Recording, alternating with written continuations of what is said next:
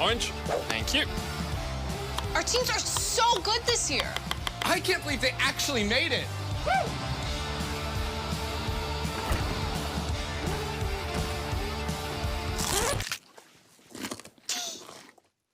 What? It's what champions eat. Beko Harvest Fresh preserves vitamins for longer by simulating the natural 24-hour sun cycle. Beko, eat like a pro. Have a bite. It's good.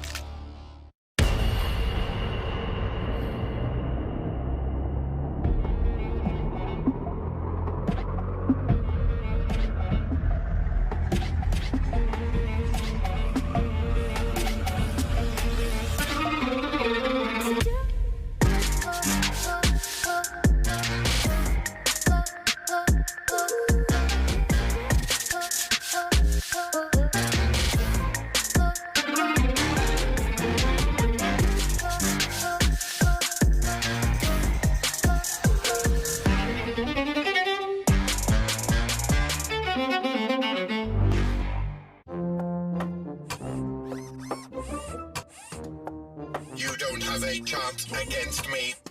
I can calculate 90 trillion moves in advance. Not fair. Not fair. Red Bull gives you wings. Honor, duty, glory. These are the principles that define us. Top, jungle, mid, bot, or support. Together, we are all summoners. Cut! Summoners don't even exist anymore. Dynasties of the Cut! In the LEC, the kings of... Dude, what's going on with you today? Have a break. Have a Kit Kat. We are EU, and this is the LEC.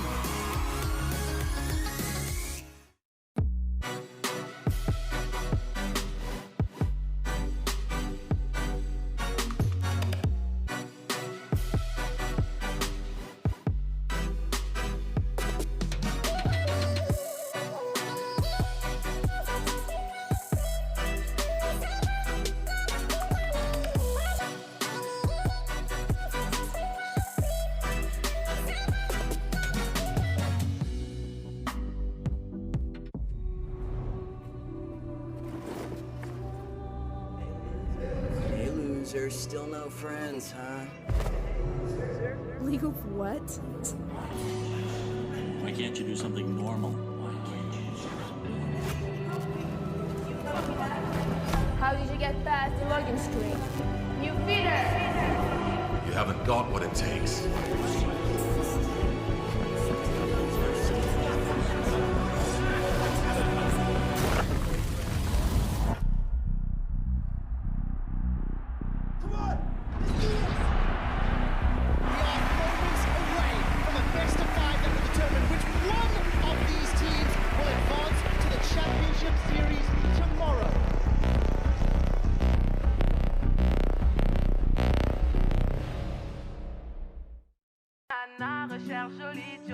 Comment on fait, je suis pas très mytho.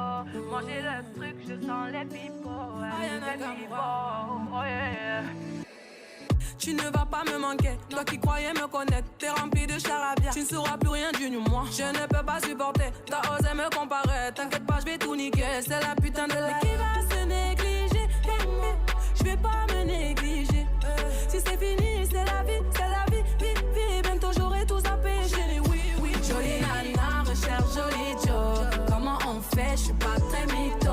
Manger le truc, je sens les pipots. Oh yeah. Ils m'ont dit bête. Je suis tombée la première, merde. Ils m'ont dit bête. Je suis tombée la première, merde. Si t'as les critères, ça me va. Je suis pas dans les délires de vice. Tu penses assurer, c'est bon. Tu peux déposer ton CV par mail. Mais qui va se négliger? Je vais pas me négliger. Si c'est fini, c'est la vie, vie. Bientôt j'aurai tout zappé, j'ai dit oui.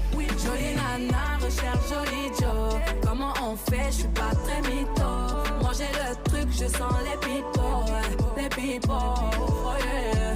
Ils m'ont dit bête. Je suis tombée la première, merde. Ils m'ont dit bête. Je suis tombée la première, merde. Chaque belle, t'as bien Kuma, mais j'avoue que c'est mort.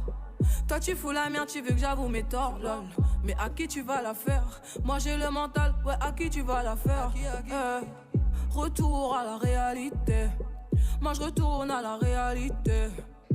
Ouais, j'ai le mental. À qui tu vas la faire? À qui tu vas la faire? Jolie nana, recherche joli Joe. Comment on fait? Je suis pas très mytho. Moi j'ai le truc, je sens les pipeaux, ouais, les pipeaux, ouais. Ils m'ont rendu bête, bête, bête. Je suis tombé la première, merde, merde. Ils m'ont rendu bête, bête, bête, bête. Je suis tombé la première, merde, merde. Ils m'ont rendu bête, bête, bête. Je suis tombé la première, merde, merde. C'est un nouveau jour, merde, merde. Ils m'ont rendu bête, bête, bête, bête.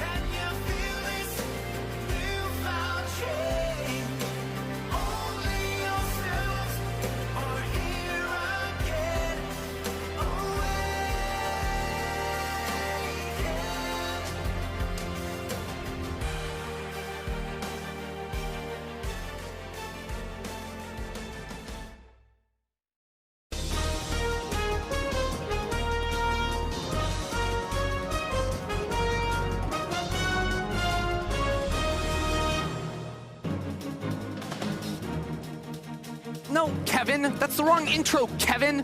Hey, Kevin, I'm over here. And Afeel's not in this one. It's just Unbelievable, Kevin. Hello, good evening. Welcome to LEC Update. Breaking news! The spin-off show of a show you never thought you needed, and once you've seen it, you'll know for sure. And once you've seen this one, you'll know for extra sure.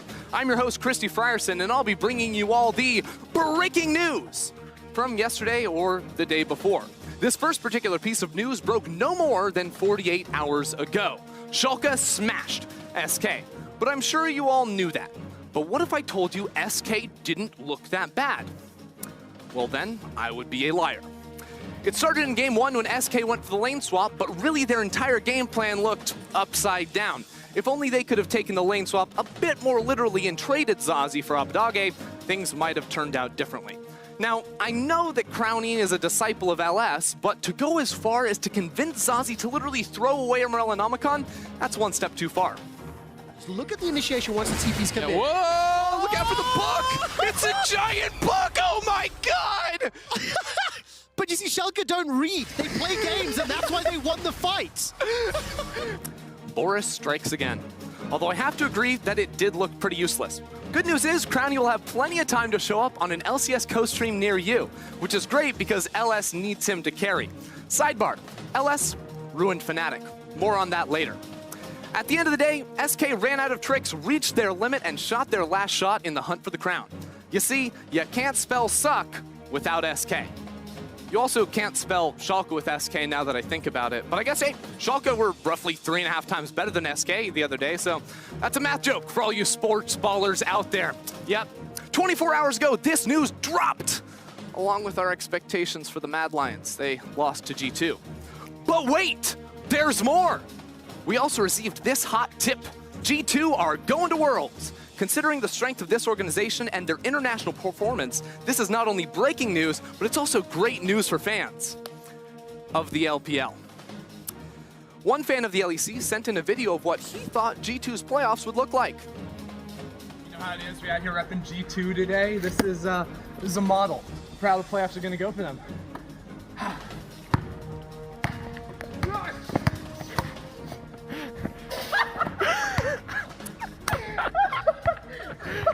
That's pretty accurate. Yep, sports ball. Kind of weird, but we like him anyway. Who asked? No, I asked. Okay, whatever. This just in. I'm being told we are 30 minutes away from Rogue versus Fnatic.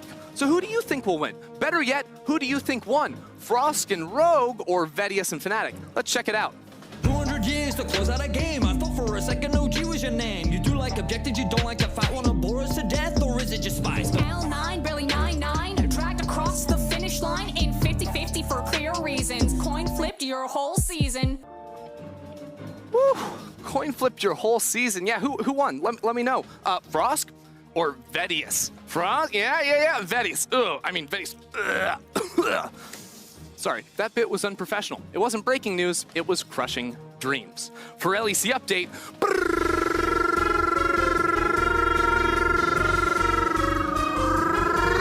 breaking news! I'm Christy Frierson. It's a joke, Vedius, come on!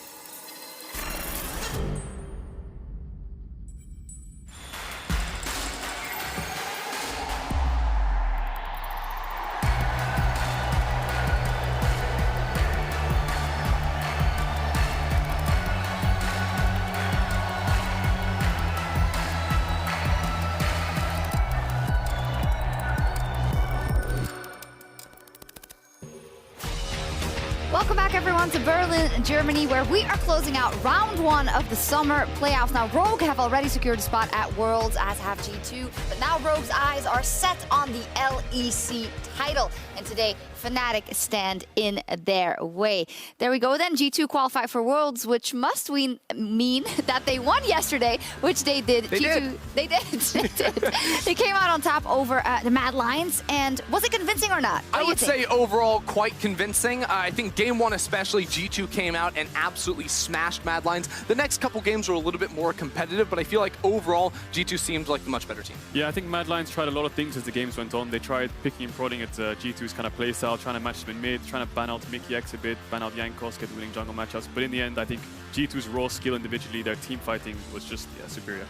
And individually, Caps, because the rest of the team, don't get me wrong, I think not Alfari. Wonder was playing quite well. Sorry, little slip right there. But Caps absolutely smurfed this series. He had 25 stacks Magi, seemed like pretty much every game. He was smurfing on the Aurelia too. I think all around, he delivered. I mean, we talked about it in the pregame. You know, when Caps is ahead, he just snowballs super well. And that was the difference maker. When Caps got ahead and the jungle support always came mid, the AD carry was there. There was 4v4s at minute 2, minute 3. Caps was picking up kills here and there, and then he just took over. Let me put some, more emphasis on the fact that we think that G2 as a whole did step up, because I feel like in the past couple of weeks, it was the Cap show because it kind of was out of necessity. But I really feel especially the back half of the games yesterday, people like Wonder and Jankos stepped up a lot more than we've seen them and helped elevate that Caps performance. Yeah, exactly. I think elevate Caps performance is great because obviously he played well, but I think especially Jankos and Mickey playing through mid lane early on, really camping Humanoid in those first couple of games. He did not get to play League of Legends very much, and that's a big reason why Caps jumped out to such a big lead. Yeah, I think Jankos' early games were exceptional. I think the only sort of flaw he had was the Lee Sin game against Lilia, where he did fall behind. Most of his plays didn't go so well, so you can't really blame him for falling so far behind. But yeah, his early games were clean. His ganks were really good. I think that his setup in team fights was really good. Maybe they overchased a little bit in the first game, but yeah, I think he played super well with Mickey. Yeah, just needs to practice that Lee Sin, as we know. This does mean that G2 are now ready for round 2 in the upper bracket. And of course, G2 locked the World's group stage. They cannot place lower than 3rd place in these playoffs, and thus will start in the group stage of the World Championship. I do want to take a minute to kind of focus on our bracket and the playoffs. I know the race for Worlds is important, but what is this race looking like right now? Oh my God. Well, I mean, right now it's no one wants to play against Schalke in the bottom bracket, because that seems like a dumpster fire waiting to happen. I mean, I think when you look at it, because Fnatic are the lowest seeded team coming in, if they lose today, they would have to play the first match against Schalke next week, which would be really, really rough, because that's the one to try and qualify for Worlds, and I think everyone's looking at Schalke and what they can do. Yeah, but holistically, what do we think about the playoffs as a race for the championship? Is it a one-horse race, or what are we thinking? I think it all depends on today's series. I think Rogue have a lot to show. I think they finished first place. They look super consistent, super strong. So if they can do a good performance today and just smash Fnatic, I'm super excited for G2 versus Rogue. But if it's a close series, we might think that Rogue and Fnatic are on the same kind of level. I think whoever goes against G2 is going to struggle. But yeah, Schalke's in the lower bracket. God Gillies is down there, so we have to be afraid of going up or down. Yeah, I think right now, as you said, it is G2 and Rogue at the top until we see them clash. Don't know which one's going to come out. And then as far as Fnatic and Mad Lions go, I feel like they are in a little bit of a tier below. The team I do not know the ceiling of, though, still is Schalke, and that would be the dark horse to keep pushing through. Yes, and as for Worlds implications, of course, if Rogue wins today, that means Mad automatically locks Worlds. But if Fnatic wins today, they lock Worlds, and then that final spot will also go up to Mad versus Schalke next week. Let's also take a look at the meta and what we've seen so far in terms of key picks. Let's start in the bot lane. What has been jumping out to you, Kedro? So, I mean, Caitlyn's been permabanned every game. It's not been given a single time in playoffs, and I think there's a big reason for it. She's so strong right now. And on top of that, Kalista, I think, is also super strong. Those two champs paired together are really, really strong. And I think that either you ban them on red side or you first pick them on blue side. And that's where we see champions like Senna start to pop up. I think we've seen a lot of crazy champions, especially like Crownshot was pulling out the late game scaling of a Jinx and a Kog'Maw. But to me, Senna is that go-to AD carry because she can do anything, right? Her laning phase is going to be super strong with her sustain and her ability to trade nicely with good pairings in the support position. And also, her scaling in teamfights can't really be matched in terms of the teamfight tools you give your team. Your frontline can't die because you have a million shields, you have a million heals, and she also pumps out a ton of damage. Yeah, exactly. When those two AD carries are down, Senna is the go-to. You saw yesterday G2 first picked it on blue side, first rotating it on red side when possible. And paired with Nautilus, it just has such a good lane, such a good team fight. And yeah, and then moving on to jungle, you've got Hecarim and Lilia. These two champs are tier one champs, I think. You saw Lilia being first picked, being banned out, Hecarim being first rotated. I think they're probably arguably the two strongest junglers as far as playoffs are concerned. I think Sett is also up there with them, but I think these two are the best farming junglers right now. I think the question is the team you're playing against capable of smashing you through the early game? We saw G2 did that in a couple games, and the scaling junglers looked much weaker. But if you can't do that, then it's going to be Lilia versus Hecarim in a lot of games. And summarize the Shen situation for me shortly. What's going on? We've lots seen of Shen. Yeah, I feel like lost. No. I think Shen, he lost a lot of games, but I do think it's a solid pick. He got some buffs a couple patches ago, but he has like pretty solid laning into most matchups. And then I also think in a game that's so focused around bot lane and early dragons, like his ultimate offers you so much utility in those. Yeah, it feels like Shen only really has one counter in the Gangplank, and apart from that, his lane phase is strong. He has the ult if you want to play side lanes, and he has the ult if you want to play team fights for Drake. Indeed, a couple of picks we're keeping our eyes on, but today we're also going to learn some tricks from one of the pros, not Ender. It's Kadril. He's going to be pulling out the jungle handbook, and we're going to be talking specifically about farming junglers who have been so active and so present in these playoffs. First off, Kadril, as you're going to break it down for us, tell me which champion specifically are we looking at here? So you can see on screen here, you've got Hecarim, Nidalee, Lilia, Nocturne, and Kha'Zix. There are a few other farming junglers sort of out the meta. You got the Echo, the Karthus, and stuff like that. But these champs are the ones that are rising to power across the world. You've got Nidalee in the LCK, Nocturne in the LPL, and Kha'Zix, Lilia, and Hecarim popping up a lot in the LEC.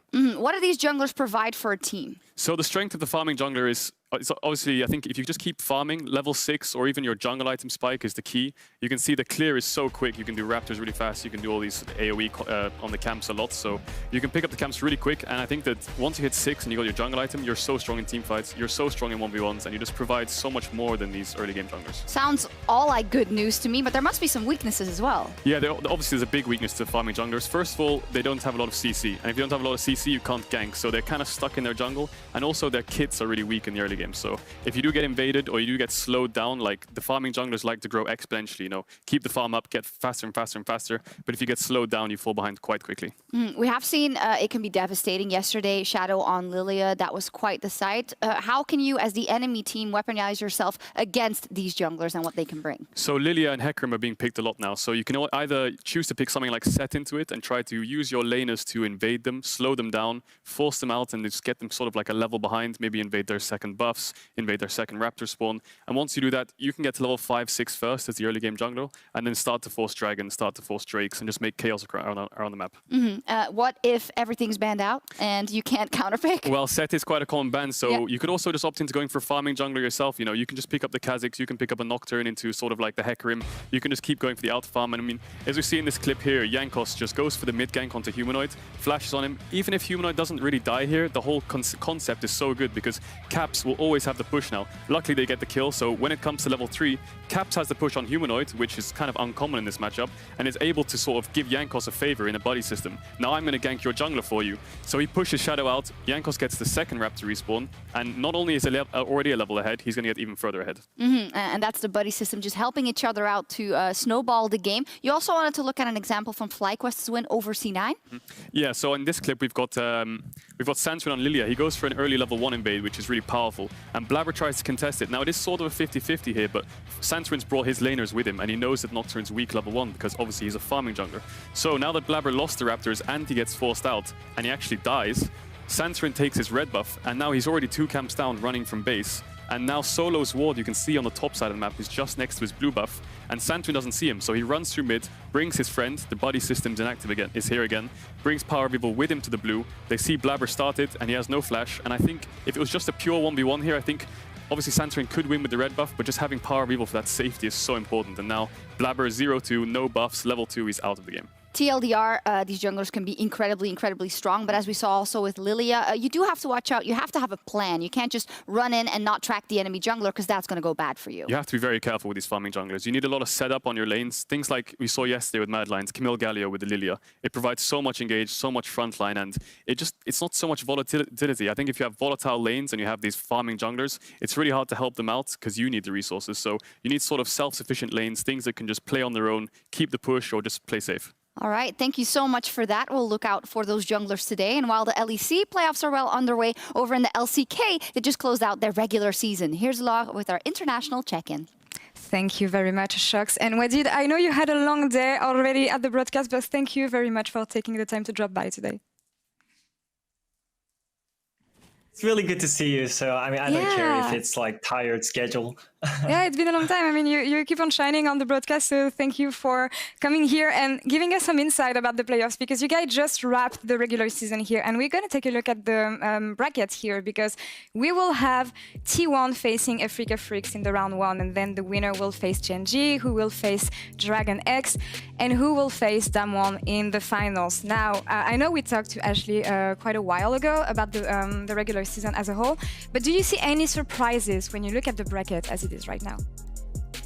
I felt like DRX is kind of far down, but actually they stayed in the second place, so it was quite impressive. But at the same time, their performance is not on point right now, so there is a lot of worries going on. But I think especially T1 comeback was the point, because with the new mid laner, they are popping off with their performance right now, so it's pretty impressive. It is something that I will mention a bit later, the fact that FLICKR is missing right now. But before that, yeah, you were mentioning the fact that Dragon X looked a bit shaky lately over the past few weeks. I know that Damwon absolutely dominated the season, and Gen.G looks strong as well. So what can we expect when it comes to playoffs here in Korea?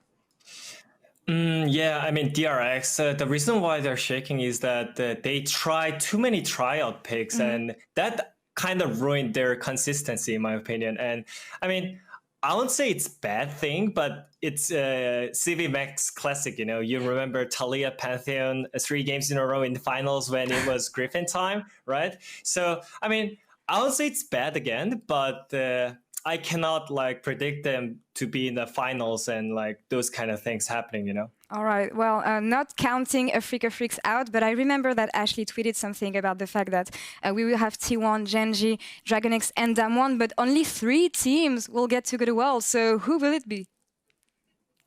Oh, I mean, it's really hard to not think about Damwon Gaming, but maybe 2 teams are going to be really close. And I think it's going to be probably Gen.G and Plus or T1 and DRX, but it's really hard. I think, yeah, I would really want to see T1 versus DRX, especially in the playoffs. And I think it is going to...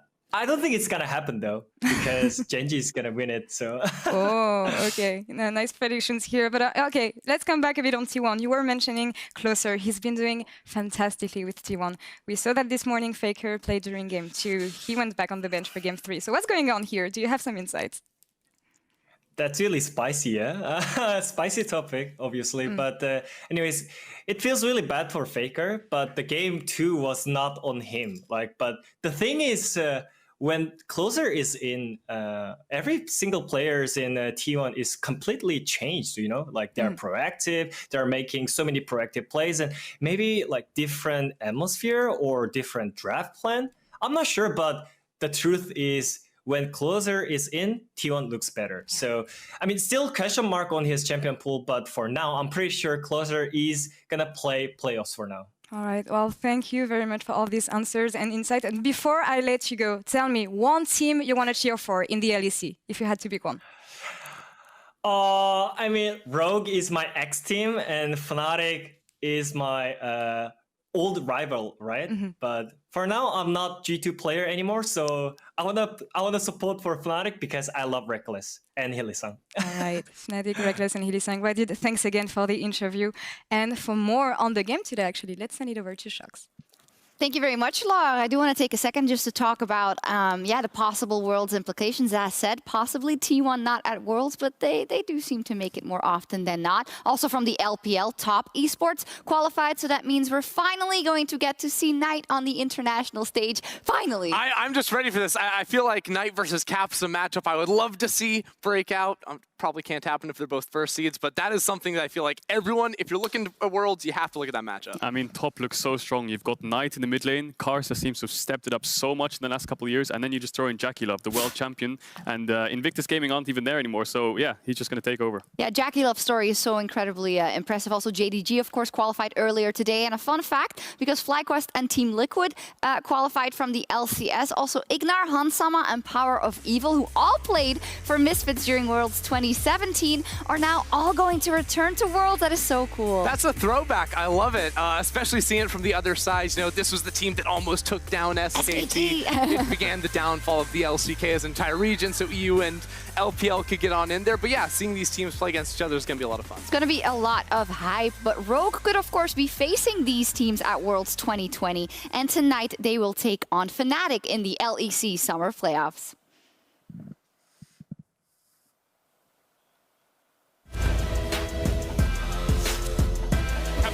To get out of here, and Toure is left all on his lonesome, but an incredible quickness into the knockback.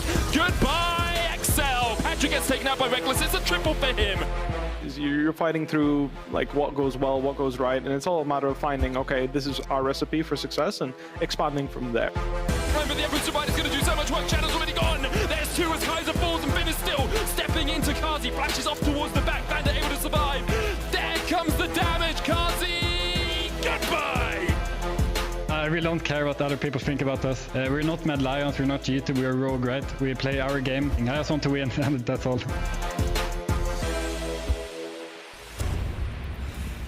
There we go, Rogue versus Fnatic. And Rogue, they ended last in the first LEC season back in 2019. And now they are first seed heading into the LEC Summer Playoffs. Crazy stuff, and what a growth from that team. Yeah, I love the Rogue story. I mean, Larson and Finn are two players I actually played with on my first team in Ninjas in Pyjamas a long time ago. And the fact that this roster's been together since the Academy days in Rogue Academy 2019, the start of spring, there were 4 out of 5 of the players were all together on the same roster. Yeah, and the insane thing was they came in and last year almost made Worlds. They were 4th place in Summer, but this year completely turned things around, only elevated themselves on top of that. You say 4 out of 5 were on the same team. Now 4 out of 5 were on our second all-pro team. So it's not like this is just the teamwork team. They're also stacked with talent. Yeah, they're fantastic. We're going to go deeper into their playstyle in just a second, but they're always underestimated, but they still are #1, and they're up versus Fnatic. For Fnatic, it's a bit of a different story. It was really a fall from grace, I think, this season for the lineup. I mean, Fnatic, after, you know, getting sort of demolished by G2 in finals last split, couldn't figure it out this split. Like, every 2 weeks, it seemed like they tried to come in with a new strategy. Selfmade was trying to carry on all these special picks like the Graves with Reckless on the Sorokin bot lane, and they just couldn't find anything that meshed together at the end, and they come into playoffs yet again without a cohesive style. Yeah, I completely agree. They tried loads of different styles, the Graves, the Soraka, even the Karma mid at one point. They were trying out these carry jungles so much, but one thing that's been consistent for them throughout the whole split, I think, is Reckless. When he got taken off the Soraka, put on these marksmen, and he was doing really well. He's got really crazy stats, and I think he's really popping off. Yeah, they've got fantastic ingredients. It just hasn't seemed to come together yet, but that's why you also can never count Fnatic out. But the question is, will they be able to find something for today? You started talking about their playstyle, Cadril, but they have tried to find something that works for them. But do you think the plan that they've cooked up most of the games has worked for them? Well, Selfmade on these carry junglers has been sort of reliable. I think he's a really good carry jungle player. Whippo's been on sort of tank duty recently, and Hylissang's been on these engage pick supports like the Rakan, the Pyke. The playstyles are coming together pretty well. I like Rex on the Senna a lot.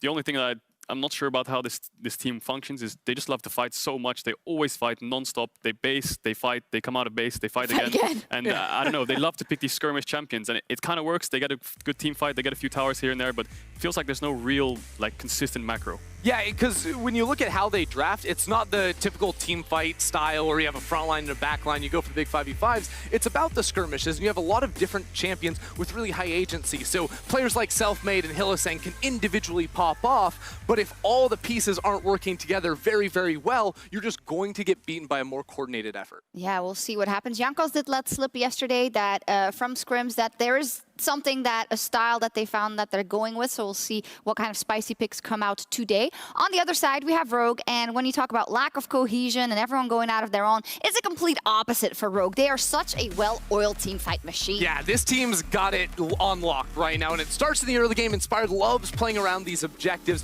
They secured those with strong early play, but then when it comes to the team fights around a Dragon or around the Baron, they just know how to approach it so well. The draft favors it. They're always going to fight you in moments when Larson hits 3 items in the mid lane, and they're just better at it than anyone else. And I feel like their carries are just such good late game insurance. Hans and Larson, I think these two carries are so good in team fights. Their positioning is good. They're always doing insane amounts of damage. And Finn, although he hasn't been having the best of lane phases, I think that the champions he's playing fit the team so well. He's been playing Gangplank, Sion, Ornn, these kind of engaged champions or just huge team fight damage champions. I think that their style is really good. Yeah, while Fnatic are playing team comps with like 4 or 5 damage dealers, Rogue are going to have 3 tanks in almost every single game. But you can see, it's not that they're just the late game team, because they also love to play for lane advantages. Inspired likes to invade with early priority, secure those objectives, which puts them on a fast track to the early dragons. That it does. Super impressive stats, first in the league in terms of those. But when you talk about key players, we have to go to Larson in the mid lane for Rogue first off. Such an absolute rock for that team.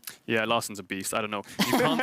You can't shut him down in lane phase, you can't shut him down in team fights, and you can't shut him down in side lane. So this guy is just so consistent. This guy never gets caught. He never dies 1v1. He never gets ganked. He just plays the lane so well, and when you press tab, he's either even in CS or he's ahead. Yeah, I mean, he's a phenomenal laning player because he knows how to control the waves. So he'll hold it by his turret when his jungler wants to play around him. He'll also push and then roam with Inspired. That's been something that Larson has really figured out this year, and a big reason why Rogue are finding so much success. But I've said it before and I'll say it again, he's the best team fighting mid laner in the LEC right now on picks like the Azir that like to go late. Yeah, and I feel like a lot of the mids in Europe, they sort of play everything. They can play split push, they can play team fight, they can play 1-2-1, whatever it is. But Larson on mages is just so good that it's like surpasses their ability on every champion in general. That's a high praise for Larson. We'll see if he shows up in this best of 5. Someone who has shown up in every single game for Fnatic this season has been Reckless. The man's been playing forever and has been the best performing member on that struggling team. Yeah, I mean, everyone else has been wildly inconsistent, but he has been the rock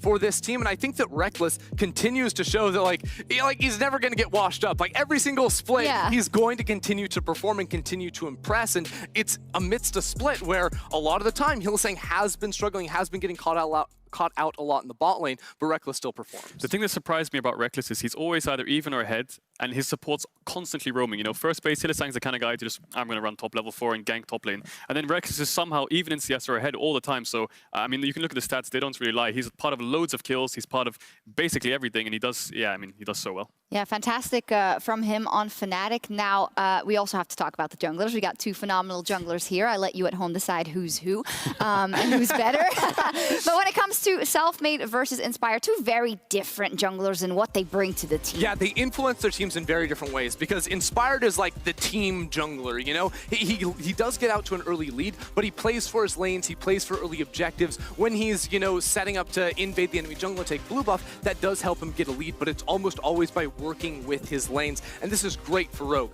Selfmade, on the other hand, also gets out to leads, but it's because he's a very selfish player, so sometimes his lanes will get in a bad position, not be able to help them out, and that can hurt them, but he's always going to be a level or 2 up. Yeah, I agree. I think Selfmade is quite selfish. He likes to get these carry junglers, get himself ahead, and he does so much damage in team fights, so you can't really blame him for it. He does his job super well. But Inspired, on the other hand, he's just so flexible. This guy will pick a carry jungle, or he'll just pick a tank and just do the job for you. So the thing I like about both these junglers is they're both similar in playstyles, but one is more flexible, one's more selfish. But I think Evelynn might be a huge pick in this series, because I think both of those junglers are super good Evelynn players, and it just got buffed. So let's see what happens. I'd love to see some Evelynn today. We also want to hear from you guys at home. Who is going to make the next round? Is it Rogue, RGE, or Fnatic FNC? Spam now in the chat whilst I get my predictions from my analysts. Kato, do you want to start today? Who's going to win and why? Well, I would say spam the static to help Fnatic, but I think Rogue's going to take this series. I think it's going to be a close series. I think Fnatic probably stepped it up, so I'm going to say 3-2 to Rogue.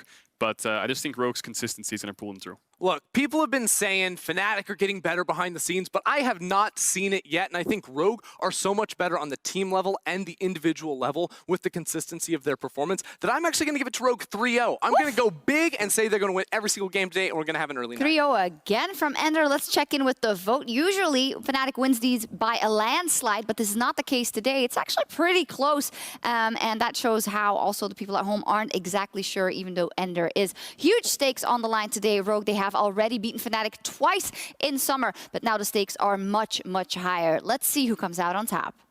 This is the closest Europe has ever been in the history of 1 in 10. Why would anyone really believe in this team? Why am I still trying? Oh Miracle Run is going to get taken down. I want the Miracle Run to happen. I don't think that it will. It wouldn't be a Miracle Run if it was easy. Abadage, who was jumped on first. That's a triple! When we were 0-8, people called me crazy in the team. Gilius, stop all of this. Impossible odds, and they do it. Schalke take down Fnatic and keep the dream alive. Wins in a row. I can't believe it, you know. Holy moly, what a ride. You just looked at Trick on Lee Sin, you're like, please, no, just stay. From the resonating strike, and the ultimate comes down. But this team was placed 9th in Spring. Oh, Trick with the perfect face breaker. Wombo combo. SK, they're not taking from OG. And they are fighting to make playoffs. System performance, and I think we really got to see what Crownshot is made of. SK Gaming, I think they fly under the radar. My teammates play a huge part in why we are successful now. Fnatic look pretty bad right now. For Fnatic, it may be the very first time this team misses the playoffs. Fnatic gift wrapping a Baron for the Mad Lions. So anything but winning the split would be unacceptable for me. One of our sleeping giants seems to have woken up. What can he do? Trying to shut down the team. They're grouping up. They're getting absolutely murdered. They stepped up when it mattered. Worked out. We're top 4. We take those. Pretty bad. A lot of work to challenge top spot. Well, I said G2. dumpster fire. We never lost confidence. Even if we enter playoffs with 6th seed, we're going to win playoffs. G2 still have a lot left to prove for me. Stop it, but the Aphanios is down. The Tom Kench is down. You can do nothing. Caps, who, while his team has been absolutely terrible, has consistently carried. Larson caught out G2, playing at their own pace. Tempo. Hey, remember when we said that G2 wouldn't win finals in spring? Yeah. And then the night before they come in and just absolutely smash Fnatic? It feels like we are slightly back. Now Humanoid gets one, but Genex is going to answer it. And this is it. The show has been stopped for Mad Spring Lions. Split, when we talked about Mad Lions, we said they have their single play style. Mad Lions are super scrappy, always trying to innovate and to find different and interesting ways to attack you. Defensively, Shadow! He got him! They should be one of the best in Europe right now. And Kaiser, this boy is so clean. We as a team just work really well together. Winning the LEC would mean we are actually the best. Where a lot of the teams around Rogue are saying, I'm not worried about them, I'm not scared. Running forward, he's got a black shield, eyes on Crownshot, he's throwing so much down. Mark's taking a lot of damage. I think the Rogue have a lot going for them. Rogue have made significant improvements. It's really good that I'm playing well and that my team is playing well. Yeah, we're gonna aim to win the split, right? But what an incredible call! Rogue have done it! Rogue, ladies and gentlemen, will be the first team to qualify for Worlds. This is the closest the league has ever been, just ever. All freaking summer, we've been sitting here going, we think we know what's going to happen, and then we get surprised. This has been a crazy season, one for the history books. Came from. Never forget what you went through. Never forget all the work that you had to put in just to get where you going to. Don't let nobody come sit at the table that ain't trying to help out the whole crew. You know that most people just trying to link up because they want to take everything from you. Running it up, no looking back, making them plays, that is a fact. I'm on the way. Part of the grind is coming up strong and no coming back. Stay on the way. Don't get in the way because we bringing pressure. It ain't no slack. Stay on the grind. Stay on the grind for that masterpiece. Running it up. I'm going strong, not here to play. That is a fact. Stay on the move. Part of the grind, never give up. Ain't going back. Stick to the plan. Stick to the plan. Bringing that pressure. It ain't no slack. Stay on the grind. Stay on the grind for that masterpiece. Hello and welcome to day 3 of the LEC Summer Playoffs. I'm Medic, this is Frosk, and that's Vedius on the end, and we are here for Rogue versus Fnatic, and what a series it's going to be. It's going to be a banger. I'm really excited. It's Rogue versus Fnatic, and based on what the fans said, they think it's going to be really close. But fans, I've got a bit of a reality check for you. Rogue is 1st seed, Fnatic is 4th, and that's kind of because of the points that they got last bit. They finished 5th. Like, Fnatic has not looked good. I think on paper, Rogue should be the clear favorites coming into this series, and based on Ender's prediction with the 3-0, I think that many analysts kind of believe that as well. Which is why I think today is about faith. The Fnatic faithful have come out, they say, the playoff buff, the plot armor, whatever it's going to be, Fnatic, they can pull through it. Whereas on the other side for Rogue, at what point will European fans finally give them the benefit of the doubt that this wasn't just the one-hit wonder of taking first, that they are the real deal, and you have faith in them to represent Europe on a world stage and to take down Fnatic. And although this series might not prove that in its entirety for Rogue, it is definitely a step in the right direction for them. They would lock one of the top 3 seeds to Worlds. We'll see if they can start it off with a win here. So we have to talk about blue side, how powerful it's been. It's been powerful all weekend, all patch long, it feels like. And it's because of these bans right here. The Caitlyn is going to come out. Kalista is another champion that we expect to be banned. I did not, however, expect the Aphelios. Now, obviously, Hans Sama's #1 played champion, 10 games on that. that, but that does mean that either Kalista or Lilia will get through, and Lilia was a big deal yesterday. These bans, Shen and Gangplank, both taken off the board. Rogue saying, you, Bwipo, we've seen this before. We do not want you playing towards the bot side of the map. They're going to prioritize the Senna. With so many strong AD carries taken off the board, notice that Kalista has been left open, and Rogue is saying, all right, Fnatic, do you play it? Will you challenge us? Because if it's a G2, if it's a Mad Lions, they insta-lock the Kalista here, but let's see what Rogue do. I mean, we've only seen Hunt Summer play the Senna twice this split. Aphelios, as you said, Frost is his most played. The Ashe is going to get locked in for Reckless. It'll be the first time he plays that, and there's a Lucian alongside it. Now, obviously, the Lucian is a flex pick. I don't assume that Ashe is a flex pick, but I've seen weirder things. I myself play Ashe support, so Ashe, maybe. Frost. But I do assume that that's probably going to be Nemesis' pick, or even possibly Bwipo's. Blind Renekton on 3 as well. Like, oh, and the Evelynn insta-lock. Oh my, wow. Okay, there's a lot to think about here. Because we've got, so, first things first, the reason why I was scratching my head at the Renekton is because you've just seen a Lucian locked in. Remember that Lucian could be sent up to top lane, it can be played in mid lane. Like, you can send that Lucian into Renekton and you've got yourself a pretty good matchup. Unless Finn is saying, I feel pretty confident in that matchup. That's the only reason why I could think that. But also, we get to see an Evelynn. And notice that they've picked it here so they can ban away some of the potential bad matchups. They also have priority on locking in their support first rotation. So they're picking in a relatively safe spot. And we know that this is one of Selfmade's solo queue best most played champions as well.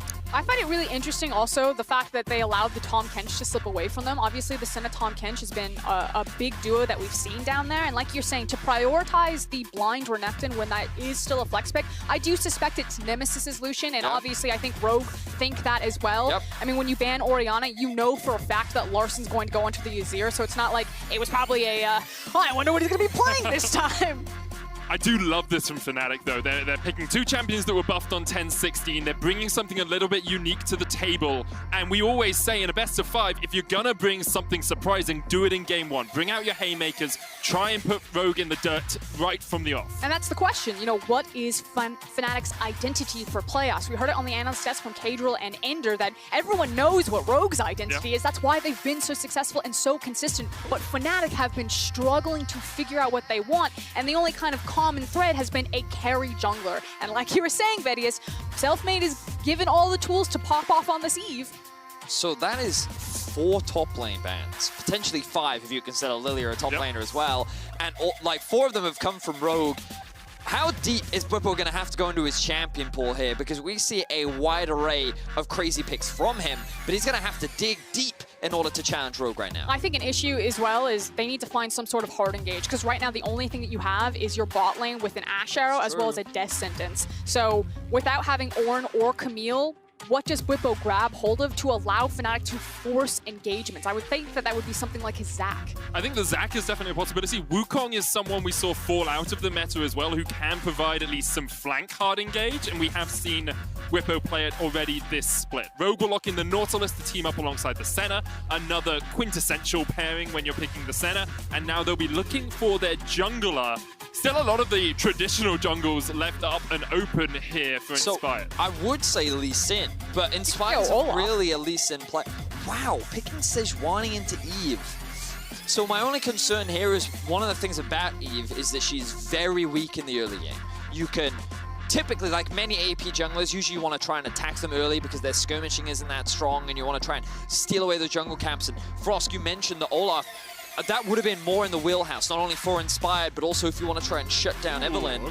But it seems that Rogue is drafted a lot more for the team. Again, you know, we heard it from Kadriel. Inspired's the type of player that will play the tank, he'll play the carries, he'll do what the team needs. And they're saying they want a little bit more team fight power, and we are seeing traditional Rogue. You've got the straight front-to-back team fight, long-range DPS carries behind you, big, beefy front line. Renekton can also peel versus Fnatic, I feel. So the thing is Fnatic can cause a lot of chaos with this draft, obviously, but they're missing a couple of key things, a couple of key tools. Number one, that reliable hard engage. It's just not there. And for a team that loves to skirmish and loves to have scrappy fights, I feel like this draft is still really reliant on individual members of Fnatic really stepping up and popping off to allow them to have success with this. I think their pick potential is pretty devastating though. An arrow into an Eve, into an Urgot could do a huge amount of work. We'll see if Fnatic can bring something a little bit eclectic to the table here in game 1 as Rogue try and take them down.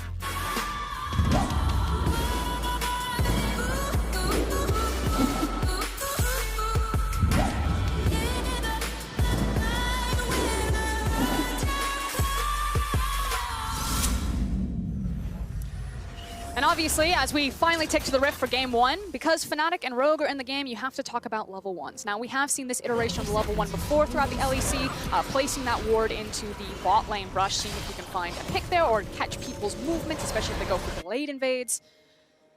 But otherwise, a standard 5-point from Fnatic. And I do want to point our attention towards the Eve and the Sejuani, because on the analyst test, they were talking about the difference between these two junglers, Selfmade and Inspired, how Inspired is kind of the more flexible guy, but has usually been going towards the tanks. Selfmade, the very selfish jungler, the guy who is all about playing the carries. Graves' priority pick was such a big deal for Fnatic for the longest time, and now on something like his Evelynn, one of the champions that he's famous for in solo queue. And I feel like it's a perfect example of kind of the two different jungle styles that we're going to see in this game. I think one of the really interesting stats that kind of ties into your point, Frosk, is the XP difference at 15. Notice how far ahead Selfmade is. This is why we kind of dub him as that selfish jungler. It's not really a negative term, it's more of just a play style where you as a jungler play very much for yourself rather than your laners. That doesn't mean he never ganks, that doesn't mean he doesn't try to work with his team. It's just that if he has the choice, he's going to focus on himself rather than someone else. That ward already paying off. Yeah, he's been hooked and exhausted, has to burn the heal. So that's 2 summoners down from the Fnatic bottom lane. They're going to try and chase onto Hansama. Hylissang with the flay. Hansama has to flash away. Here's the big thing. As an Ashe, you want to trade hyper aggressively in lane, because obviously her back timers, if she gets sent back early, it's not as punishing as a traditional ADC. Now, you could also maybe say the same for Senna, although she's not going to have as many battle stats, so that's why Rekkles and Hilly are going to be fine to be hyper aggressive in this lane and to really trade on their health, because they can't really be punished for it. I think also in that trade, so much focus went down onto Rekkles that Hylissang wasn't touched, so the moment Rogue tried to disengage, Hylissang was more than confident to be like, I can go for this because I have such a massive health advantage, and he got that Flay cooldown back up, and they were in a very positive position. So what should have been a good start to the lane for Rogue has now swung in favor of Rekkles and Hylissang. Yeah, and just to put the cherry on top, the fact that Hilly's playing with a whole other pot on top of Nautilus right now is going to be a big deal. So I expect Hilly and Rekkles to continue to be hyper aggressive here. For the moment, Hansama and Vander will just be pushed underneath their turret. You can see Fnatic going to get this wave to crash as quickly as possible. A slight CS lead for Rekkles has been built up, and Hansama once again just getting flayed away. Rekkles eats at the bad end of some damage there from Hansama. I do want to look at the junglers as well, as we've seen Selfmade did a total topside clear, has now moved down towards the bottom side and is going towards his blue buff. Inspired actually pathing up towards top as the hook lands on Vander, but Vander should be fine. That's actually a really good move from Vander. Yeah, he's going to potentially lose his flash. Coming out, he's going to flash away. Hylissang flashing forward. Rekkles going in as well, and Fnatic are looking for first blood. It's taken. Hansama just can't do anything. What started out as a really good play from Vander, denying Rekkles and Hilly the free back, because what Rekkles wanted to get there was the cheater recall. Force the wave forward, then get back, get one of those item advantages, and continue to abuse Hansama and Vander in the lane. The issue was he was outplayed by Hilly, he got caught up into the CC, the big minion wave, and now is flashless in the lane. Selfmade's also just hovering around the bot lane for now. Wants to make sure that Rekkles and Hylissang can push this wave in, but really good performance from Rekkles and Hilly. I do think the Ashe Thresh is one of the strongest 2v2s you can get in the current meta, and Vander ends up overstepping, and Hylissang looks like he's showing up today in this 2 versus 2, and Fnatic already with a slight gold advantage towards the bot side of the map. It's also a very big departure, as Vander tries it again. A very big departure of what you normally see from Rekkles and Hilly. Usually, this is about unlocking Hilly on roam-oriented champions and Rekkles playing weak side. This time around, they are playing very strong side with the power duo of Ashe and Thresh. Well, the cool thing about Hilly is he does the same thing pretty much every game. First back, level 3, level 4, he looks for a roam. He's already looking for the roam top as Rogue is looking to dive. Inspired's going to try and turn on Selfmade, the flash away. Inspired chases in with a flash of his own. Fins trading onto Whippo, as you said. Hylissang's on his way up here. The Selfmade, the stun's going to land onto Selfmade as he tries to get away. Whippo going in with the disdain, but he's taken down first, and now they're going to turn their attention over to Selfmade. The Evelynn's going to have to try and get away. The hate spikes raining hell upon Rogue. That's 2 for Selfmade, and the carry jungler is unlocked. And the throwaway lantern from Hilly to be like, please give me an assist. I participated. And Bwipo, he's not going to lose that much topside either because he's going to TP back in. He's going to get all this farm. And this early game, not going as planned for Rogue so far. I think Rogue really need to be afraid about the fact that this Evelyn just got 2 kills. Like, the level 6 mark is super scary for her, and now she's so much closer to it. Let's have a look back at how this replay actually unfolded. It's also the fact that, like you said, Bwipo didn't really lose anything. So I think it's really just the amount of time that it takes. Finn, obviously, they're not focusing on the same target, so the CC goes down on Selfmade. Finn's are forced to burn his flash to gap close, and then just chasing them around the walls. Lasts long enough that Hilly shows up just to get the assist, but that spike, the hate spike cooldown. Yeah, there's the buffs coming into fruition right there. The Q cooldown reduction really being valuable for Selfmade, but I like the target focus from Rogue initially. Remember we mentioned that Evelyn, a very weak duelist early on into the game, and so trying to shut her down quickly, I think was the correct play, but Bwipo did a really good job of acting as interception, getting in the way, making it harder to just execute Selfmade, and Fnatic were able to get the turnaround. So all in all, Fnatic now sitting with a 1.2, 1.4k gold advantage, and this is kind of the best situation for them to be in this early game. But this is classic Rogue. They immediately find their resets. They make sure that they have the priority in the lanes necessary, especially because Larson's still on his Azir, and then immediately translate it into the Infernal Drake. Now, Rogue have some of the best early game stats of any team in the LEC, particularly around their objective control, and we should see a Herald swap around the 8-minute mark. And so if Selfmade's ready, which he already has his completed jungle item, maybe Rogue don't get that so much for free. And that's the thing, now that Selfmade's 6 as well, he's going to have that invisibility. He's going to have the ability to get into some of these lanes and start picking people off. Because he's dead. As you say, Finn might just be dead here. He's going to get caught out by Bwipo. Selfmade going in. There's the charm. Dominus is popped, but he is bid beyond his death. Okay, so both Selfmade and Bwipo used their executes onto Finn, and the only reason why Bwipo got that was because Finn became untargetable. Like, that's just overkill right there, but that's the power of Evelyn at level 6. Setting up those ganks becomes so easy, and now Rogue has this extra thing they have to be afraid of. Eve is so obnoxious to play against because she can show up anywhere at any time. You slightly over push a lane, Eve can show up. You try to push out a side, Eve can show up. So Rogue gonna have to be extra cautious moving forward. And really, the guy who's at the most threat of that, if you actually look at their champions, is still always going to be Finn, at least for the time being on this Renekton. Still relatively difficult to gank or execute on the Azir due to his ability to dash away and force you back. And Nautilus and Senna with the ability to use Black Mist and just kind of disengage back into the lane.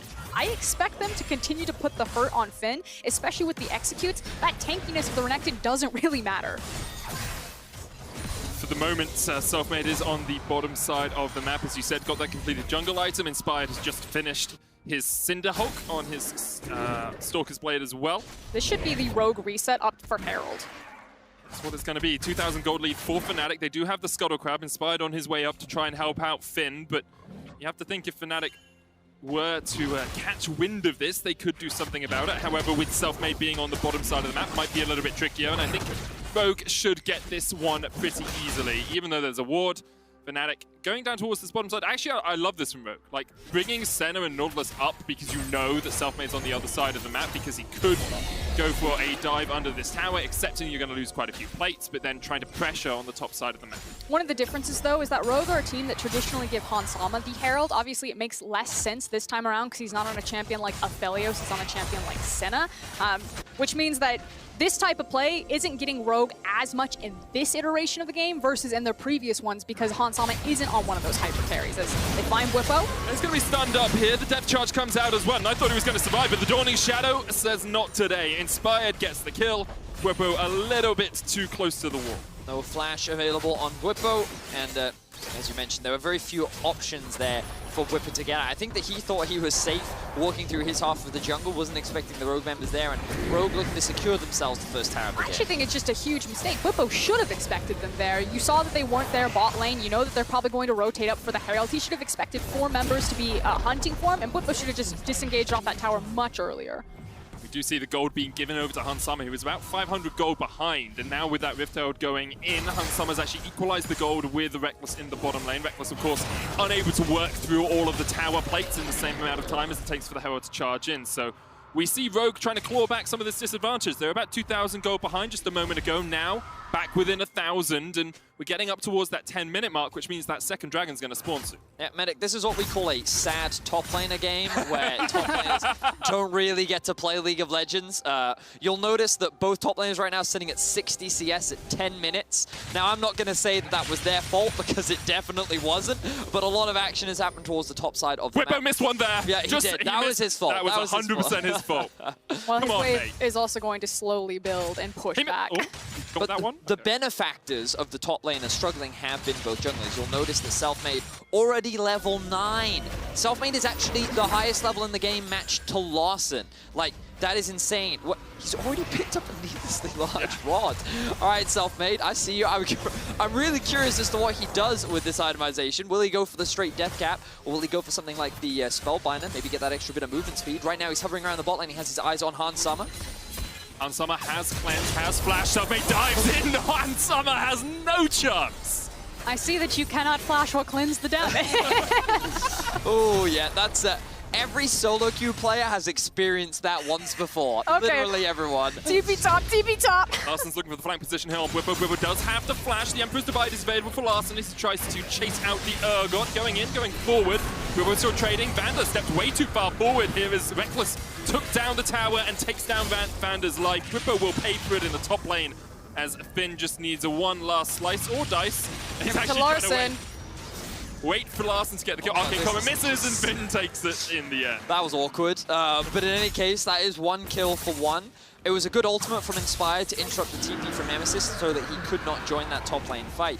But curious as to what Vander was doing in the bot lane. Yeah. Maybe when we get a replay, we can see exactly what was happening there, because that is a big mistake, and Reckless and Hylissang are now only getting further ahead as Fnatic secured their first trade again. I'm going to call it a whoopsies. It was kind of awkward. I mean, we've seen a few whoopsies from the bot lane from Rogue so far in this game. I'll give Hans some of the pass, though. He was like, I'm going to get hit by the Ash arrow. I just got to flash it, got to cleanse it. I'm ready. The Evelynn play definitely not his fault. Finn now looking for a play topside. Selfmade is here. Gonna land that first bit of damage, but the stun comes out immediately on Selfmade. He can't survive. He's not tanky enough. He has a needlessly large rod. He doesn't have any resistances. And the body, the corpse of Evelynn lies on the ground as the Fear Beyond Death comes out. Nemesis chasing up towards the top lane. Haven't really talked about the mid lane too much this game because they haven't really been involved. But here comes Nemesis. Finn gonna dice and slice his way back, but he will fall. Crocodile shoes are going to be made tonight. You know, I think that pip was personal. Really don't think the observers like, because they've experienced enough Evelynn in their time. But that was a really good chain CC coming out from Rogue, locking down Selfmade, preventing him the opportunity to use that ultimate. And notice that Inspired is actually caught up in experience now. Level 9 to level 9, they needed to slow that Evelynn down, and they've done a great job of doing that. But Fnatic still largely in control. They're able to get that kill onto Finn. Oh, the They're arrow! Still about 2.5k gold up, and now they have the right set on Hans Summer. As you notice there, Frost, the arrow does not quite connect onto Hans. Okay, I'm a big Ashe player. I get very excited. Not so much about EU Ashe. Very excited about Reckless Ashe, however. So I'm just like, I'm all about these arrows and these snipes. What I was about to do, though, is really compliment Rogue. Outside of kind of running it down bottom that they did, they've been really good on their reset timers and making sure that they're kind of wasting a lot of Fnatic's like setup time. Because there's been multiple instances, like what Reckless was trying to set up there, where you see Selfmade running towards someone and then connecting it with the arrow, that they haven't really gotten to use the Ashe Evelynn combos effectively. And that's because Rogue usually don't put themselves in danger. They very much are like, did we get what we want on the map? If not, just back. Now they're finding Nemesis. Got the Glacial Prism, pops the culling, of course, was buffed on 10-16, but here comes Selfmade, here comes the rest. Fnatic, Finn, and Inspired have overstepped. There's one, there's two. Hylissang takes one, and Nemesis gets the second. You're welcome, Fnatic fans. I just single-handedly Rogue or caster cursed Rogue right there. That was really cool. They're so good at playing defense. Oh, Hook now lands on Evander, forced to flash out. Ultimate a little late there from Hylissang, but you know what? Fnatic aren't going to be too upset about that one. What I think was really impressive with what Nemesis did was Nemesis assumed he was safe because his team was on the bot side of the map. They were pushing into the enemy jungle. Might not have time as Larson and Whipper in a 1v1. Emperor's Divide is going to knock Whipper away. Fear Beyond Death flashed away there by Larson. Selfmade though. Yeah, Whipper used it because he knows that Selfmade's on his way. Larson trying to use his tower or not. Run to the tower, Larson! Spike comes out, he dodges away. Whipper's going to take a lot of damage from the Sun Disc, and the TP target is there for Rogue. Selfmade and Whipper will just retreat. However, it looks like there might be a little bit of a collapse as Vander's on his way up. Instead, just going to go for the Rift Herald. I do just want to mention, like, Fnatic have slowly been ticking over the kills, slowly been getting advantages in this game. They are 4,300 gold up at the 15-minute mark. Like, traditionally, they are 29 gold up at the 15-minute mark across the regular season. This is a very different look for Fnatic. At least they're having a good game. They're playing a lot of hit-and-run League of Legends. You got Evelyn. You have no idea where she's going to pop up. Reckless can be really safe. He's basically just, like, parked himself here in the mid lane, and obviously, if he has Thresh behind him with the Dark Passage, he can contest with that mid priority, whereas Rogue have gone into full give Larson every single piece of farm, so much so that he was actually farming enemy Croak camp. And at this point, Rogue are like, okay, we have fallen behind, we need to slow things down, we got great scaling, get Larson out into every free minion wave, and then just start funneling him into 2 to 3 items, and then we'll take our chance again. So, I kind of want to come back to something that we three were talking about before this cast, which is how do you deal with Larson, right? Because for those that don't know, Larson's statistically the best mid laner in the league. He was our second All-Pro, I believe, just behind Caps. You know, no shame, losing to Caps. But this man has had a fantastic split and has grown a lot as a player. And we questioned how do they deal with him when it feels like there's such a big mid differential between Nemesis and Larson. Selfmade, Evelyn, that's how you deal with him. Because when G2 were able to take down Rogue, what just the invisible pressure did was on that Kha'Zix, every single time he would dive on top of Larson and split him off from his team. You don't need to split him off. You just need Selfmade to be strong enough to one-shot him and then just run away. So if you can just execute Larson in every single fight, I think that is going to be Selfmade's plan. And when we talk about the star carries of both these teams, I think that it's fair to say you kind of look at Selfmade based on this split, you look at Larson, and I think that this is going to be a battle of those star players, especially here in Game 1.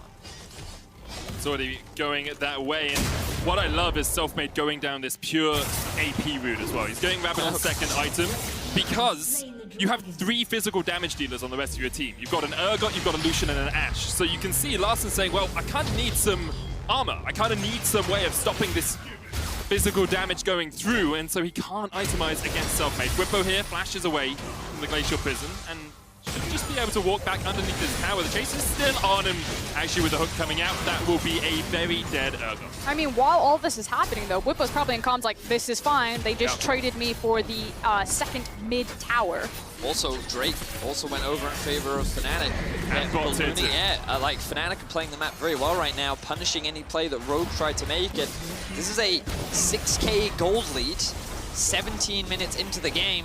You know, a lot of Fnatic fans were like, the Fnatic playoff buff, it's going to happen, you gotta believe. And maybe we're starting to see it here for Fnatic right now. You know, I said Rogue should be the clear favorites. They ended first at the end of the regular season. They beat Fnatic twice during the regular season, but Fnatic seem to have found their form coming into Game 1. I think the question is, you know, does Selfmade get to play Eve again after this? Like, will Rogue, like, how many iterations of this Fnatic do you have as you continue into the best of 5 series? I mean, and can Fnatic close on this? That was going to be my question, because, like, I've seen Fnatic with leads like this before, Frosk, and, like, the Baron is where my big question mark comes round, because especially with this comp, like, when you have 280 carries, you do take Baron relatively quickly, but you don't have a dedicated tank. Thresh can soak it up. Maybe Bwipo can also soak it up. But I think that Baron is going to be a big point of contention. Maybe Fnatic will try to snowball a victory so that they don't need it, but that's what I'm still keeping my eyes on. I just feel like right now, Fnatic are playing better as individuals. Like, if you know Rogue are a great team, just never play them as a team. This is very much everyone's diving in, small skirmishes everywhere, and then just attacking the map collectively,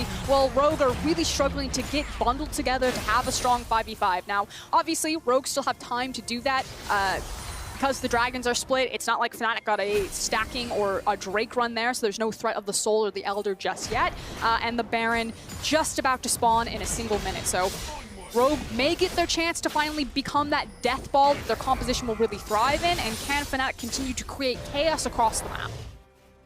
I think that's just traditionally been Rogue's style across the course of this split. I do want to just bring to everyone's attention the reason that we keep talking about Larson is this, you know, team fight god, his ability to carry on the Azir. He wins most of the games he plays on this champ. Like, he's won 9 of the 11 games he's played, because when it comes to team fights, when it comes to positioning, when it comes to outputting the DPS, he is the man you can rely on. The question is, will he be given that opportunity in these fights versus Fnatic? And here's the thing, like, I'm not a huge stats fan because I feel like if you're on the team that finished first, you probably have great stats no matter what the champion is. But they finished first because of Larssen. Like, that's the big thing that I really want to underline. If there is a superstar on Rogue, it's Larssen in the making. Otherwise, Rogue are a great team that are more than the sum of their parts. I've actually just realized a pseudo buff to Rogue here. It's Cloud Soul. You know what that means?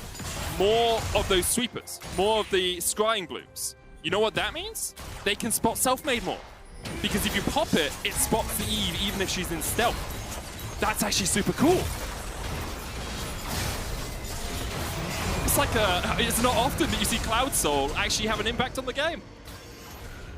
Fair. Yeah. Well, sorry, I was because I thought Scryer's Bloom was the Ocean Soul one. That's why I was processing in my head, but it's the health one. You couldn't see it. Venius and I were exchanging different. I was thinking, I was like, is that right? Okay, guys. This is what we do. I'll do it in color caster terms. Yeah. You see the little vision planter boy? Like, when you hit that, you don't see the emblem. Sight things. No, you're right. That's a great point, Medic. I like that. Thanks. Everyone at home understood me. Thanks, guys. I mean, so the downside for Rogue is Evelyn now runs faster. That is true. That is true. And I'm just saying, like, Evelyn was already scary. The fact that she can now run even faster, no bueno. No. Selfmade. Pros and some cons. Yeah. Speaking of Selfmade, looking for the pick, does have the Rabadon's death cap. 3-1-3, level 12. Having a pretty stellar game. Of course, Nemesis kind of like silently sitting at level 14, been pretty much playing a side lane. No one can match him on a side lane, which is something where Fnatic can basically just play all 3 lanes at once. If they want, right now they're playing more of a 4-1, as Nemesis knows that no one's on his side of the map, so he's playing a little bit more defensively, as Fnatic's looking to get good vision around Baron. Here's the thing, as soon as that Drake pops, if you have multiple members of Fnatic pulling Rogue to them, Nemesis can actually just walk to the Drake and take it himself. In fact, I think that's what he's going to do. So I just want to highlight, if we can very quickly hover over Nemesis, what he's doing on the minimap is he will wait for his team to like push into one wave, and then he will try and sneak in behind teams as they then approach the wave to clear it out, so that he can catch stragglers as they go to get that last minute CS. And I think the Rogue is playing around it very patiently, very smartly, and they recognize we have to be super careful. Unless we're getting a full-on 5v5 team fight, we can't afford to just aimlessly walk out of our base like so many solo queue teams would and fall prey to this Evelyn. And no one knows that better than Inspired, who has basically been on bodyguard duty for Hans Sommer for the longest time. Now, he has moved away from his AD carry for the time being because he was helping get deep wards over Baron, including the Baron Gate ward. And that's because the Soul is now spawning in 5 minutes. Baron is now up. Rogue, no, they have run out of time. Like, you have maybe 5 to 7 minutes to funnel as much farm as possible onto Larssen, and then you have to gear up and find that big 5v5. That is Rogue's next move. And even if you're trying to funnel Larssen as you have been for the last few minutes, you can see Nemesis, Reckless, both have more CS than him. Both are sitting at 2 items, almost both at their infinity edges as well. These two are going to hit like trucks. It's not only Selfmade you have to look for now as the arrow goes wide on Vander, he flashes it. It's not only Selfmade you have to worry about. You have to worry about these unchecked AD carries just shredding through your front line. Right now, Fnatic's fetting up around the Baron. The ultimate going to be used from Hans Sommer. Fnatic actually looking for a pick. I think one of the biggest things that Rogue have been put behind on is actually the center stacks. Hans Sommer's only at 39 stacks right now, which is really delaying some of the center power that she gets. As Fnatic are going to rush this one down. They're going to shred it. Yep. You have two AD carries, and Urgot and Evelyn. This is going to be gone before Inspired can get anywhere near it. The teleport's going to come out, but Rogue, yeah, just too little too late. Glacial Prism. This is 5v5. There's the depth charge. Reckless going to flash to the back of the pit, but here comes Larssen. In goes the Emperor. Down he goes straight away. His bodyguards did nothing for him as Reckless goes on a killing spree. Hans Sommer's going to take him down, though. Vander chased away. He's dead. Only Hans Sommer and Inspired survive. And huge power move for Fnatic. You already talked about how much they were going to shred through the Baron. The teleport now coming up behind them as they are on the hunt. That was a 5v5 window that Rogue had, but they got there too late, didn't have the correct positioning, lost the big team fight, and lost the Baron. With those death timers, Fnatic is very likely going to secure themselves an inhibitor. They're looking to push in top. The TP is going to come through from Whippo after his reset. I think it would be dangerous for Fnatic to try and end the game right now. I think they should just, okay, they're going to play even safe. They're not even going to risk an inhibitor. They're just going to take the tower, reset, disengage. But they played that fight extremely well, and Larssen, it felt like he was in a position where he felt like he had to carry. Yeah. He dived into the pit. He was like, let's kill Ashe, maybe with her dead, and with Nemesis split off, we can win. But you saw what Selfmade is able to do to this Azir. The moment he was in range, he just one-shot him, absolutely obliterated, and of that, it was a one-team fight for Fnatic. Rogue have one last chance, one last fight. You have to think in 2 minutes around that Cloud Soul. Larssen has just completed his Rabadon's death cap, so he does do a lot of damage on this Azir, but once again, you have to look at the other side of the coin, and you have 2 Infinity Edges complete. You've got a Rabadon's and the jungle item on Selfmade. He's building up towards his next item. Like, it's no longer just a single carry threat for Fnatic, and with a 9,000 gold lead, Fnatic anyone would be hard-pressed to say they're not going to win, because, wow, okay, that was unexpected. Selfmade gets 1, he's looking for 2, the Charm's going to go out on Banda. Here comes Reckless and TP coming in. Fnatic aren't going to give them their final chance. With a minute on the clock, they can look to end the game right here, right now. 3v5 in favor of Fnatic. The culling goes wide, but Rogue are forced away from their Nexus towers. And in 25 minutes, Fnatic are looking to close this one out. Finn dives onto the backline, but he is done for. Inspired, pulled back into the jaws of death. Whippo happily accepts the kill. And the Fnatic buff, well, it seems to be well and truly alive as they take down Rogue in game 1. That's the thing. It's only game 1. Yeah. But I think you can feel it. Everyone's like, oh no. Oh no, they're going to do it again. I mean, what's really... So I think there are a couple things. Number one, Fnatic, great to see them going back to... I'm going to call them comfort picks in that we see, like... We see the Urgot from the top lane from Whippo. We see the Evelynn for Selfmade. It's not something that they typically play on stage, but they played it very well. I think we saw great individual performance, but also Rogue, like the 2v2 bot lane, uncharacteristically poor. Finn got punished multiple times, and Larssen, he was put in this position where he felt like he had to carry, and then those team fights, or that one team fight that Rogue only got around the Baron, he just wasn't able to execute. So I feel like Rogue need to shake off the rust a little bit, you know, because we know they have the mechanical prowess to go toe-to-toe with Fnatic, but Fnatic definitely came to play in game 1. I feel like it's problem-solving 3 things. Solving the Azir problem, punishing Finn, and getting priority in bot lane. That was like what Fnatic did, and I think that's what they'll continue to do for the series. Well, after the break, the analysts are going to tell us all about that game 1, so don't you go anywhere. That's how you do it, Frost. I couldn't do it.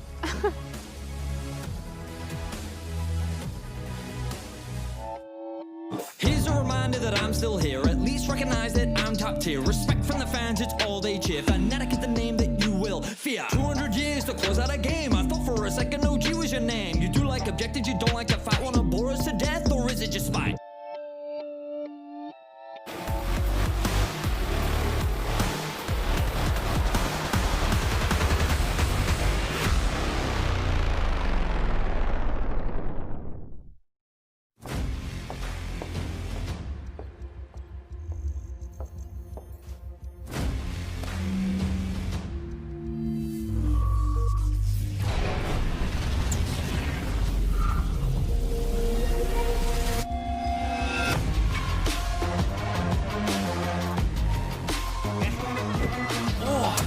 Charged up. Hello, everybody. Let the game begin.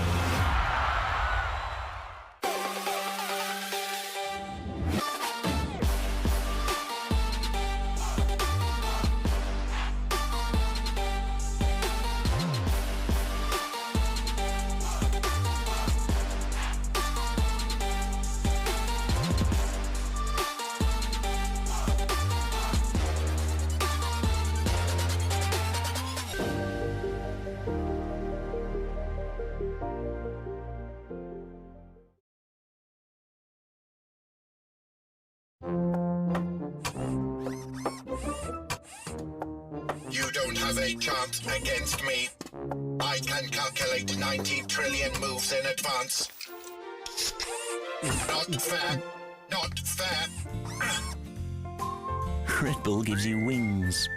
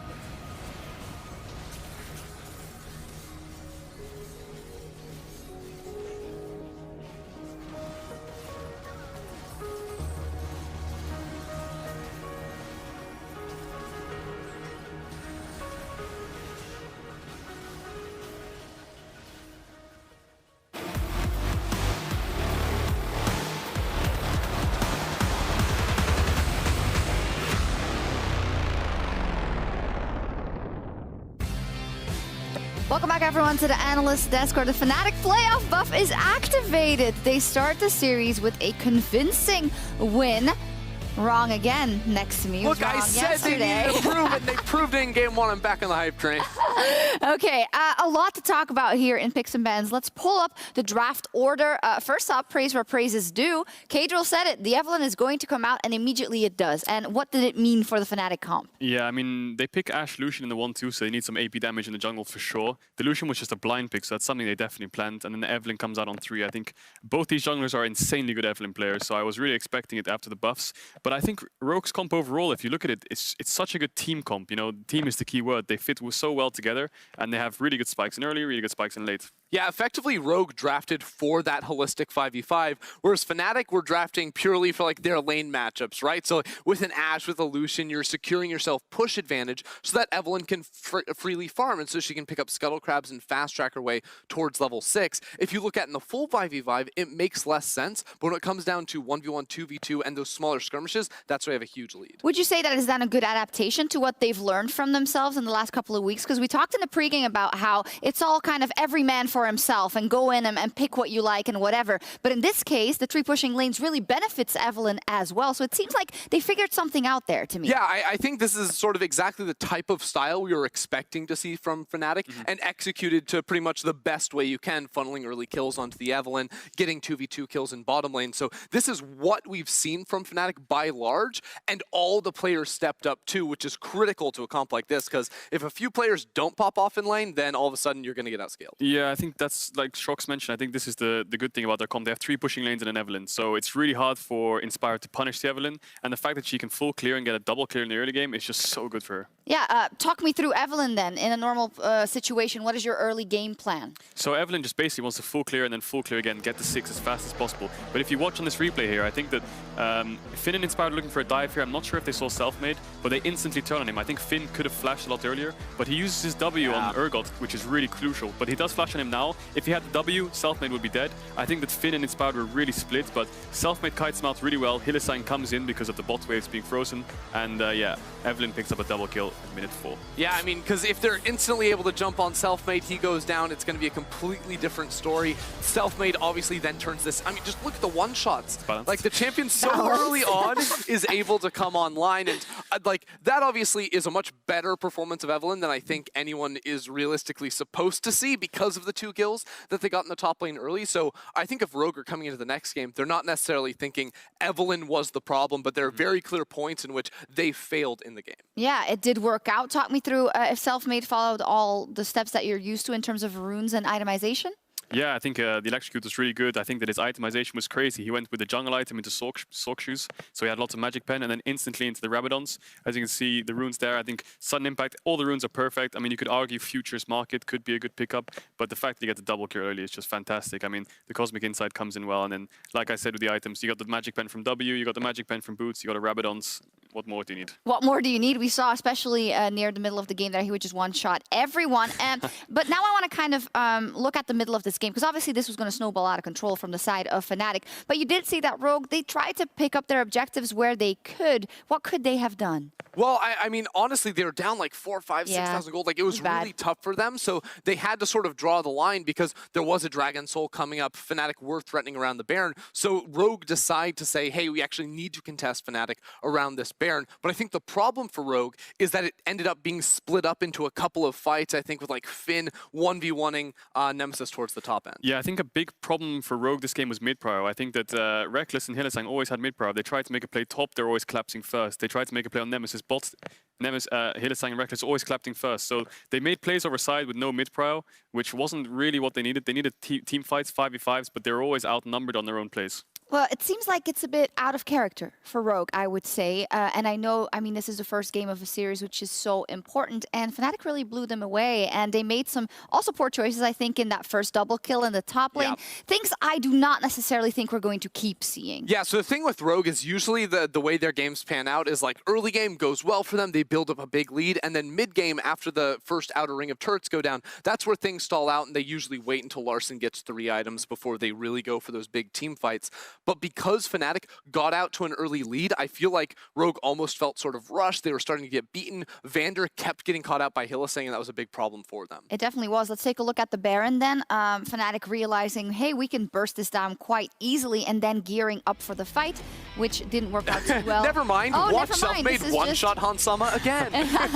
Yeah, I think the Evelynn was a big problem in this game, just watching at the one-shots, but I don't think that Rogue should read into it too much. I don't think they should think that Evelynn is the problem that they were facing throughout the entire game. I think just individual mistakes and execution was the main problem. I think that Inspired could be the one picking up the Evelynn as well, but Selfmade does look really strong in this Evelynn, so it's something to be concerned about. I'm not sure if it's ban-worthy just yet, but yeah, Rogue, they need to wake up and They're step up. totally gonna panic ban it. Like, You think so? I don't know. I mean, this is one of those things where you're like, we just don't want to deal with it anymore. I do also want to kind of, okay, Rogue, Jitters, maybe not the best play, but great play out of the individuals of Fnatic. And I think, especially in the context of how we've been speaking about them, some members really showed up in this game. The major performer was Hylissang, all the way from bot lane right at the start of the game, because we talked about the top lane double kills, but it was actually Hylissang who started off, and they got that 2v2 kill against Vander. And then his hooks were a big problem for Vander later on, continually catching him out, burning his flash, getting kills. It really did snowball, and his roaming paid off big time. Yeah, I think Vander made a big mistake in the early double kill, the solo kill in bot. I think Hylissang, they got the first blood. Hylissang, you saw him in the top play. He just arrived a little bit late. He was around the map. He used the mid prow so well. Reckless pushed in. Hylissang was always hovering to the sides, which needed help. And I really think he played super well when it comes to just helping his team. And Reckless did a pretty good job as well. Yeah, I think the duo as a whole is really solid. One thing I did love was seeing Hylissang find windows where he sort of desynced his reset with Vander on the other side so that he could find these free roams that Vander was just sitting in bot lane and couldn't really match out. And it's those types of plays that make Hylissang such a great player when he's able to find those kills in mid lane or top lane. Yeah, exactly. And if you get that Hylissang for 3 games in a row, you're probably going to win a series, but it's never sure if that is what's going to happen. So what do we think now with Rogue going on blue side in game 2 for Fnatic? Expecting some things to get banned out or it's switched up, or do you think they're going to go for a general similar style of getting a pick for Selfmade that can get the team ahead, pushing lanes and push it through like that? Yeah, I think blue side is definitely the strongest side on the meta because blue side is 3 target bans. You can essentially ban out whatever you want, whenever you want. So, like you said, they could ban out the Evelynn target ban. I think that banning out Nemesis or banning out Whippo could be useful. Maybe even force Reckless on an uncomfortable AD carry if they ban out AD carries. But I expect them to first pick a really strong AD carry like the Senna they did this game, or even a Kalista if it's open. But I think that just shutting down some of these individual champions that Fnatic are pulling out is a good start. Yeah, I think one thing we could see too is a little bit of a departure if Inspired wanted to go something like the Set that has maybe a little bit more early playmaking on his own with the Azir, because in this draft, the Sejuani, because in this draft, I don't feel like Inspired has a ton of options early on. Like, it's usually just going to be scaling, and I think playing around top lane was the one window to do that. So I feel like Inspired, he could go back to the Sejuani. I wouldn't have a problem with that, but I wouldn't be surprised to see him try another tank. It's quite a tricky one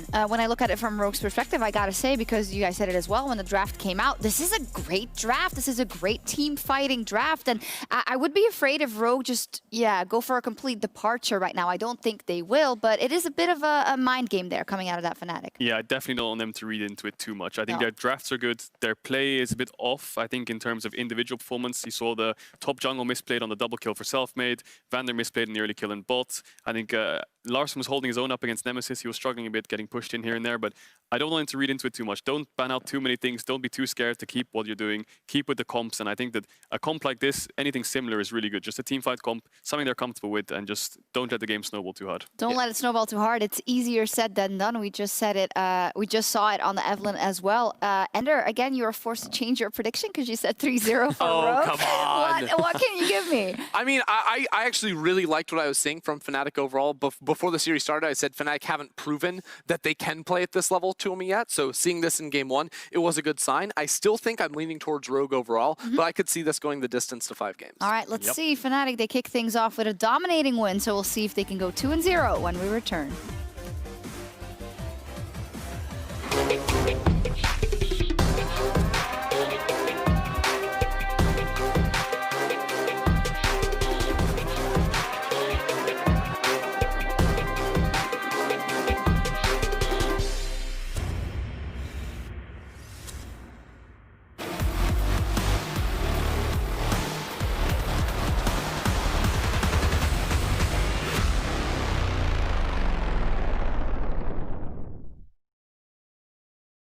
Jolie nana, recherche joli Joe. Comment on fait, je suis pas très mytho. Manger le truc, je sens les pipeaux. Les pipeaux, oh yeah.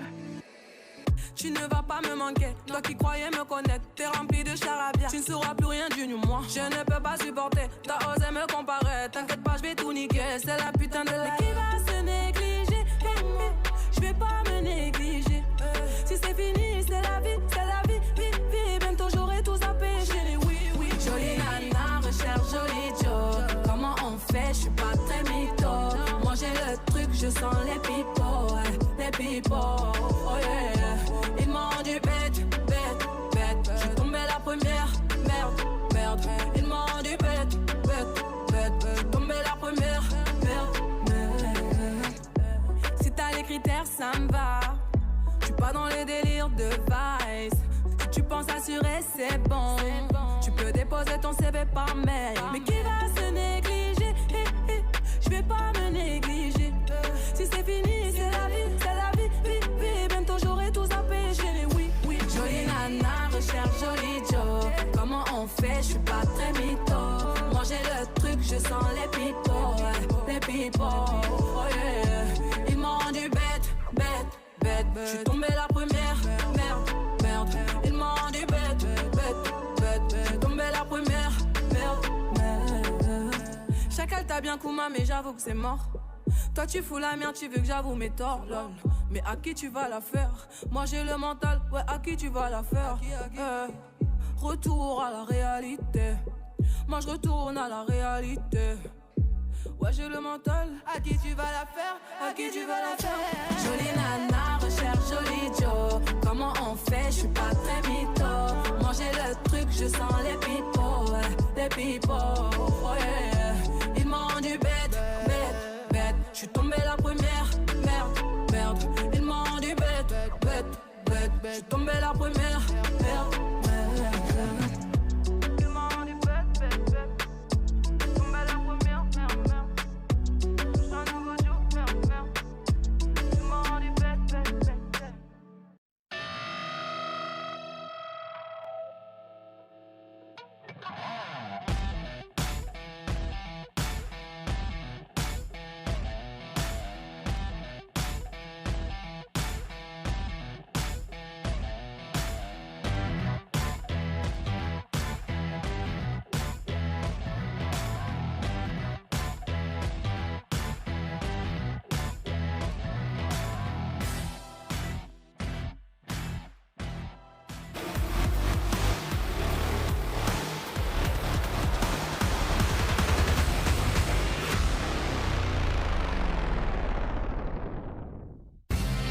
Hello and welcome back to the LEC playoffs. Rogue got dismantled by Fnatic in game 1 of this best of 5, and we are here to tell you all about it and to get into game 2. I'm Medic, this is Frost, that's Vedi.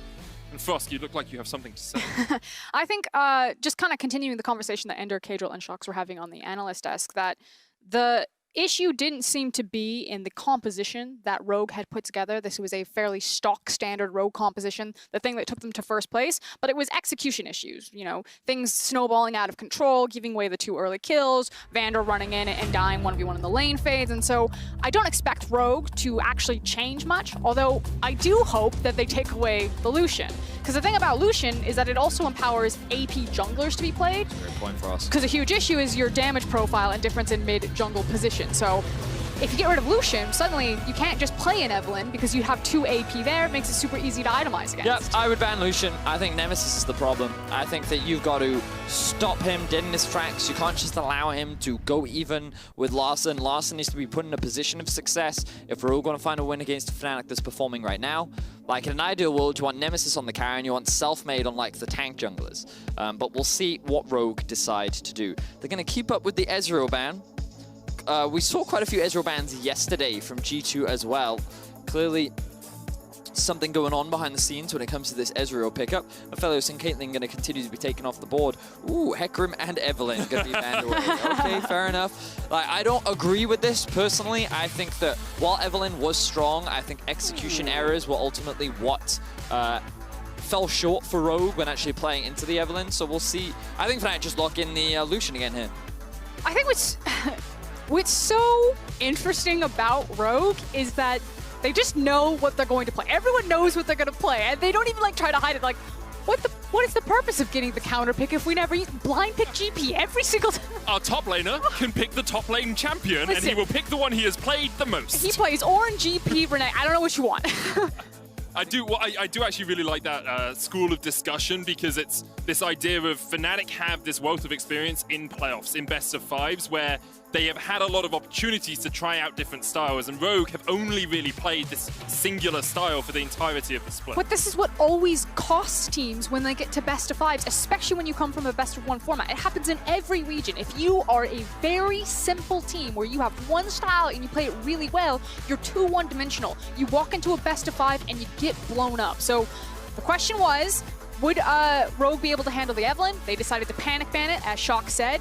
So what else do Fnatic have? Does their composition fall apart now that they don't have Eve, or do they have another AP jungler available? At the moment, Fnatic have locked in Reckless's most played, the Senna, alongside a Thresh once again for Hidasang. Kalista is picked up for Hans Summer. We did wonder about this in Game 1, whether it would be a pivotal part of these drafts. I think that it's definitely a big pickup for Hans Summer. I much prefer it when Hans Summer's on the Lucians, the aggressive champions, the Dravens. I mean, of course, he hasn't played Draven in a long time now, but Kalista is a champion I think he has a lot of success on. Bit of a shout out to old school Ignar there with the Blitzcrank lock-in. Of course, going to be paired up with Bandit in the bot lane. Very strong 2 versus 2, a lot of pick potential. I think Fnatic will lock in the Lucian here. One of the big differences between Blitzcrank and Nautilus, of course, is the speed at which they can throw their hook. Obviously, Nautilus has an issue where in the wind-up animation, Thresh usually beats him there. Maybe that's why Vander decided to pivot, as well as the silence that Blitzcrank offers can be exceptionally powerful. I mean, it's really cool, but it's the first time Vander has ever played it competitively. Like, he has never played this in a regular season, in a playoff, ever. It's the first time we have ever seen him on Blitzcrank. Well, it's basically a very long career. Yeah, exactly, right? This guy's played so many games. It's a world, and he hasn't played Blitzcrank. I'm really looking forward to it. The Ornn was locked in for Whippo in the top lane. We assume, of course, can be flexed into the mid, and we see Trundle banned away by Fnatic. I would like to see a Lucian ban. I'm going to keep saying it because I really think that Lucian for Nemesis is really good. And I think it's a champion that he's going to keep having success on. And I know that there are AP junglers that are still viable and available. And Rogue aren't banning those AP junglers right now. And the thing is while the Lucian's still available, it means that Fnatic don't have to ban the Azir because they feel that they have the answer into it. Now, obviously, if Lucian does get banned and the Azir comes out, you also then have to deal with Nemesis's Kog'Maw that he showcased against SK Gaming in Fnatic's last game of the split. So we know that they've got plans, and they're looking at Larson like, look, Lilia ban, we gave you, take the bird, you know you want it. But then Rogue are also saying, okay, we're not going to let Selfmade have anything he can hard carry on. They're going to get rid of the Kha'Zix, get rid of the Lee Sin, get rid of the Evelynn, get rid of the Hecarim. Even the Lilia getting removed by Fnatic really closes that pool up. And the only thing I can really think for Selfmade now is perhaps a Graves pick from the jungle. You're not thinking AP champions, Medic. You need to be thinking AP. That is true. So, AP champions that are popular in Europe, Echo jungle. Yeah. Maybe Diana jungle. Gragas? The most popular. It's going to be an AP Karthus jungler. Jungle. Oh, Karthus. Okay.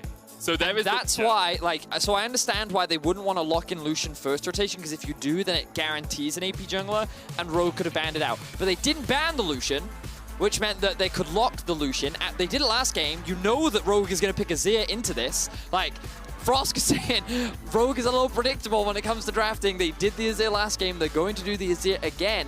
And then this is going to give Fnatic the option to, I think, just lock in the Karthus. The only option I'm thinking of is perhaps instead of the Azir, you go for something like the Rise, which we saw Larson actually have a really good performance on last time they played Fnatic. Okay, it's going to be look, Vedius, all I'm saying is I wanted to give some options, and I assumed Rogue might adapt after they got their butts handed to them in Game 1. Like, here's the thing.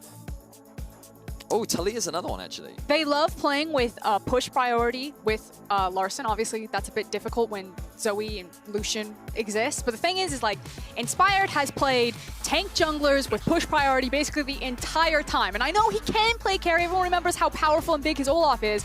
But I'm just saying, Selfmade got left off all pro. Yes, he did. And Inspired played with mid priority on the best team and tank junglers. Ooh, I'm not salty about it. There's the card. And again, I think that when you look at Rogue's comp in isolation, you're like, okay, cool, I see what it's trying to do. You do actually have a very strong 2v2 AD carry support combo with the Kalista and the Blitzcrank. They can make a lot of stuff happen with this. They also, I think, early on actually have a pretty strong matchup with the Gangplank, and you can actually play towards the bot side of the map. The thing is, Larsen's not on a roaming champion. I don't think you're going to guarantee priority against the Lucian, which means that playing around bot side of the map is a lot harder because that mid-pro you're not going to be able to guarantee. Meanwhile, unless you get bot lane ahead, Fnatic's going to keep scaling up. They have Senna, they have Karthus, they have Ornn. This is so strong, and I think that Fnatic are looking good coming into Game 2.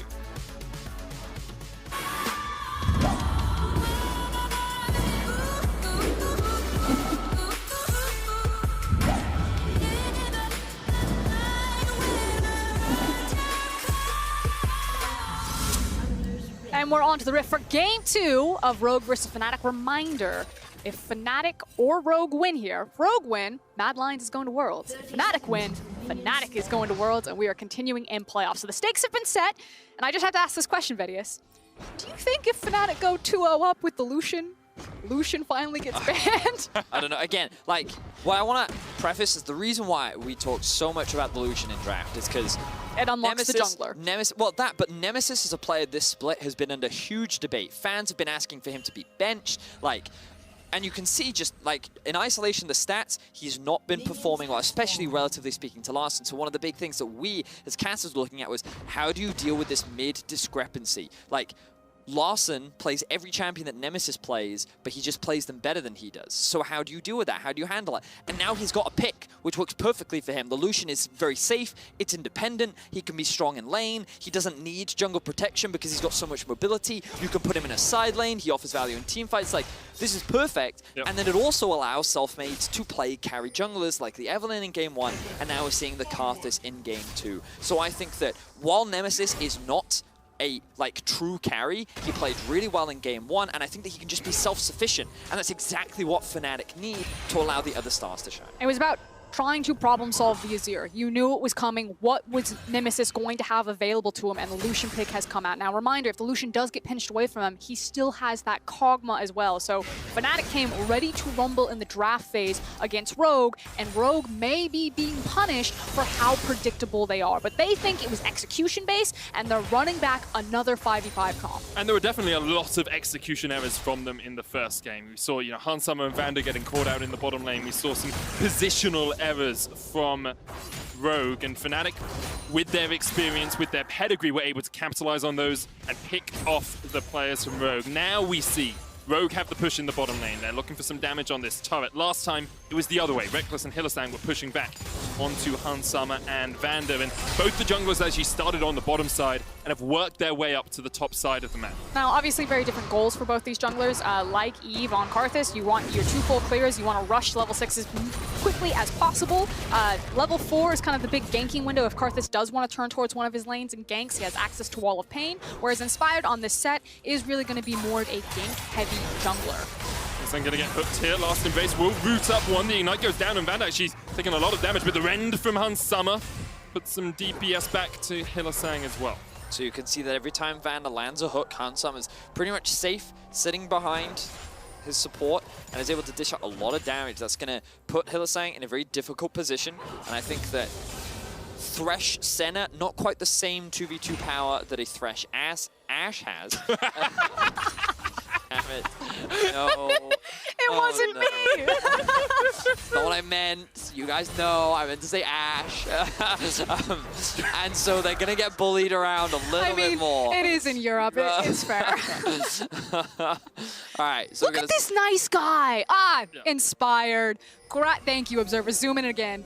Gets the minion wave for him, pulls it off, freezes Endo it would for have taken Larsen. that camp in a heartbeat. Yeah, Endo would have taken all of those. I mean, also, Selfmade would have taken that wave as well. The super important thing is, though, it means Larsen doesn't burn his teleport to get back into the lane and still gets all of that CS, whereas Nemesis has now burnt his TP, and it means we could see Rogue trying to use Larsen to get around the map. But what's really interesting is yesterday, for those that were able to watch Caps versus Humanoid, when Caps froze the wave there, Humanoid couldn't approach and shove it out. But a Lucian can, because Lucian's so safe in terms of his mobility and wave clear that even if an Inspired shows up, he's actually not that afraid of dying. Also, pop the telestrator, Betty. Hit that control ward and hit the other river ward on the bottom. Boop and boop. No, the other one. Jesus. It's an extra ward. We've highlighted them all, but as you were about to mention, Frosk, I assume this gives you so much safety in the mid lane. Exactly, and it's rightfully so. And immediately the pivot from Nemesis was, the wave got frozen on me. And I think it was actually Karthus as he walked by, dropped the ward for him, or Lucian put it there. And then as soon as Nemesis had push and the ability to move, he immediately planted a very deep control ward. So he knows that the target's on his back and that Set will be visiting his lane. And look at the respect that Nemesis is giving. I do want to bring attention to the fact that Finn has burnt his flash in the top lane. Now, I'm not sure how that's happened. Bwipo, not yet level 6, didn't burn a flash of his own, but Finn burns both his flash and his teleport. So I assume perhaps he overstepped, he was caught out, he was knocked up, and thus had to try and get away. But it does give quite an obvious avenue to gank here for Selfmade if he ever wants to try and get that Karthus in and try and get those kills rolling. I mean, at this point, I think it is safe, like you're saying, you know, if he wants to do it. But Karthus is like, there's no reason to do this. He got his 2 full clears. He's now level 5. He's going to be walking back into his jungle and just power farming for 6. As I think the observers are showing us how he missed his flash. Yep. He was too close to the wall. Bad back timer. Or bad back placement. Yeah, it could have just gone back to his turret, right? And then he backs pretty easily there. Bwipo with the awareness to be able to step forward. He's now going to TP in, has hit level 6. And slaps Finn with the hammer. Thank you very much again, observers, for helping us highlight that. But I also now want to highlight level 6. Wait, GP just uses ult top. Never mind. But you can highlight it still. My point is now mute. Medic, take it away. So what I'd love to say here is, you know, with that cannon barrage, you can influence the other side of the map. But I was going to say they should be looking for a play bot right now. But the Finn thing has decided against it. Wait, I got it. No, it will be back up as soon as Han Sama is actually level 6 with Vander, and then they can make a play. Use it there to get the wave reset. Right now, Selfmade trying to take away the dragon as he's forced away. Inspire's going to be able to get this one. Hans Summer, the first to answer from the bottom lane. So Inspired secures the first dragon of the game. We saw Rogue do that in game 1 as well, and we all know how that match ended for them. Okay, so I'm still looking at when the GP ultimate's going to come back off cooldown. I really want to see Rogue make a play towards the bot side of the map because you need to get this Kalista going. When we look at scaling, you're playing against a Karthus, you're playing against a Senna. Bwipo's just going to act as that front line and engage, and I think around these neutral objectives, Fnatic have just such a strong team fight comp that unless Rogue get that early advantage, it's going to be harder for them to win out in the 5v5s later. But I think what's about to happen, however, is that Rogue are going to shove this wave in. They're then going to reset and start walking topside because Selfmade's going to clear his bot side camps. The blue buff will be spawning, and they want to give it to this man who's now found Nemesis. Nemesis was just shoved back there, but you can see like, how much more mobile this Lucian is. He dashes in, he gets some damage off the press the attack procs, and then becomes so much harder for Larssen to trade in. He's even had to go for a Seeker's Arm Guard first on the Azir this game to try and mitigate some of that DPS. Just respecting it. We just talked about it. The Herald is going to be spawning, and here comes the rotation from Rogue. They've got more members up here, but Finn caught out early. Has no flash from that back earlier on, and the lay waste will find the kill. Selfmade very happy to gobble that one up. Beautiful execution from Bwipo, and he did all the work there, but now Vander's looking for Selfmade. Oh, the Crux is going to get in the way. Turn off the Defile. He flashes away. Selfmade doesn't manage to dodge the hook, and Vander actually not yet level 6, but the Ignite going down, Dawning Shadow coming out. The shield will not be enough. First time Blitzcrank doesn't matter. Yeah, well done by Vander there, gets the punish, and here's the rotation that you were talking about, Frost. But Nemesis acting as interference. The fact that Rogue got that kill onto Selfmade is definitely valuable. Gonna put that Karthus down a little bit, another hook lands. River has no flash and has no way to get away from this. The Wrench should just be enough, even with the Requiem coming down. Hans Summer just needs one more spear. Larssen did die though, as I think Nemesis and Hylissang tried to catch him out in the mid lane. First time Blitzcrank doesn't matter. I mean, yeah, Vander keeps landing hook after hook in this bot lane. They are finding these advantages in the early game, but Rogue is also losing things elsewhere on the map. Great hook from Hylissang as Larssen tries to help his team, but a great lantern from Hilly brings Nemesis over the wall, and then the Karthus ultimate comes through to get that execution. That's 2 kills now, sitting on top of Selfmade in the early game, similar to last game. So Fnatic's carry is getting gold in the early game. Hans Sama's doing the same. The question is, which team is going to continue to accelerate their start? Right now you can see it's about 200 gold lead for Hans Summer in the bottom lane. About 1,000 for this Karthus. Selfmade been farming up a Storm. He has 2 kills. He's in a really strong spot. And I look on the side of Rogue and I see, you know, Larsen's flash isn't up, Vander's flash isn't up. Perhaps there are some opportunities for Selfmade to get on into these lanes, or he could just farm up until he gets the Requiem back, which is probably a little bit more likely. I'm pretty sure he's just going to continue to Look, power. I like action for Skewin, okay? Hey, when is ours ultimate? You get loads of action, that's for sure. Vander looking for the hook. Oh, I love it! Special, the cannon barrage, into the base breaker! Reckless gonna be the first target here as he goes down. Rogue might try and chase Hylissang out of this one as well. Hilly doesn't have flash, doesn't really have anywhere to go. He's gonna try and delay Rogue for as long as possible. But actually, they might try and give this kill over to Larsen. Base breaker comes back, Larsen slides in, and he will secure the 4th kill of the game for Rogue. And this is exactly what I wanted to be seeing from Rogue. Getting those kills onto the 2v2 in the, well, now top side of the map. And it's just Vander utilizing that level 6 mark with the Gangplank ultimate. It's a little later than I expected, but you know what? It does not matter. They know there's no flash. And Hylissang, Reckless clicks the lantern at just the wrong time. Both get dragged into melee range. And, you know, the rest is history. The 2-for-1 special, of course, the trick there is obviously aiming for the Thresh, because then you make sure that you're going to get one. Look, everyone, like, I remember Hylissang hitting a hook onto Upset, I believe, or his Crown Shot, and everyone praised him because he aimed for the Thresh when Crown Shot took the lantern to him and he catches Crown Shot. It's super easy as Blitzcrank in that situation. Don't undermine it, man. No, it's super easy. This guy's never played Blitzcrank before. Like, he's doing a really good job. just aim for the Thresh, always. Because if they don't take the lantern, you get the Thresh. And if they do take the lantern, you get them both. And it's so easy to get catches in those situations. Of course, credit to Vander. A new that doesn't sound like you want to give credit to Vander. I'm just saying, Medic. He's going to land another one. No, he's not. First time Blitzcrank. It's okay, guys. You get 2 hooks a game. Just want to clarify, if you've just joined us, Vander has not had a single professional Blitzcrank game in his entire career. That's a long. And Vander's been playing for a while. He played on the original Roccat back in the day, so he's been around a while. So it's a little surprise to us, but he's having a great Blitzcrank performance so far. Been involved in 3 of the 4 kills.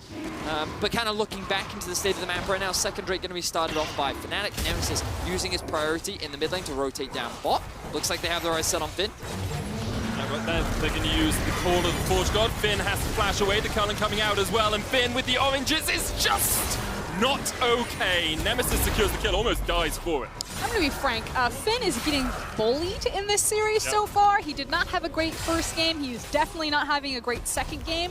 And if there is going to be fragility in Rogue's champion pools, it is definitely on their top laner. Finn, known as being that weak side top laner, has really only shown a very limited champion pool. Hasn't gotten to really flex his signature Aurelia or pull out things like the Alawi again. I will also say that I really like what Fnatic did there, because they actually rotated their duo, who was sitting top lane, down into mid lane, so that they could actually catch the wave and keep pressure, so that as Nemesis rotated bots to set up the play, Rogue actually couldn't punish in the mid lane, and they just traded top, which was going to go down anyway. So a shift. Fnatic kind of maximizing the amount of gold they could get in that window, while Rogue continued to funnel more gold onto Hansa. 2-0-0. Blade of the Ruin King complete. Whippo's gonna land the knock-up. Hook comes out as well. Both been silenced, but Rogue can't really get much more out of this guy. Actually super well done by Blippo to make sure that he cleared the wave with his charge as he pushed back towards his tower and make sure that he could get away from that dive despite not having ultimate. That said, Hansama is continuing his march through collecting all of these plates. He picked up all the plates on the top side, now on the bot side, continuing to put those in his back pocket. Nemesis is doing the same on the top side though. The cannon barrage will stop him. He only got 1 out of the 5 available. Hansama should be able to get 4 of these, which means he will be sitting at a 2,000 gold lead. This is, if you're a Kalista player, what I like to call the happy place, because you've already got your Blade of the Ruin King at 13 minutes. The plates are only just about to drop, which means Hansama's going to secure another tower. Well played by Bwipo. Ooh, the hook doesn't come through from Vander. This tower, ooh, Finn, no, this could be dangerous. Ooh, good barrels. Hylissang flashes in with the play. TP's going to come in, but there's the Requiem, and Selfmade didn't even connect with it. Hylissang, though, will die. as Larssen teleported in for a kill of his own. Okay, I am saying they're continuing to punish Min, but Larssen is picking up more and more of these kills, only sitting 2-1 right now, but that's 2 kills that were now fed over into Larssen. He's always going to be the big carry for Rogue. I think it's worth it though, because you get the Larssen teleport out. You can also push in mid lane. I'm surprised Reckless didn't go for that tower there. Perhaps he was a little nervous because he wasn't sure where all of the Rogue members were, but Selfmade also went bot lane to make sure that Rogue could not get that tower. So it feels like that Fnatic's lane assignments right now, very on point, very aware of what Rogue is trying to do, and they're trying to mitigate this early game snowball that Rogue have worked so hard to build for Hans Sama. They have a gold lead getting up to the 15-minute mark as well. About 700 or so in Fnatic's advantage. And with the series already being 1-0 for them, they are looking for a quick second win. Hook lands onto Larssen. Hylissang has been on point. The Emperor's Device going to knock back 2. Dawning Shadow keep Hylissang alive. And that was a good little shuffle away from Larssen. But Fnatic is showing and Hylissang is showing they have come to play. Yeah, and it's, again, not just Rogue being predictable in their drafts, but being predictable in their movement. Oh! Vander! Vander looking clean on the Blitzcrank right now. Anything you can do, I can do better. It's Hook City in the bottom lane. But the thing is Rogue was still predictable. They were caught out with great vision control from Fnatic, and also the fact that they'll always rotate towards that second Herald, and they were caught out. Now, because Vander does make then the outplay on the back half of that, they trade the mid tower for this Herald, which means it should just be neutralized mid tower for mid tower as soon as this Herald is procced. We'll have a look across where these two teams stand in terms of items. Double Manamune stacking up for Fnatic. Nemesis has 1. He's actually sitting on the most CS in the game, a 2-0-1 scoreline. He's getting up towards that Essence Reaver as well. He's having a great series. When you think about how bad he has been for the rest of the split, like, talking to stats, they were saying it's a top 3 mid laner in Larssen versus a bottom 3 mid laner in Nemesis, and it really doesn't look like that right now. One might say that perhaps he's having a great Lucian performance, and that Lucian is a great pick for him, and it seems that Fnatic came prepared. I feel like that they have figured out exactly how to set up Nemesis best for success, and as you said, I think he's having a great game. He could easily win this 1 versus 1. It's a 2v1 though, so I'm not sure he can win that. Vander's gonna not spot him. Why would you curse him like that? He's good, he's cool. Yeah, he's fine. He's chilling. Now, let's draw attention to the vision that Rogue currently have around the top side of the map. They're stealing away the red buff. They have all these wards all around the top side of the map, properly set up for the Baron area. The Baron's not going to be the objective, though. It looks like Nemesis is. Nemesis wasn't stunned up there by the face breaker, and so inspired to use the showstopper to try and bring him back to the team. Couldn't do it. Tower will be taken, though, still by Hans Summer. Has farmed up pretty well on this Ballista. Fnatic going to answer with an Ocean Dragon in the bot side of the map. Will be their second dragon of the game. And Ocean Soul, very beneficial for teams that are, putting out consistent DPS. Form of Illusion, perhaps. I do want to pop over to Hans Sama, though. We've already talked about how many plates that he's gotten. He's just pushed down another tower. He now has 2 completed items.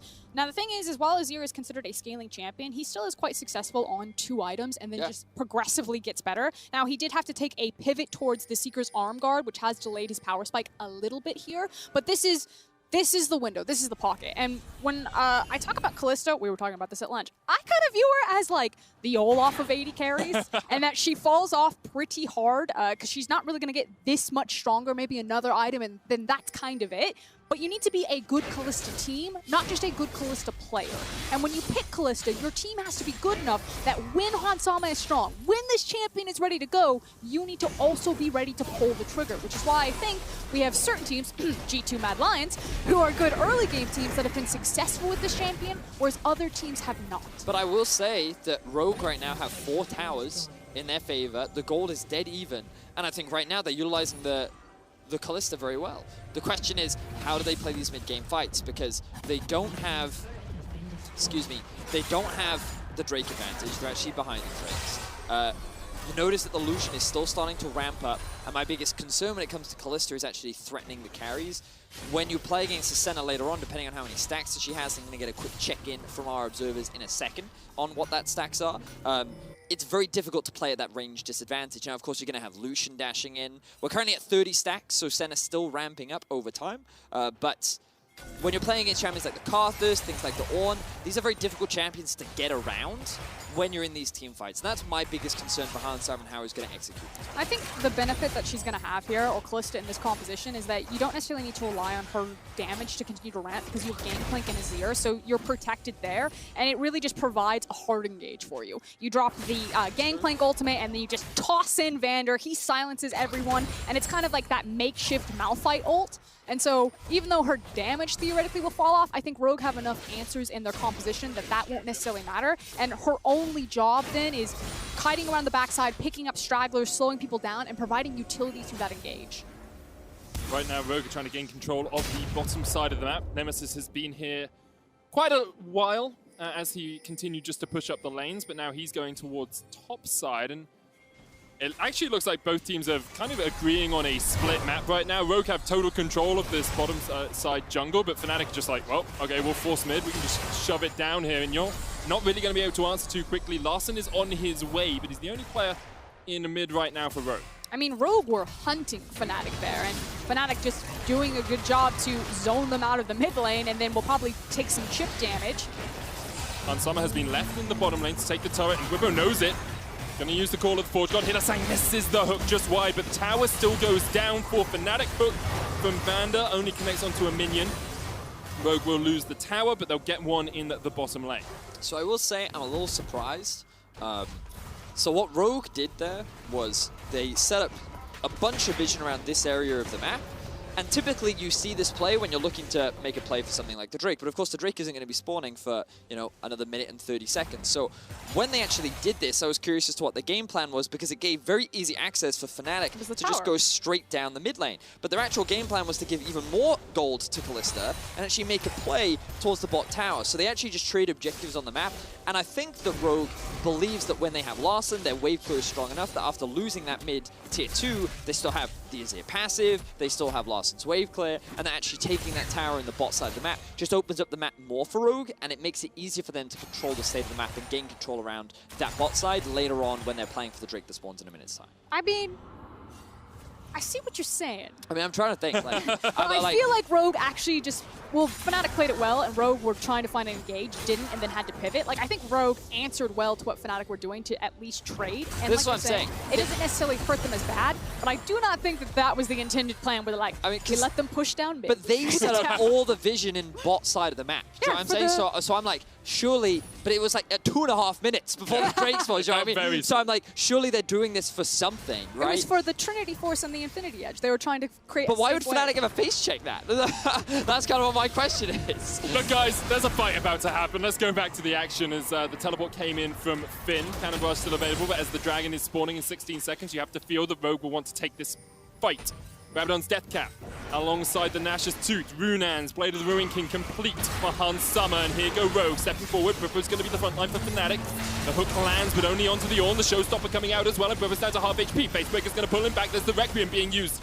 Nemesis diving forward. Dawning Shadow not enough to kill Inspired, and Rogue still very healthy here. Selfmade is on the Dragon, though. He's looking to secure it before Rogue can get in. Actually, it looks like Fnatic might have done a good enough job to keep Rogue away. So I thought that after Fnatic used all of their ultimates... They're going for Baron. Oh, okay. I understand the pivot now from Rogue. It is a little dangerous, of course. It's super dangerous. Because they only have Vander to tank it up. Set is on the way, and Fnatic have a beeline right now. Oh, but they're going to stop it. So I was surprised because I thought that looking at the health in that replay, Rogue could have gone for the re-engage. I think the problem they had was that they already used Hansama's ultimate earlier on, before the fight even started. And there was no clear or easy way for them. They're actually starting up again. All right, fair enough. No, they're not. This is a good example, though, because I agree with you.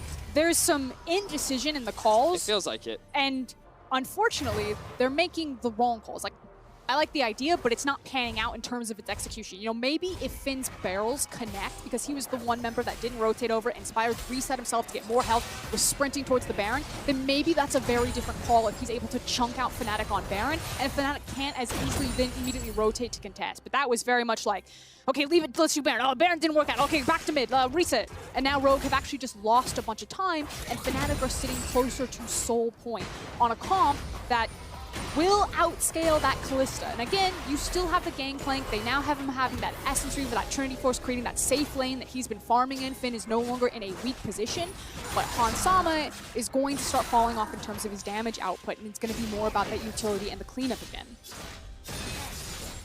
For the moment, still only 2 items on Hansama. Looks like Death's Dance next. Finn has completed his Essence Reaver alongside the Triforce, but Selfmade continues to scale up. Last time we checked, he was 2,000 gold ahead on this Karthus. He has a Liandry's, he's now got a Blasting Wand and an Amplifying Tome. Also, Nemesis is on 3 items. Reckless has got an Executioner's Calling to help with some of the healing that's coming out from Rogue. I mean, there's not a huge amount of healing. Reckless. And the ornaments have come through. Yeah, what's this Executioner's Calling for? From Reckless? Yeah. I think it's mainly for... Plank and Death Dance? I think it's mainly for Hansama. I'll say it's a cheap item, and so he can reduce some of the healing while still having utility for his team. I think it's primarily for Hansama. Okay. That would be my estimation. He also can very easily spread it around on everyone. But that's true, yeah. So, Piercing Shadow can do it. I have just been informed that Reckless was at about 45 stacks the last time we just checked in. So yeah, I feel like 60 stacks, that's the point at which Senna gets like really online. Do you remember when she used to be able to easily get like 120 stacks? I played her support for a while. It was a lot of fun. Outranging turrets and just being like, hey, I've got a rapid. Yeah, but now I would say that around 60 stacks is where I consider Senna to be really online and where she gets very, very scary. So Reckless getting very close to that mark. And once Fnatic do hit that, that's where I start to have alarm bells and start to get a little bit worried for Rogue. Rogue right now, still very strong. Death Cap completed on Larson. Hansama sitting at 3 items. If Rogue try and force a fight right now, there's a very real world where they can win it. It all comes down to execution. And they have a window of what they're going to decide to do. Do Rogue decide that they were trying to find a pick, maybe immediately rotate that into a Baron, which is kind of what they were previously hunting for. And now they've gone back into the lanes, will probably grab as much gold as possible, and then try to reset for this Drake. Again, the Ocean Soul spawning in 142 for Fnatic here. But it almost feels a little bit desperate for Rogue and kind of how they've looked at the map, now standing in brushes, just trying to catch people out. And I think this is the thing, like we've said it about Rogue a few times. Return Vander. They've constantly played a specific style of this split, right? And Hansama actually isn't in the best of shapes here, because Fnatic are all on their way up towards the top side. He's going to jump across the wall and just back away near the crux. He'll be fine, but yeah, if we know the style Rogue play, if we have understanding of it across the course of the split. They're caught. Then what was the game plan? They were trying to find a pick on the wave. They were looking for Nemesis. When they had an opportunity to find a pick, they could have stolen red buff. Like, it's like they're clearly talking to each other, but there's a full conversation happening. Yeah, I don't know. I feel like a lot. Like when you're talking to your mom and you're just like trying to hang up the phone. I guess, like, from my perspective, when they had Hansama as strong as he did, I'm just surprised Rogue didn't put more focus on the Drakes, and I've just been like, fight. Would like, you say that she's the Olaf of ADC? But yeah, this is what I'm saying. Like, if we know that that's what Rogue should be doing, then Fnatic obviously know it as well, and develop strategies to stop Rogue from being able to do it. So, no, I think Fnatic's approach this game has just been, oh, wait, what's Rogue doing? Okay, I guess we'll just take this then. I honestly think that's what because like Fnatic have not had to do a huge amount this game. They've been free to scale up. They've had so much control over the side lane with Nemesis on his Lucian. Senna's been slowly scaling up, ramping up, and like while Reckless and Hylissang were punished hard in the early game 2 versus 2, like for the last 10 minutes we haven't really seen much. So I think Fnatic, while at a gold deficit, is sitting very comfortable, and this next fight is going to be what pretty much I think determines the game. This is big bait though. Ball of the Forge God coming out from Gwippo. Dragon's going to be secured already. Hylissang flashes forward, is hooked in. The silence comes out, but here comes the Requiem as well. Shut down already onto Larson. He is dead. Hansama pulls back with a face call. Vander jumps back in, and Hansama now gets one shut down, but he's gone down. Finn jumping into the fight as well. It's a 4v3 in favor of Fnatic. They find another. Gwippo going in. Reckless goes down, but Finn will fall. And it's an ace for Fnatic. And it's a clean 5 for 2 in favor of Fnatic. And while they did not get the Ocean Soul, they've won the team fight. And when you have the Karthus still alive, they can very easily convert this into a Baron. And you get to see there the power of Fnatic's 5v5. Now they do, they will burn it very quickly, especially with Born. Here's the thing though, like the teleports are there for Larson about 12 seconds. Taking another look at this fight, you know, Rogue decide that the Ocean Soul is the most important thing to secure, so they're not all on board when the initial fight happens, and Larson is shut down at the very beginning of it. If that Azir hadn't gotten picked off, maybe this goes a different way, but this was such a critical fight for them to lose at this window. I mean, I kind of have to come back to the execution thing again for Rogue, where Larson had his flasher. He doesn't flash away from the knockup where the Ornn hits him, and that chain CC is what ultimately got him killed. Finn's positioning, he was stuck behind the Dragon Pit and wasn't able to get involved in the fight. Like, everything just kind of went the way of Fnatic, and now they've got themselves the Baron buff, and they're looking to go 2-up in this series. Right, what you were talking about right before that fight was just the fact that Fnatic really haven't had to do anything this game. They've just kind of been answering what Rogue have been doing. And that's what fans have been wanting from Fnatic this entire split. It was always the question of, what are you doing? Don't do anything, just scale. Wasn't it Quick Shot that was like, why? Yeah. And in every post-match thread, you'd see that repeated. I mean, like, well, you don't have to ask those questions for Fnatic right now. They're just kind of taking things as they come and just responding to everything that Rogue has been doing. And like, I'm just kind of a little disappointed because I was really excited for Rogue at the beginning of the series. I said that on paper, Rogue should be the clear favorites. They look super clean, they had an answer, and they had an easy way to deal with Fnatic consistently throughout the split. And I feel like we haven't seen it.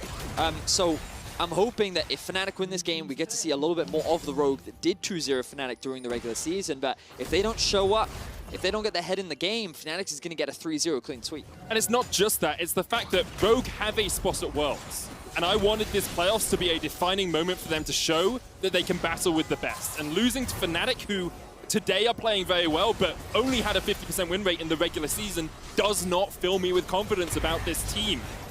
It fills me with a little bit of dread that once again, we're going to see a team with some promising players just falter when it comes to the international stage.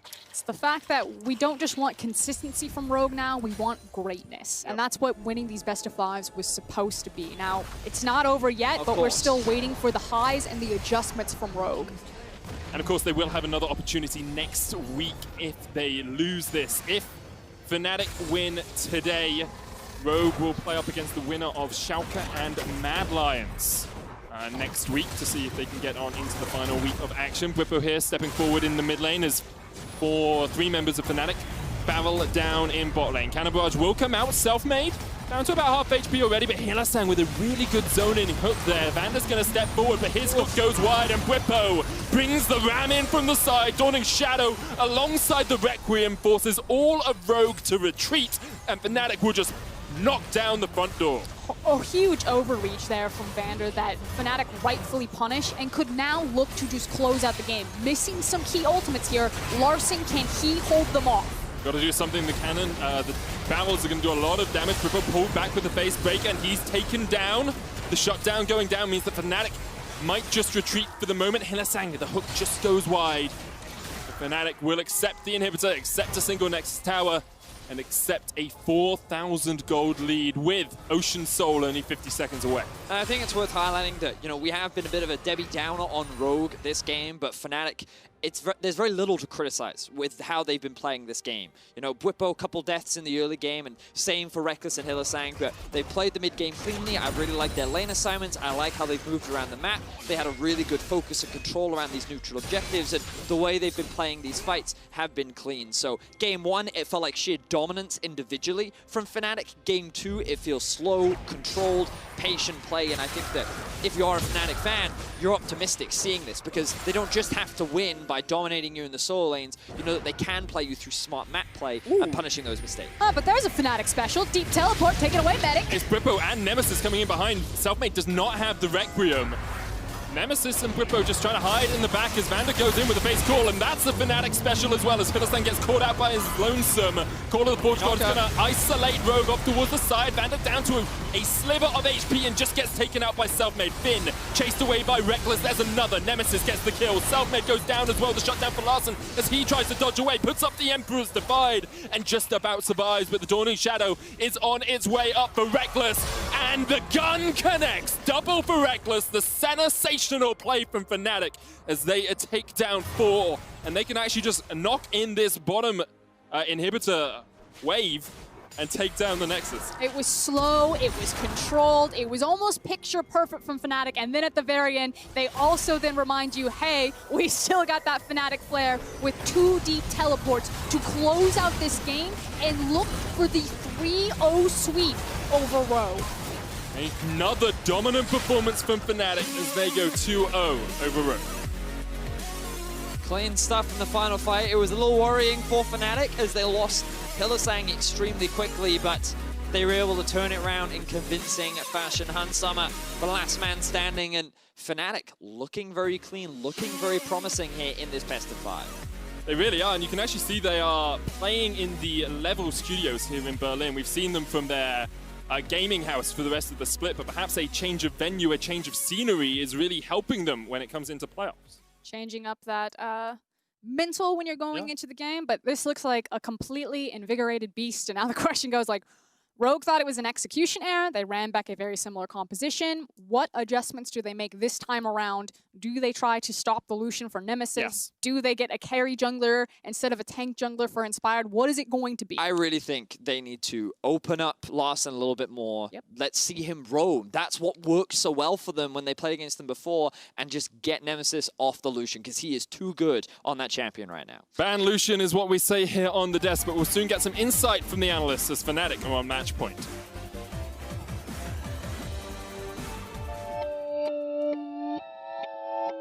7 towers, world final, we look like a gem. They only know you cause of TSM. No hope in this series, boy, you should abstain. Starting to think you're a sucker for pain. Starting to think that it's over in lane. Now I just know you ain't winning a game.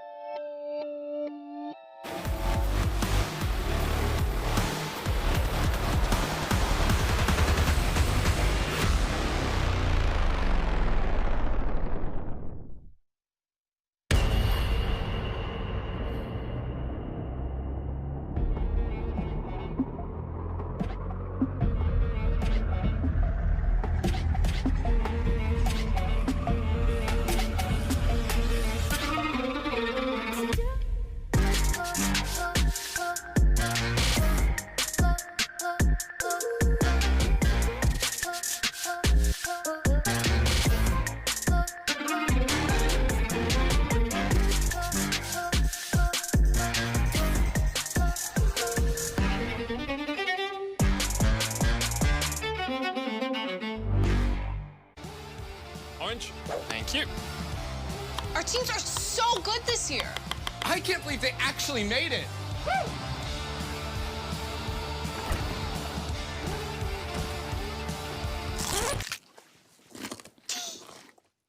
What? It's what champions eat. Beko Harvest Fresh preserves vitamins for longer by simulating the natural 24-hour sun cycle. Beko, eat like a pro. Have a bite. It's good. Je vais pas me négliger. Si c'est fini, c'est la vie, vie. Bientôt j'aurai tout zappé. Oui. Jolie nana, recherche joli Joe. Comment on fait? Je suis pas très mytho. Moi j'ai le truc, je sens les pipeaux. Oh yeah. Ils m'ont dit bête. Je suis tombé la première, merde. Ils m'ont dit bête. Je suis tombé la première, merde.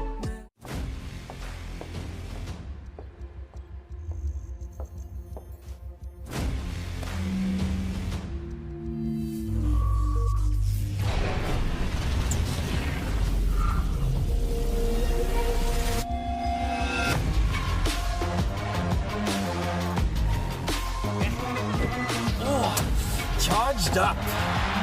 Hello, everybody. Let the game begin.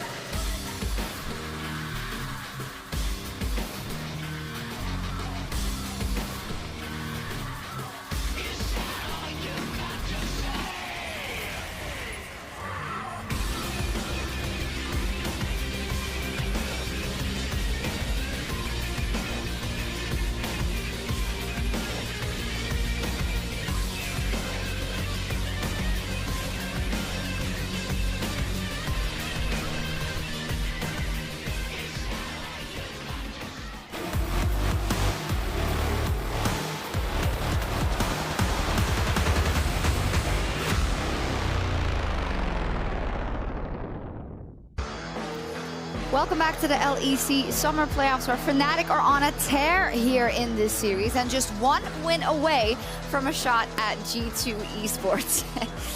I mean, why does it always end up like this? Who knows? Well, it's because of the Fnatic playoff buff, apparently. Again, a win on the board. Let's take a look at the picks and bans and if anything changed in their approach, because it looks like from the side of Fnatic, similar approach. Get that AP jungler for Selfmade, get a tank in the top lane and AD in the mid lane, and that's it. Yeah, stylistically, the draft was going to be very similar for Fnatic. I think they latched onto something really good in game one. Now, the changes came for Rogue. They obviously started switching it up, banning a lot of these scaling junglers like the Hecarim and the Evelynn. But as we saw, there are still other picks that Selfmade has up his sleeve. Yeah, it looks to me like Lucian is the catalyst for all these AP junglers. It seems that, I mean, I'm not sure what else Nemesis can play mid that's AD, but the Karthus, the Evelynn, there's quite a few AP junglers open. The Lilia was also banned out. But I like Rogue's adaptation. They were running the Senna Nautilus, and now they're running the Kalista Blitzcrank. It's a lot more agency, a lot more push, a lot more playmaking, so you saw them really take over the map. And I like, we were thinking about, okay, what are they going to do? Are they going to completely throw their plans overboard? They did ban the Evelynn, but they still came with a pretty much a rogue comp with a bit of a different flair. So we could expect maybe this game is going to go better. And honestly, the early game went better.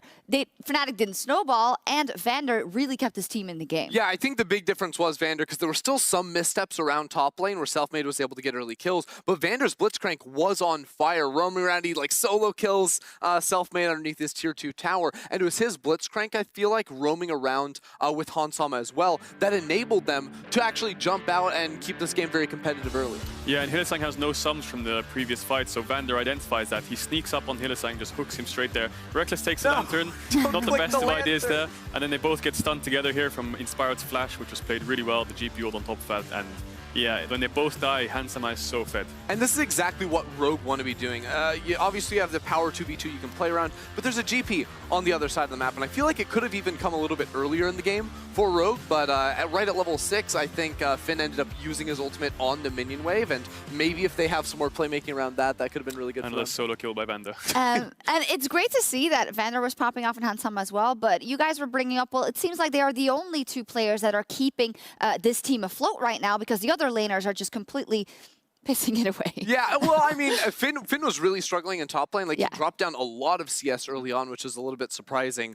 Mid lane, I think, is the expected story. Larson even took some good trades in the early laning phase, but against the Lucian, it's going to be pretty hard to work with. I do think one thing that is holding them back a bit could be the set pick into something like the Karthus and a lot of these ranged champions, because it feels so hard to get anything done past, like, the laning phase on this set. Whenever you go into a team fight, they're just going to be able to, like, walk away and kite you. Yeah, if you watch Inspired in the game, he's trying to make things happen. The top play does work eventually, but he was always 2 levels behind. Selfmade was kind of AFK farming, picking up kills with his ultimate randomly.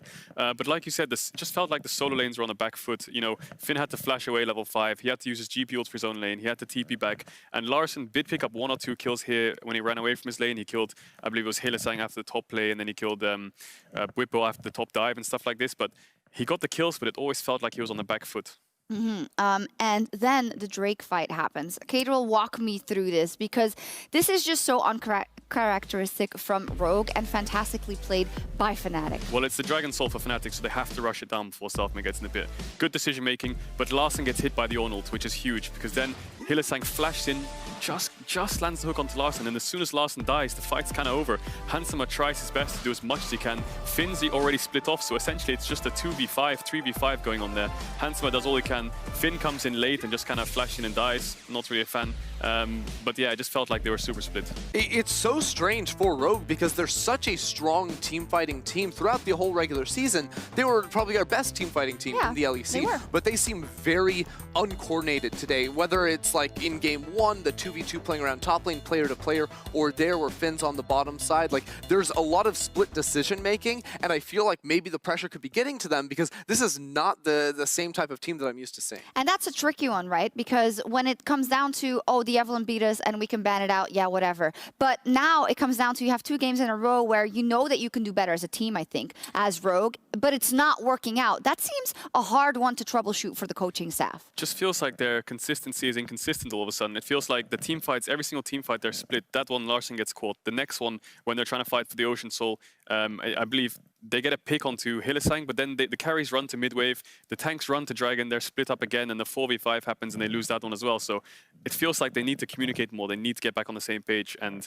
their drafts are still good, I think, they just need to bring out the team fights better. I mean, they are running into a strong Fnatic. I think we have to highlight also Nemesis on this Lucian pick, a different look for him and for the team, and damn if he's not making it work. Yeah, I mean, it's looking great for him. A player that struggled all season finally found that pick that can really work for him, and I think it enables him in so many different ways, because it's not just like a scaling pick, it's a champion that enables him to dominate in the lane, or at least come out with an advantage. It's a very strong skirmishing champion as well, so I feel like it does give Nemesis a lot of tools to win at most stages of the game. We are going to check out also the picks and bans after the break. Fnatic is 1 game away from the World Championship, but it's do or die for Rogue in Game 3, so be sure to join us at the analyst desk for picks and bans in just a second.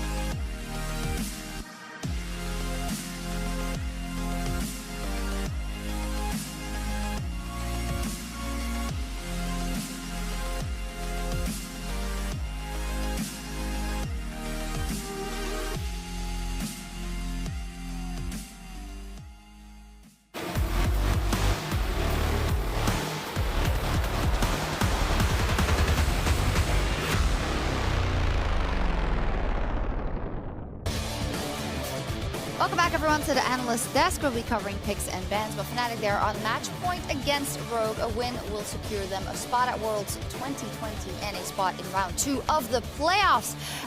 We're going to talk a lot about the draft, but first we got a very telling tweet from Vander, who tweeted this live just a couple of minutes ago. Okay, guys, but how do we draft?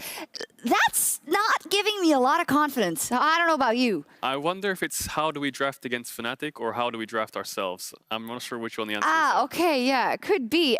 So let's see if we can help them out a little bit. From scrolling through the thread, there was a lot of ban Lucian. I kind of agree because we don't know if Nemesis has another AD mid lane champion that he can fall back on. And if he goes for the Lucian again, it opens up those AP picks. I think it could be Tristana.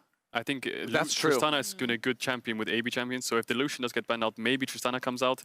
I don't think there's many other AD champions unless you want to go towards assassins like Zed, Kiana, Yasuo, stuff like this. So definitely stay with the marksman. So I think either Tristana or I'm not really sure. So there's definitely options. So you do put yourself in between a rock and a hard place if you're going to think, oh, are we going to ban that Lucian out? That might open up a couple of things for Selfmade as well. We looked at what could be kind of the key picks in this series, and they're all Fnatic picks just because they have been the innovators this series so far. And I think we already covered the Lucian. The other one for me is looking at the Evelynn, who's not spelled properly there, but it's close enough. But I feel like it's not just necessarily the Evelynn pick by herself, because I think that we're going to see Rogue probably ban that champion again, but it's almost Selfmade's entire champion pool right now, because when he's going to these strong scaling junglers, it doesn't feel like Inspired is willing to match him in those scaling picks. So if Fnatic continue to have really strong early games, like I think we've seen from them 2 games in a row, they almost default outscale, at least in the jungle position, and Selfmade does so much damage. Yeah, I think the Fnatic's general consensus of the comp is generally a bit off meta. I think when Evelynn's out, the Karthus is not really being seen that much anymore, but I like the way they're drafting. I think that if Rogue kind of shut out the Evelynn, is the Karthus, can you deal with it? I think Rogue style is pretty good, but Fnatic's kind of put all their cards on the table here. It's like, you ban Evelynn, we're going to pick Karthus. What happens if you ban both? Are they going to pick something like Echo? Maybe. They heard you, by the way. They fixed the spelling. Thank you. Calling people out every day. This guy, unbelievable. Can't even get a prediction. Sorry, right? It's her name. If you spelled Ender wrong, I'd be upset. All right, Indy. In any case, as we go into picks and bans, something, Cajal, that I want to remind you of. You said in the break, you want to see Finn on a tank. Put him on tank duty. I feel like when he's playing these carries, I'm not sure if it's miscommunication or misplay, but the Renekton didn't look so hot. The GP, he was making so many mistakes in lane. I think get him on a Sion, get him on an Ornn, get him on a Cho'Gath, get him in team fights. You need some beef in that front line. We've seen the Thresh and the Nautilus and the set in the Nautilus and the set in the Blitzcrank, but it's not enough. You need more beef, I think. I also think, like, if you're getting beef in the top lane, that opens up some spice in the jungle for Inspired. Beef, does he have spice? Oh, I'm getting hungry. Let's get a fantastic draft here, hopefully, as we get into possibly the final game of the series, but we'll see if Rogue can fight back. They are again on the blue side, so they'll have some opportunities of their own. Do you think we're going to see the same one again? Well, yeah, Rogue has blue side, so they've got target bans, which is super important. Are they going to target the Lucian this time instead of the Evelynn, or are they going to target the Evelynn and the Karthus? Because it doesn't make much sense to just run it back and ban the Evelynn, and then Karthus is open. So I would like to see them ban either the Lucian, but keep the good bans of the Ezreal. I think the Ezreal ban is pretty good. Yeah, I was going to actually ask about that too, because they've done it twice in a row now, and they're going to ban the Shen this time. I'm interested here in what Rogue actually decide to go for, because it doesn't feel like they're the team that can hard pivot a different direction in terms of like overall team style. Like, we know they're always going to be geared toward the team fight in the game, but I still think the best idea is, again, put Finn on a tank, hard play around that bottom side of the map. I think that if they don't ban Hecarim and I don't first pick it, I think Fnatic can run something like Hecarim or Orianna. I think this is just a good run back for them. They don't have to just tunnel vision on this AD AP kind of comp. You can always go for something like Hecarim or Orianna with an Ornn or something like a Cho'Gath in there. I think that's a pretty good comp, so I'm interested to see if they're going to ban the Hecarim or they're going to ban the Lucian or are they going to ban the Ezreal. Fnatic keep removing all these AD carries. It feels kind of bad for Ensembble, but like, yeah, there's the Lucian ban. And this is really nice, because what Rogue are basically saying is they're like, Nemesis, you don't have another AD mid laner. Like, maybe they're not thinking of the Tristana. Maybe that's not even in Nemesis' wheelhouse, because if you take this Lucian, we're not going to see a team run an AP jungler or a hard carry AP jungler and an AP mid. That's kind of trolling. Yeah, that's kind of trolling. You don't want to run AP mid, AP jungle, especially when it's a carry jungle. So yeah, I think Fnatic has 2 options here. They either run back a normal comp like they have to the regular split, something like a Hecarim or Orianna. Okay, that's why they left the Ezreal open. Or they just run back the Evelynn and they just say, well, you ban Lucian, here's Tristana. We'll see what happens. You said you want to see Finn on the tank duty, so we'll see what he ends up with. Just a bit of hovers here, and we'll see what he locks in just a second. I do like Fnatic. They switched their last ban over to the Don't like that. Not a fan. Switched over to the Yuumi, thinking that with Ezreal left open, that pairing would be really nasty. But as soon as Yuumi's gone, I feel like Ezreal priority does drop a little bit, even though it does work well with other champions. Yeah, the Ezreal priority drops a little bit with the Yuumi ban. It's still sort of playable. I think it's a really strong champ, but are they going to default to the Senna? That's the big question. They have the Senna, they have the Kalista, they have the Ezreal. It's their first choice. I think Rogue's probably going to run back to Kalista if it's open, because it works so well for them in the last game. So if they lock in something like Senna Nautilus here, Senna Tam, whatever it is, I think that Rogue's going to answer with Kalista. I still just love this Senna pick, especially because the one staple of Rogue is that they're usually going to be playing melee champions top, jungle, and support, right? And when you have all these melee champions, Senna like increases so much in value. Hansama in the last game you saw, even on the Kalista, shorter range ADC, started to struggle later on into the game when a lot of Fnatic's champions started to outrange her. So this is something I think Rogue need to be mindful of going further into this draft. Yeah, I think Rogue have a few options here. They have the Ashe, they have the Kalista, really good champs. They have the Ezreal even as well. They've got the Tahm Kench, they've got things like the Blitzcrank. If they want to run it back, it's not the best into Nautilus, but Braum could be a good pick here for them as well. Something with team fights, a little bit of engage to follow up on the Gangplank ult end. I'm just interested to see what the Fnatic third picks here. Are they going to third pick top lane, or are they going to just bust out the Evelynn like they did last time? Say to Rogue, well, what were you going to ban out, and then just pull something out on the 4 pick as in terms of an AD mid? Yeah, I mean, if it's not broken, why fix it? From the side of Fnatic, I also like the Nautilus as a substitution for the Thresh that got banned out. Similar strat behind it, and we've seen also being very influential yesterday. But now we see that third pick, the last one for the first round, for Rogue. What is it going to be? I like the Akali hover. I would love that to be locked in, but I like the hover, but when it's like it's Larson. Yeah, I'm like Ezreal Azir is like the mid ADC power that Rogue have gone for so many times in this split. Gives you a lot of different options in terms of scaling here. Now you're thinking of the Evelynn for self-made. I feel like you don't go for that now as Fnatic with the option for Rogue to get 2 bans against Nemesis mid champion pool. So I think you just match the Azir here. Well, he's going to go for the Kog'Maw. Oh, nice. That's a pretty good matchup. You have the good poke coming out from Kog'Maw. I mean, Rogue left support till 4-5, so I imagine Fnatic might try to ban them out, but I'm sure they're confident they've got like Taric, Braum, Alistar, things like this, so they're absolutely fine on the support. But I'm just curious to see what junglers get picked here, because Sett is still up, you've got the Sejuani, the Hecarim's still up, so there's probably going to be a lot of jungle bans here, and I'm thinking Fnatic's going to pick the strongest one, probably on 4, unless they just want to counter-pick jungle if most of them are banned out. I mean, I think you're totally free to counter-pick jungle, because you already see the Gangplank up on the top side of the map. Like, Bwipo can run whatever he wants into that. He can go for the Ornn again, give the really strong scaling options to Fnatic. I would expect that Rogue banned that away after seeing that taken off the board, but we've also seen Bwipo go for the Cho'Gath in this matchup up against the GP2, which I think would be totally fine. But I like the turn here. They're banning out Engage, which is really good. They have the GP, ban out the counters. The other counter I can think of really is the Cho'Gath, which Bwipo's been playing with pretty good success.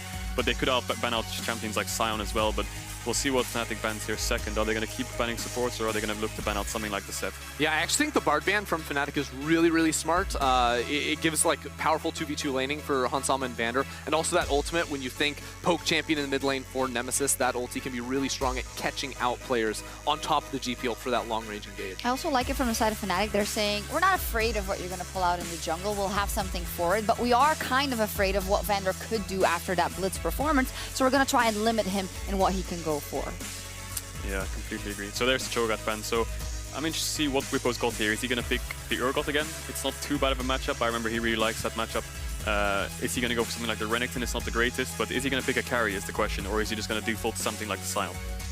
I'm thinking Bwipo special. Yeah, I feel like Bwipo would probably go towards a tank here if Selfmade's trying to play carry. But it's really telling who gets picked for here on 4, what this style is going to be. Because if it's Bwipo, it's probably a tank. If it's Selfmade, then Bwipo is going to look for the carry option. Yeah, I like the choice. It's good engage. Give some beef to the Kog'Maw Senna, because they're quite long-range carries. Having something with engage to follow up with Nautilus is really good. But yeah, like we said, banning out support's not going to do too much. There's quite a lot open for the side of Rogue, the Braum, the Alistar. Taric, even such like that, all 3 of them offered right there. I feel like Taric really is not the best here, because right now Fnatic have a lot of tools like poke from really far away, and like not actually full commit to a fight. Okay, they go for the Sett jungle, so they're still thinking about support, it seems. They're hovering supports, looks like they're still thinking about it. But Pantheon will be quite aggressive. Yeah, I mean, with Pantheon, it gives you a lot of globals, so you can try to force fights post-level 6 in the mid-game, which I kind of like, trying to force fights before Nemesis reaches his item breakpoints on the Kog'Maw, because I feel like Kog'Maw does go through some dips in the game, but with the Braum lock in, I'm really concerned for Rogue's engage options here against the Kog'Maw and the Senna. Like, they can literally just play super late fights, never commit into it until Rogue are all half HP. Yeah, Rogue has like a front-to-back comp here. They don't have much engage. They're hoping the Sion goes in first. Azir and Ezreal should be able to free hit, maybe use the settle to disengage, but they can go for a carry jungle here. Evelynn would be fine, but they have got the AP Kog'Maw mid. But something like a Kha'Zix fits into this comp really well. Even things like the Nocturne, stuff like this, a farming jungler fits in really well unless he wants to match with something like a Sejuani or something, but they're going to go back to the Evelynn. Back to the Evelynn, and I gotta say, it just spells to me the same thing that we've seen now for 2 games in a row. It's Fnatic in their comfort zone with a couple of adaptations, but Rogue still going for the same thing.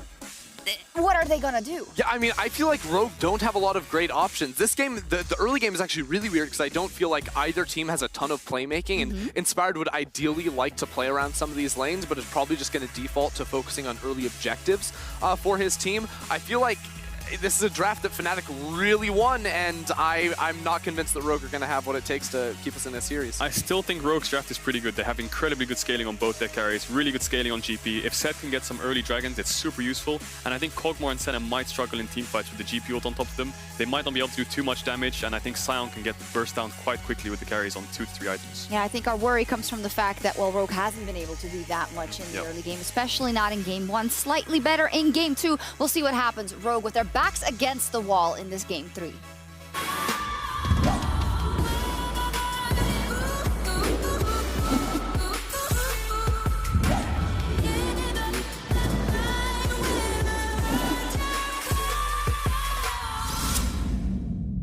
And on to Summoner's Rift we go for what could be the final game of this week of LEC Summer Playoffs. 30 seconds until minions spawn.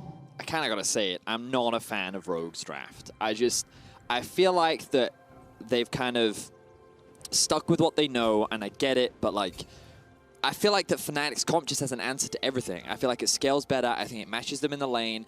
Like, Rekkles and Hylissang should have prio in this 2 versus 2. Nemesis should be able to match and outscale with the poke. They have backline access and threat with Selfmade, and Fnatic also have a stronger frontline. And also, even with the Gangplank ultimate, when you would typically say you want to play through bot, Ezreal Braum is not an easy bot lane play that you can look to play through, and the Azir doesn't give you a lot of roaming options either. So I feel like that it's more on Fnatic to make a bunch of mistakes in order for Rogue to actually try and find advantages in this game. Also, when you consider this Kog'Maw, Kadril was talking about how the Gangplank ultimate could be pretty influential against low mobility carries like this Kog'Maw, as we do see a delayed invade. But Kog can actually really safely hit anyone he wants to once he has access to level 16. Even if a Gangplank ultimate goes down, it's almost impossible to zone that champion out of a fight come late game. Right now, Selfmade has given up the fight over this blue buff. Hylissang just made it reset, and actually Selfmade could come around the corner here after he takes the first wolf. Here comes Hylissang as well. Inspired does have the smite. Vander here to defend. Ignite goes down onto Inspired. Selfmade gets it, and Inspired has to flash away. Now Vander caught out. He has to use the heal. And this has gone from bad to worse for Rogue. That's absolute disaster. Selfmade just like, thanks for the leash. Huge credit to Hilly as well. Again, it's so important for Evelynn to get through those 2 first clears to get to the level 6. And now Ezreal also taking extra added damage. Rekkles is level 2. Last Embrace is going to catch out Vander. Now Vander does still have the flash. Rekkles still has his only heal in case anything goes any further. Like, this is a diabolically bad start for Rogue. Oh, and now Selfmade is making his way bot as well. Remember, but wait, there's lots more. Of flashes, but only level 1. And Summer only level 1. The minion. Allure goes down. Last Embrace going to land as well. And Rekkles continues to force Rogue out of lane. Hans Summer and Vander have burnt their flashes. Hans Summer's going to use the TP to get back into lane. But right now, Fnatic are just smacking Rogue around. So, teleports. Oh, Inspired's here as well, but Inspired doesn't have flash. Oh, Hylissang flashes onto the wall. The last Embrace doesn't land. Inspired will have the Haymaker here, but Selfmade's going to put some damage down. The Haymaker could do a lot of work here. And Rogue, Vander trying to get away. Hylissang on the front line. Inspired falls. Hylissang goes down as well, but now Selfmade with the doubles. It's healed up by the piercing shadow, and Summer will get the kill. Rekkles will answer. A double to the center. Fnatic find 3 kills in the bottom lane. And everything is going right for Fnatic. Everything is going wrong wrong for Rogue, and it all starts with the invade. Selfmade with the 5-head clears his wolves because he sees that blue buff gets reset. That gives him level 2, that gives him more damage on his smite, that allows him to steal it away. That also forces the flash out from Inspired, who, after only clearing his red buff, comes towards the bot side of the map to try and punish Reckless and Hylissang, but he doesn't realize Selfmade is still here. Yes, the flash hook does not quite pan out for Hylissang, but Inspired, nice little sidestep so that he doesn't get taunted, but it doesn't matter. While initially this play looks very promising for them, Vanda's still only level 1. Fnatic have such a huge level advantage here that they're able to quickly kill 2 members, and while Handsummer does what he can to try and get a kill back, at the end of the day, Reckless gets himself a double and a double buff to boot. It's just disaster, because then the reset comes through, Selfmade immediately walks into his topside camps. He's not feeling too hurt by this, whereas Inspired, I just like, he gave up so much to try to get into Avalanche jungle and disrupt him, but you already talked about, you know, going to the Wolf camp and Selfmade getting the edge off of that. I just, it could not have gone worse for Rogue, and now they need to recover. Look at the items already, right? So Kog'Maw freely got on the tier, right? So somewhat expected, as you would in the mid lane, but now he's going to come back, start stacking that up very early on into the game. Senna grabs the pickaxe plus the cull to the cull on Handsummer. There is a pickaxe difference already in mid. Oh, but they're going for the play.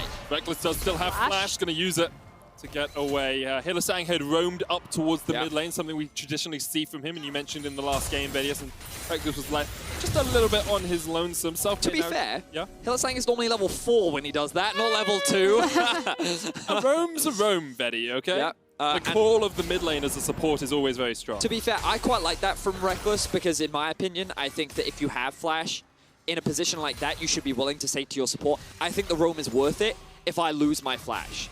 And I think that that's what the communication was there. So yes, Reckless loses his flash, but I don't think it's the end of the world. The wave is stacking underneath this tower. He's going to be able to clear that one out, and it's going to slowly push in their favor. And Evelyn is likely going to be pathing towards the bot side of the map. Anyway, Fnatic can even look for an early Infernal Drake if they want. And you can see the response from Rogue right now is they're going to try to hard force this. So Vander's gone through this brushes with the sweeper. He knows that he can get Inspired into the alcove or into these brushes, and they're just now looking for the wave to slowly push back to them and Vander to connect with the Winter's Bite.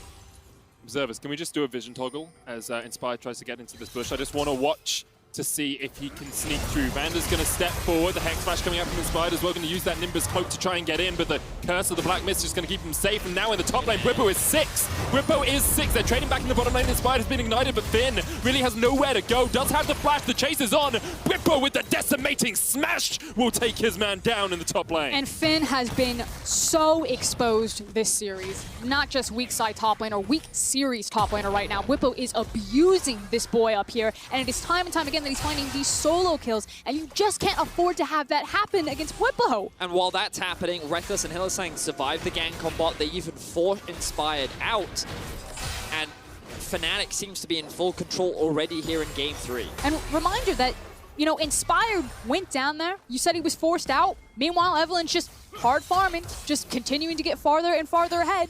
It's basically a 2,000 gold lead for Fnatic 7 minutes into the game. Like, this is just destructive. You can see as well, level differentials. Nemesis only a little bit ahead of Larson, but Bwipo is almost a half level ahead of Finn. Selfmade to Inspired is basically a whole level. Look at Selfmade. He's just about to tick over to level 6. He's going to clear the blue buff. Well, actually, he might hand that one over to Nemesis. We'll see.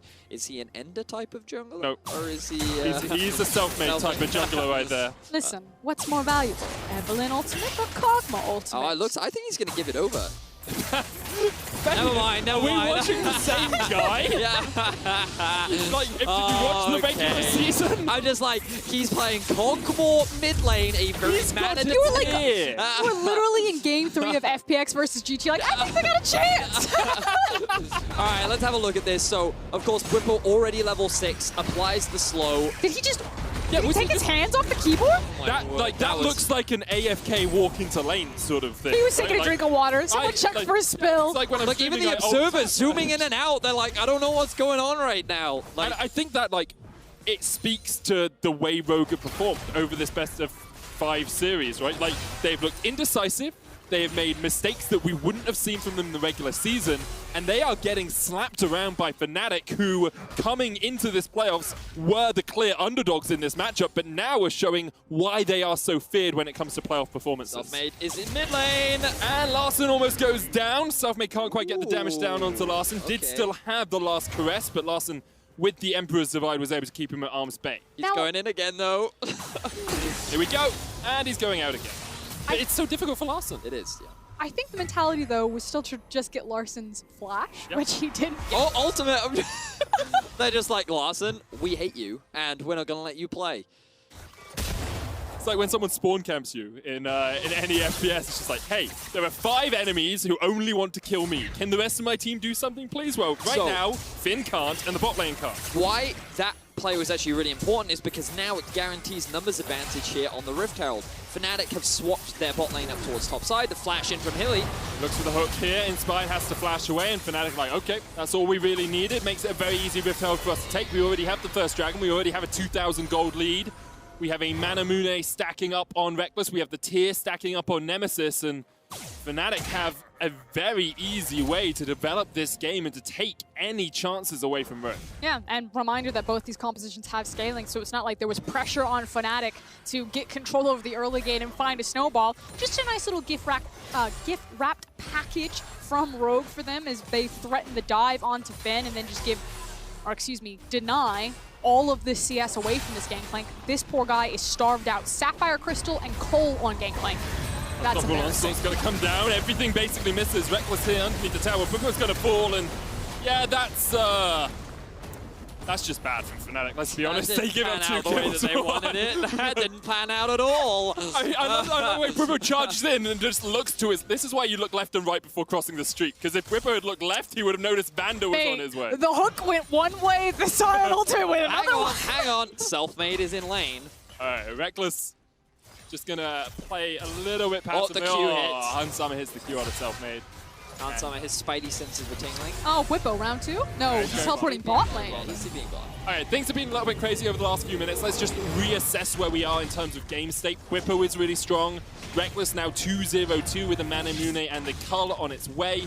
You can see Selfmade topping the gold charts as well, and Hansama and Larssen just struggling alongside Finn to get into this game. Yeah, they certainly are. And I think that, again, we need to praise Fnatic's individual prowess.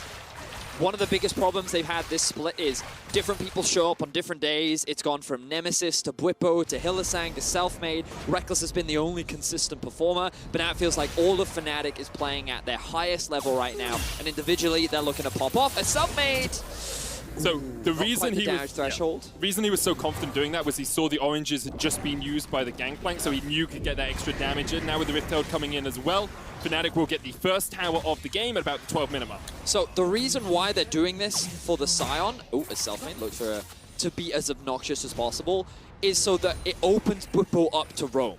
His ultimate's going to be back up soon. He can look to reset. He can look to go mid. But now that Sion doesn't have to sit in lane and they can push this wave all the way out, they can look for plays. Larssen going to be forced to disengage, but keep an eye on Selfmade roaming in through the mid lane. Selfmade's coming up. Hylissang hits the wall with the hook, has been very on point if he has been aiming to be a PvE support in the last couple of games. But there's the roam that Vedis is talking about. Bwipo is now also into the mid lane, and Larssen, as he's taking this blue buff, is actually zoned away from Selfmade, though he might not know it.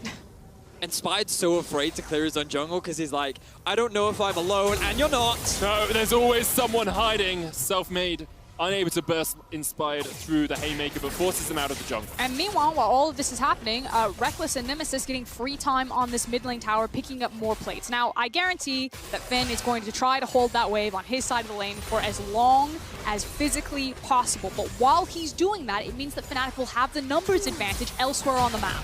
Selfmade with the allure there onto Hansama, looking for the charm. Two-shot barrage is going to come out.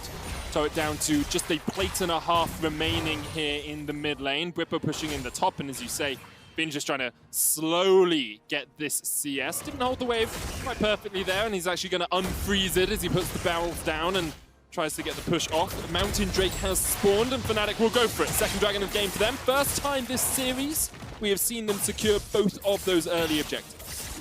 Fnatic are looking clean right now. They're looking to make this a quick 3-0, and Of course, reminder that if Fnatic win here, they will lock a spot at the World Championship. They will guarantee top 3 in the LEC as well, and they will go up against G2 Esports next week in an epic best of 5, whereas Rogue will move down into the lower bracket. They will be seeded 1 step further than Mad Lions because they have the higher seed, and Mad will be going up against Schalke, the team that is very quickly racing for that spot at Worlds. So Mad and Schalke, and again, that depends on the outcome here. Rogue still with a chance. The goal deficit is not dramatic, but again, I said this at the beginning of the game, I feel like Fnatic's comp outscales. I think that Fnatic's comp is going to be very difficult to deal with, and I think it's on Fnatic to make mistakes here for Rogue to be able to really claw this goal advantage back. And you just, you really feel like we're seeing a resurgence of Fnatic. I'm not going to call it like a full, they're back to their former glory. I'm not going to say they're back to the Fnatic we saw at Athens last year. We saw take G2 to 10 games over 2 best-of-5 series, but we are seeing so much more out of them. We're seeing more decisiveness. We're seeing much stronger early games. Like, in the regular season, they averaged 29 gold ahead at 15 minutes. In this series, it's been at least 1,000 to 2,000 gold in every single game. I think the concern that I have, though, is that we still don't necessarily know the strength of Fnatic. I think that they got to leverage their drafting advantage that they had over Finn, especially up into the top lane. The fact that I don't know, the blue side bans didn't seem to mean that much for Rogue, whereas against Odoamne, Orome, and Wonders, like the other top laners left, like you don't just get to abuse as hard as you want. Nemesis has to flash away here in the top lane as Larssen slides in. Finn with the TP is going to join the fray. The Emperor's Divide comes out and Submade is having none of this. Ooh. Almost gets to go. Larssen just dodges out from the Dawning Shadow. Rogue get their 5th kill of the game. The hope still alive there for Rogue, and Larssen doesn't pick up the kill, but oh no. Is he going to do it? Like, he's at a level disadvantage. He does have Runic Echoes and a needlessly large rod. He tries to get the damage down. Forces the flash. Flash from Finn. Oh, you don't blame him, right?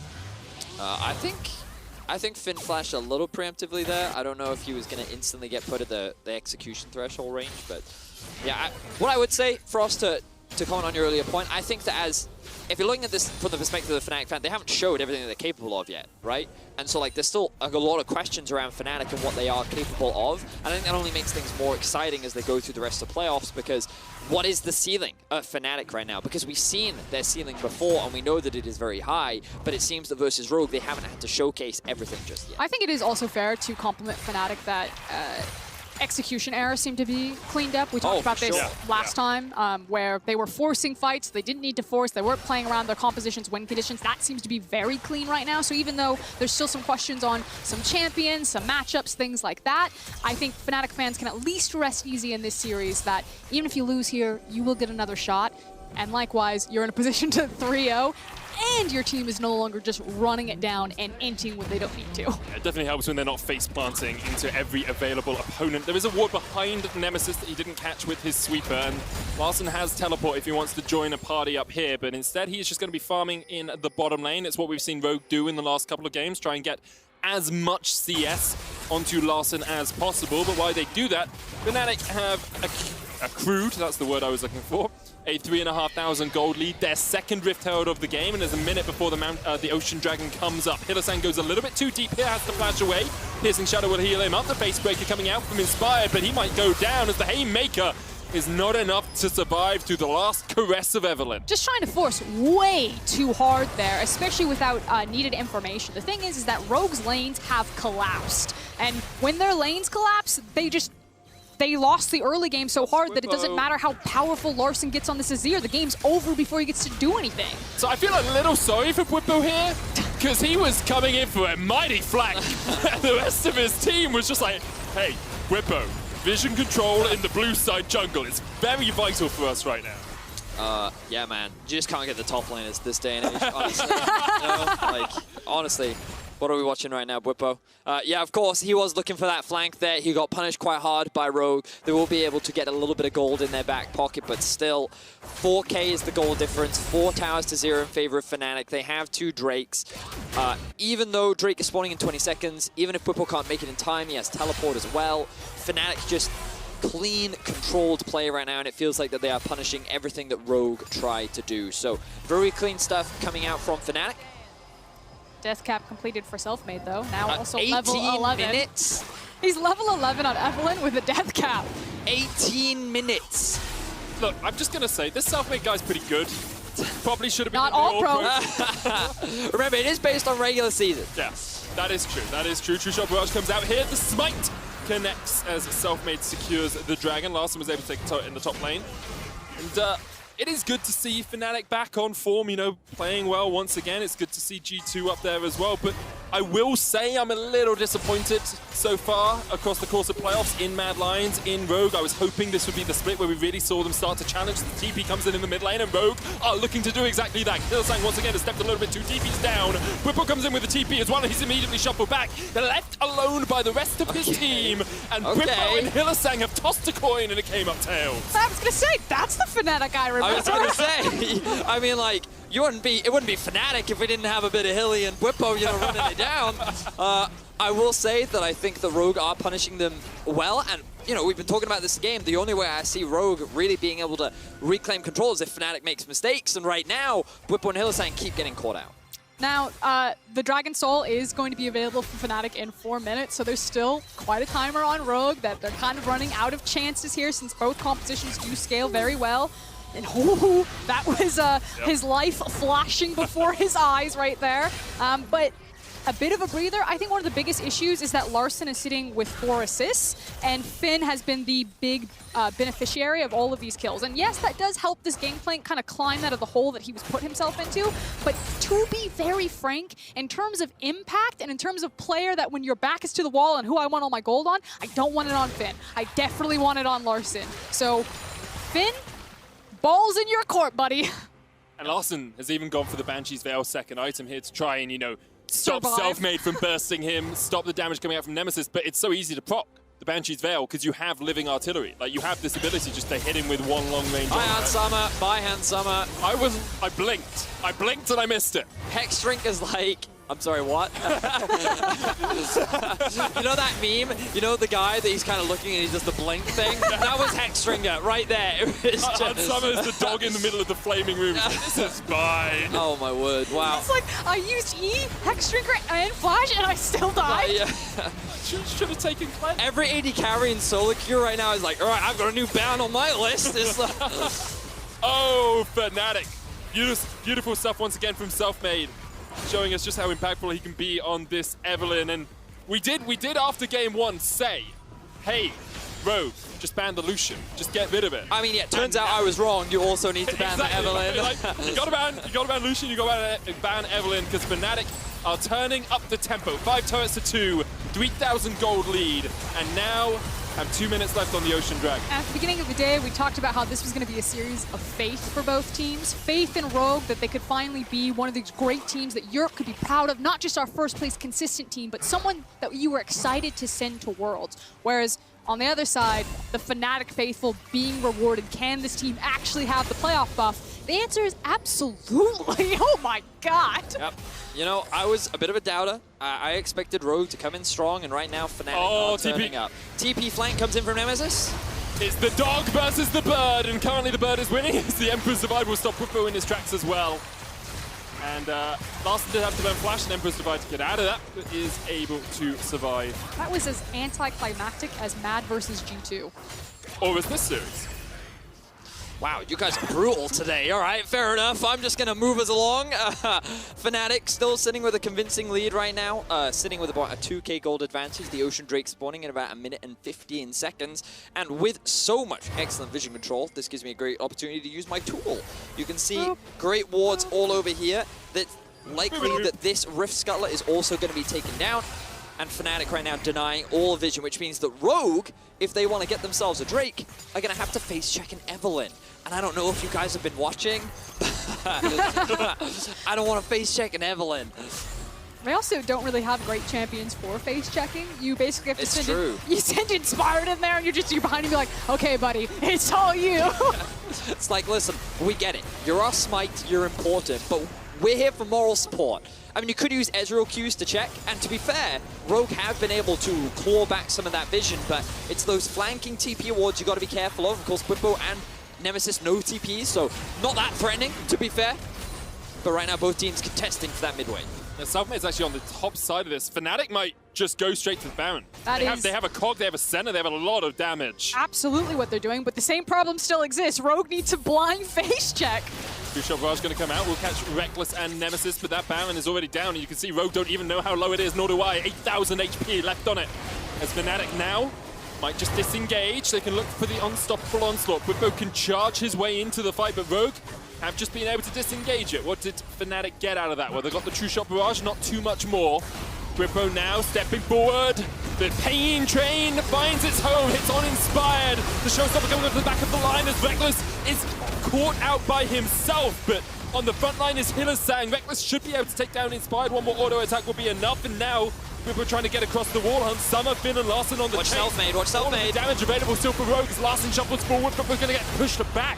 And that's another kill, but here comes Selfmade. Look at the Larson. Just needs that last caress. Nemesis will take the kill in the end, and Nemesis continues to rain down hell upon Rogue. Summer and Finn have got to do something very special because the Ocean Soul is on the menu for Fnatic.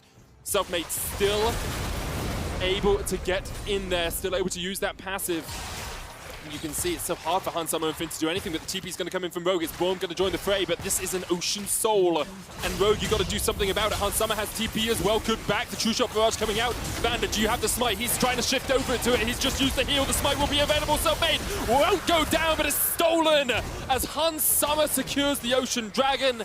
Vander takes the kill on Selfmade. An absolutely hero play there from Rogue. Now they are starting to get cleaned up on the back half. Yeah, Reckless turning it back with the last embrace, but now he's stepping too far forward as Inspired comes in with the smite and Reckless goes down. Hylissang's joined the fray now and Bwipo has the flank position, but Nemesis isn't there, isn't available to help out his teammate. Bwipo's going to try and get away. The Winter's Bite doesn't quite connect as Larson now stepping forward. Does have the Emperor's Divide if he wants to go any further, and it looks like Rogue will just back away in the end. They got the Ocean Dragon, that's all they really wanted. And that was it though. That was going to be the climax there for Fnatic. If they had won that fight, immediately the series was going to end. Rogue barely survived with their lives and with the lives of this series. They managed to outmaneuver it. They survived the mid-game or the mid-lane fight and then also steal away the Dragon Soul to buy Larson some more time to find another strong fight. Absolutely hero play from Summer to get that steal. I think what was crazy about that fight was the positioning of Rogue. This wall that you're seeing Hylissang walk past right now made it very difficult for Selfmade to get a clean flank onto the back line, and that meant that Larson and Summer could actually just focus on a front-to-back team fight. Once they killed Bwipo, things got a little bit easier for them, but then Fnatic chased them down, of course. So a very close back and forth, 12 kills to 11. Finn still very strong on this gangplank, working towards the Leandries, and a lot of summoner spells have now been burnt, so Rogue still in this fight. And also there's the fact that Selfmade no longer just has the massive level advantage that he's had for majority of this game. Since we've all been grouped up and it's more about these 5v5s, he no longer has the same just raw damage outburst.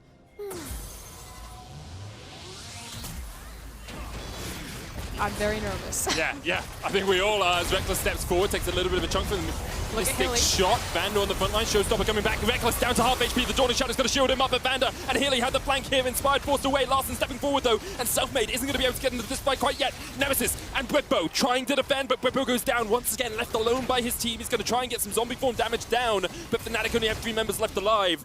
And as Bwipo falls, Rogue are clawing their way back into this game. Fnatic trying to do a traditional Fnatic thing as they hide in the bush, and Summer taken out by Selfmade, chased down with the Whiplash, and now Larson's the next on the menu as the Living Artillery's going to come down. Finn with the barrels trying to put Nemesis in his place, but for the moment, Rogue will back away, and I don't think Fnatic are going to turn their eyes to the Baron quite yet. All right, we've gotten quite a lot of ARAMs so far in this game, and I think that a lot of these teams they've kind of moved past setting up around these objectives and they're just looking for these fights in mid lane, but Rogue are doing a great job of just playing things front to back. They're trying to use the strong range that they do have with Azir and Ezreal to just chip away at the front line and then hopefully be able to collapse on the rest of Fnatic. But the problem is, every time Rogue tried to then chase down the Kog'Maw or the Senna, Evelynn is lying in wait. The second you overstep, there's the risk of you getting executed, and Kog'Maw does such a great job of just keeping you at arm's length. Rogue are a team that have so strong fundamentals that they'll always go back to mid lane priority. And again, everyone knows that. It's like the bread and butter of League of Legends. And so constantly Fnatic are just challenging them on trying to force mid-priority, getting these engagements and seeing who that they can pick off, what flashes they can get to make it easier the next time they look for these fights. I think that teams need to get more creative about playing these side lanes, which you are starting to see to some extent, or they're just trying to neutralize the side waves, pick up some of the free farm. But this is what I want to see. Use the power of the Evelynn, the pressure that she provides over the map, and find a pick instead of just going for that mid-priority contest to see who can move into one of the objectives, the Drake or the Baron first. Well, we know what the next objective will be. It's a minute before the Ocean Soul, so let's take stock of where we are. 2,000 gold between the two teams. Flashes up. Only Larssen and Finn Vanderlack theirs. Fnatic only have a flash on Reckless. Hylissang's is up soon, though, and so is Whippo, so they can use that in the next Dragon fight. Item-wise, we're sitting at 3-item AD carry for the Ezreal, 4-item AD carry for Reckless as he finishes his Mortal Reminder, 3 items on Nemesis, only 2.5. And now 3 as the Rabadons is complete on Larssen. Yeah, that was the big thing. The fact that Larssen now has that death cap available to him, as well as the Maw completed for Ezreal. Maybe Hansama doesn't get deleted from a fight this time around. I will quickly note, a lot of people ask us about Liandry's on Gangplank. The tick damage is so powerful with your ultimate. You have a lot of shots coming out quickly, so you can stack up the madness. It's pretty common these days and can do a lot of work in team fights. Notice that Kog'Maw 16. Both teams right now posturing around mid. Ooh, that's a lot of damage onto Whippo. Hylissang goes in.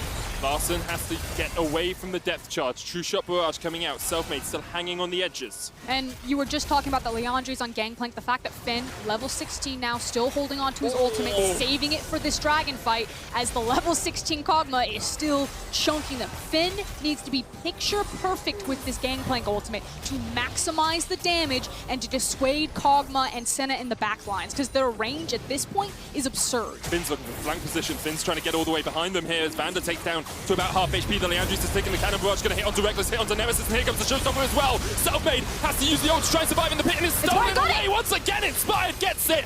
He pays for it with Finn's life, but Fnatic lose the dragon for the 2nd time in a row, and Rogue are able to get out. Ends up being a 1-for-1, and Rogue is still relevant in this game. They are making Fnatic work for that 3-0, and they want to showcase that they can still go to-toe with Fnatic. We've seen a couple of mistakes from Fnatic that Rogue have been able to punish, and I think that was a great flank from Finn. He was able to split up the Fnatic squad with his ultimate, and they were able to secure that Drake. It was the fact that Rogue have finally gotten to the late game stage. They finally gotten to the point where everyone has their core itemization, where it's turned on, and you can see one of the big strengths of Rogue is still their team fighting. So Fnatic in these first 2 games really beat Rogue and snowballed and beat them around the map in the early game. And yes, Rogue do normally also have a strong early game, but you needed to get here, and we finally did. I think one of the biggest things was that Kog'Maw didn't have blue buff. And because of how often you spam your abilities, blue buff is really important, especially in these extended fights. So Fnatic couldn't properly utilize the poke of the Kog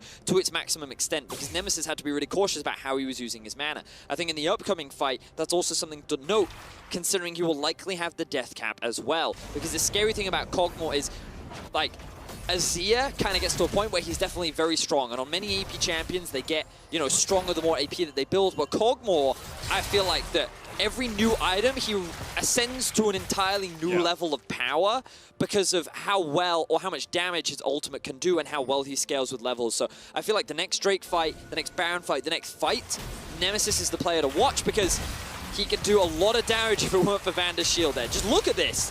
It's the tick damage from the Liandry's as well. It just slowly works you down. Hylissang on the wrong side of the wall right now, but should be able to get back to the rest of his teammates as Rogue just try and clear out some of the vision.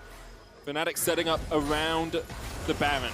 If they win this fight, you have to feel they win this game, they win this series, and they win a position in Worlds. Rogue trying to stop them in their tracks, trying to start the reverse sweep happening, but for now, Fnatic have already started up the Baron, 8,000 HP on it. Selfmade was caught out, he was spotted. Hansama jumping forward. Could flash the wall, decides against it, hits another Mystic Shot though, and Selfmade is down to 200 HP. If Whippo realizes, probably don't want to stick on that Baron too much longer, you don't have a smite. Selfmade Oh, he snuck all the way around. On Summer, he's behind him. Depth charge coming out, but there's the Arcane Shift across the wall. Selfmade still trying to get in. Dawning Shadow, there's the charm. Selfmade dives into the back line. And quickly, 3 players from Rogue are deleted.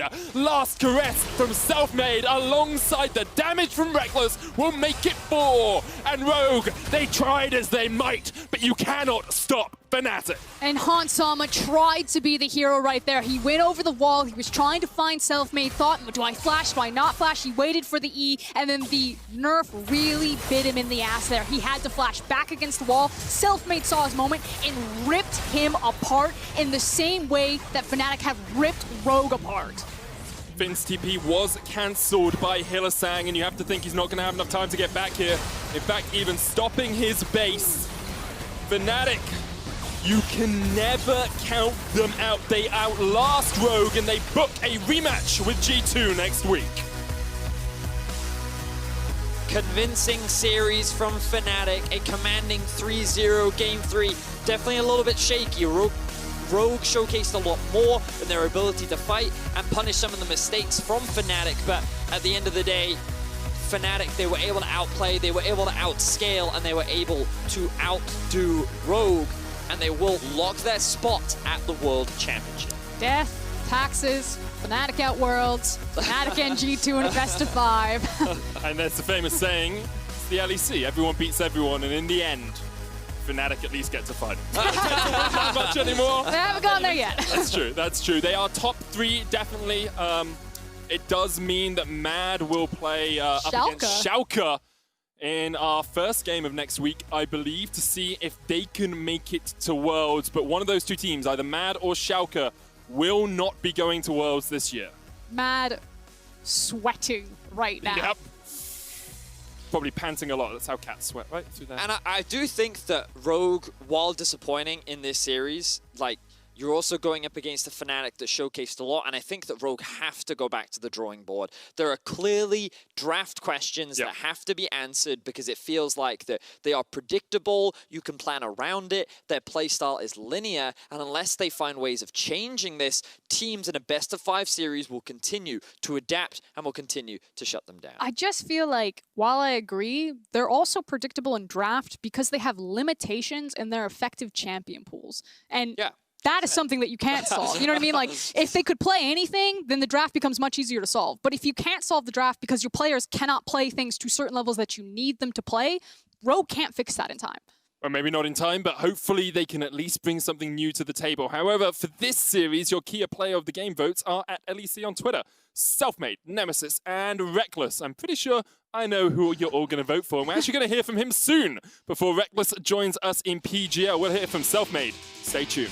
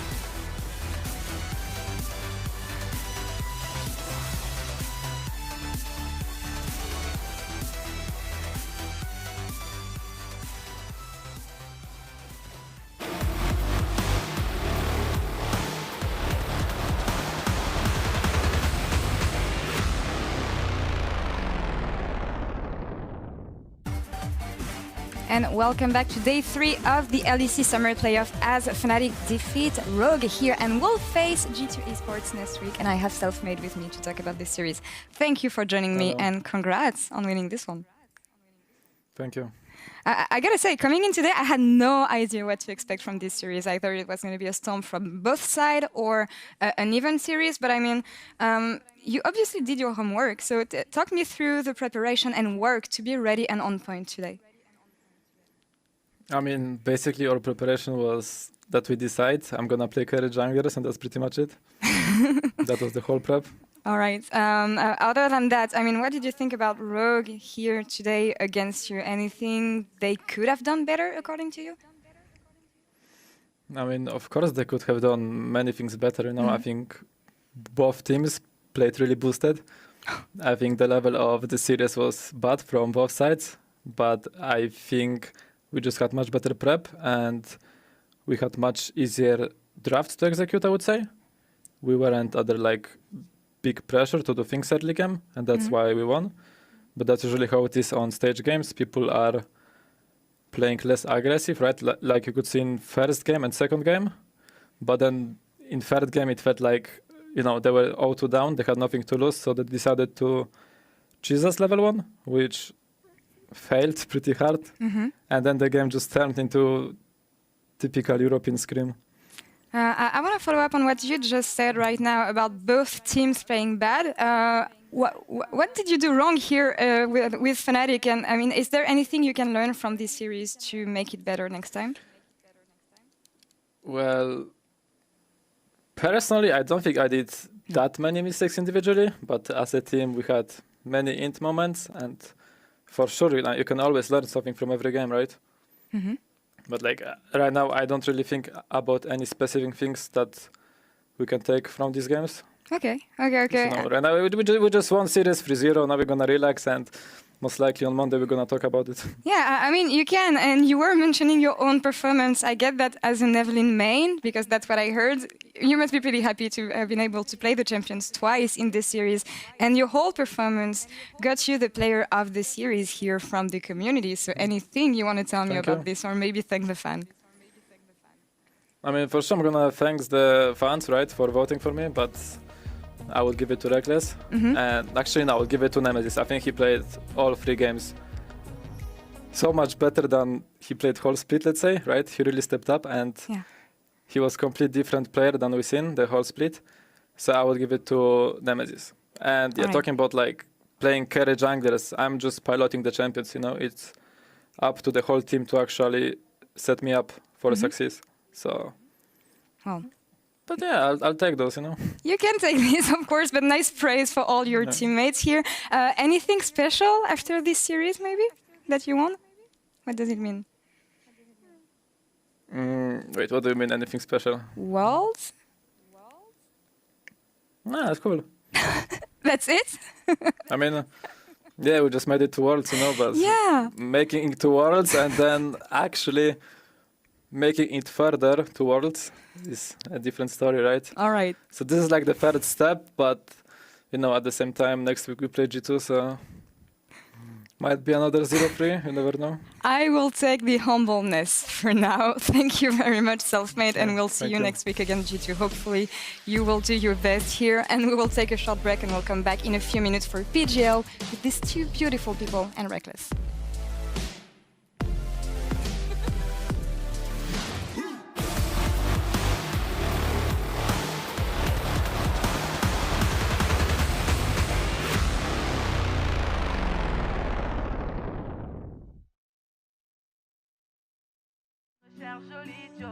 Comment on fait, je suis pas très mytho. Manger le truc, je sens les pipots. Tu ne vas pas me manquer, toi qui croyais me connaître. T'es rempli de charabia, tu ne sauras plus rien du moi. Je ne peux pas supporter, t'as osé me comparer. T'inquiète pas, je vais tout niquer, c'est la putain de la. Qui va se négliger? Je vais pas me négliger. Si c'est fini, c'est la vie, vie. Bientôt j'aurai tout zappé. J'ai dit oui. Jolie nana, recherche joli Joe. Comment on fait, je suis pas très mytho. Manger le truc, je sens les pipots. Oh yeah. Ils m'ont rendu bête. J'suis tombé la première.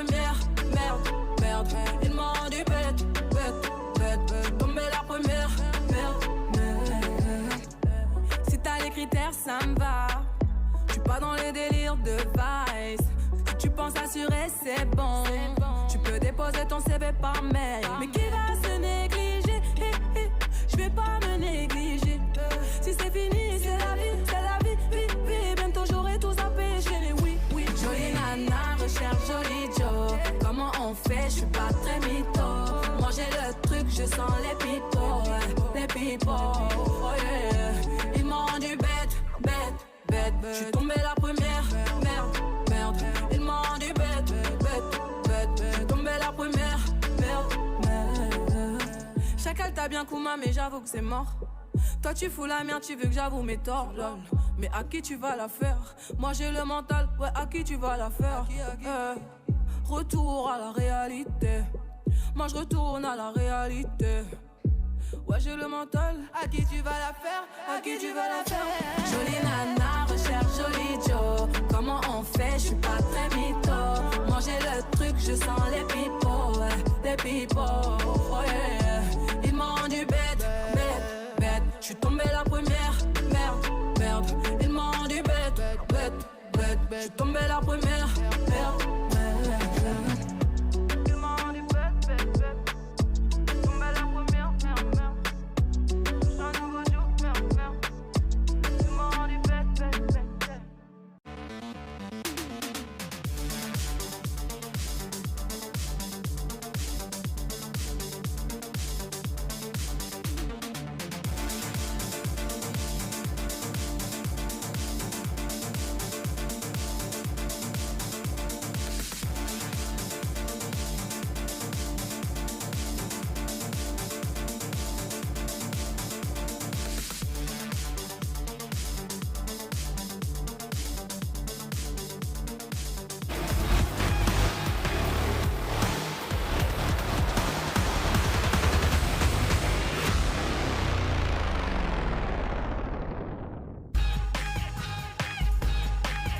Welcome everybody to the LEC post-game lobby. I'm Shox and I'm joined by K-Drill and Fanatics Reckless. Hello, Martin.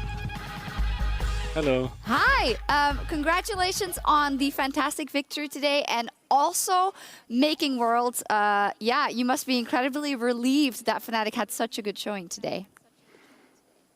Thank you. And yes, I am very much relieved of our games today. I feel like my team did so well. I don't know how to put it in any different way. I just think everyone played really well. So it's super exciting to see that we can still do it, you know, at the end of everything, even if we've had a tough split and so on. And Selfmade said in his interview, it's all down to just putting him on carry junglers. What do you have to say to that? Was that the main thing you went into the game there with?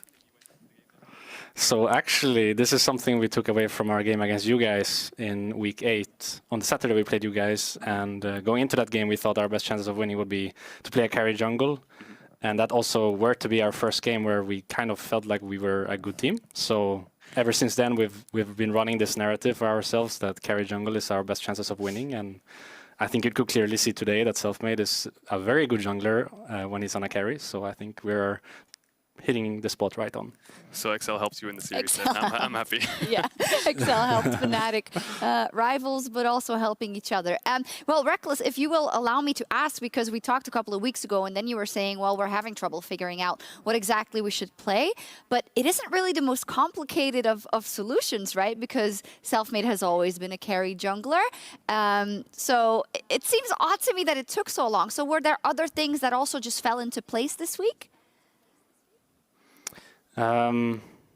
I think it sounds like an easy fix, but when the meta, like now we're a bit more favored, I guess, because now the meta is a bit more for carry jungle, but when the entirety of the split is just tank jungler, and if tank jungler is banned, another tank jungler, it's hard to go against that, especially when you're not winning your games. It's hard to break apart from the pack that's winning all their games playing this way, so I think it's actually not such an easy fix, and it was kind of actually like a last resort for us, because when we played XL in that Saturday game, we really needed that win, and we thought if everything's on the line, like it was in that game and like it was today, this was our best chances of winning. So I don't think it was an easy fix, actually. I think it took some talks between all of us to get here, and if anything, I'm just happy that we all stood strong during this process and didn't give up, because I feel like yeah, it was a really tough split, like I said earlier. So in many cases, we might have given up, but I'm just happy to see that we didn't. Yeah, I wasn't meaning to underplay the change, not at all. But also, as you bring up the fact that, you know, the Hecarim buffs and Lilia being introduced into the meta, that obviously opens up a bit of opportunities in that regard as well. I also want to ask about the training room, because we saw that you guys were in a different environment. And then Sam Matthews said on Twitter that you've been practicing there and it was kind of better to simulate the live environment. Can you tell us something about that room? So I hope he doesn't hate me, but we haven't been practicing here. Oh. We came here today at 12. It's our first time. I heard that from someone, I don't know. So in a way, it's that way. Like, we wanted to come here to break our cycle of working at the same place, playing stage at the same place, because at some point it's hard to get like that go in yourself when you need to perform at your best, and you need to have that, like, I don't know how to put it, but like extra focus in yourself when you play these games. So we thought that, like, even if it's just on the day, if we can change the location, then it might feel more like an event or like we're in the studio. So yeah, it was just for today. I can see what you say. I'm pro player, so when it comes to changing environments and different sort of scenarios, it makes you try hard more and like gives you more of a wake up call. Is that something you felt? Yeah, for sure. I think just the fact that we come in and we have to like unpack our gear and set up our computers, just that fact is already putting you in a place where you feel like today is different. Today is like a day you need to do something different on. So I'm personally very fond of the idea of doing something like this, but it's not something we've done the entire week. We actually came here first today.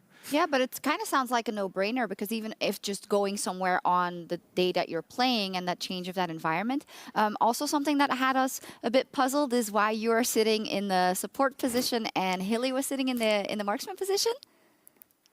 So this is a much simpler answer. He likes his computer on the right side. I don't mind. So he needed to take the right spot in our table, because the tables are for two.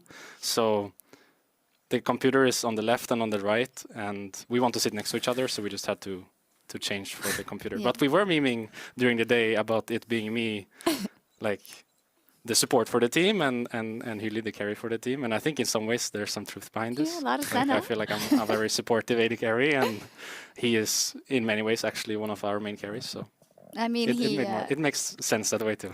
I mean, it makes sense as well. And the conspiracy theories were definitely like, what's going to happen here?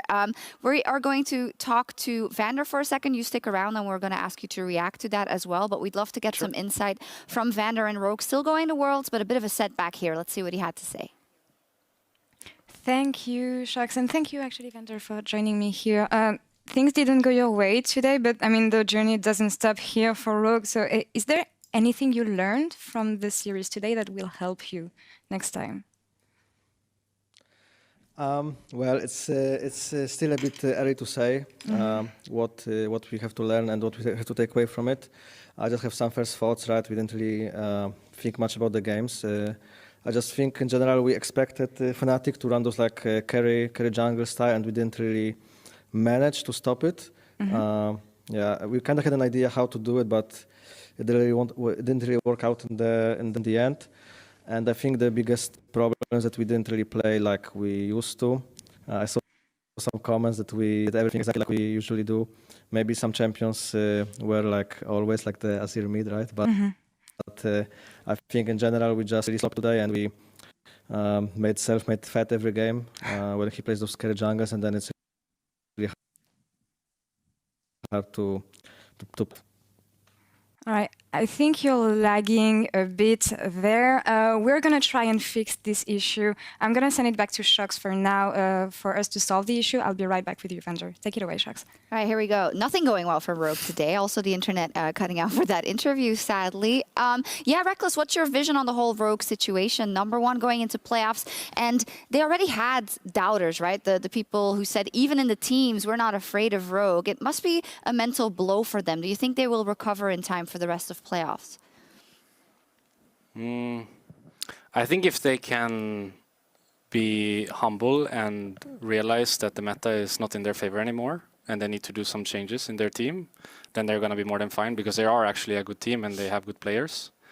But I think it's a bit like a I've been there myself before. Like you go into playoffs and you're first seed, you've won a lot of games, you've beaten the best team. So in a way, you don't feel like you have to change anything. You feel like you can just do what you did the entire split and you're going to win because, well, you finished first and the other team finished fourth and they were struggling the entire time. So it's hard to be humble enough, I think, to realize that like maybe the meta is not right or maybe we have to change some stuff because for us, we come in with like a complete fresh start. They don't really have an idea of what we're going to do. I guess in this case, Vander said they sort of knew we were going to do carry jungle, but even then, it's like we know exactly what they're going to do and they don't know precisely what we're going to do. I actually had a question in terms of meta there. You said it seems that the Asian regions really like carry junglers, and Europe hasn't really liked it for the past couple of weeks, like the Nidalee, the Lilia, the Evelyn, all this stuff. LPL, LCK are always playing these carry junglers. Did you guys get any inspiration from that, or was that just on the fly when you said playing against us? So I think it was partly our win against you and also partly just the patch. I feel like the patch made it just much easier to play carry jungle than before. I feel like before Volibear and Set were too oppressive and even some champions like on mid and ADC were too strong. So it made sense to play for them. But now I feel like if you can get an Eve in a good position like we did today or a Karthus like we did today, then in a way, they can be stronger than your carries, or they can be your main carry. So I feel like, yeah, it was partly actually our game against you and partly the patch. Okay. How do you feel about your flexibility as a marksman in the meta as it is now? Of course, Caitlyn is always getting banned out. Senna is just so incredibly powerful, and it almost seems like you almost have to go for that or a couple of other picks. But how do you feel about what you can pull out?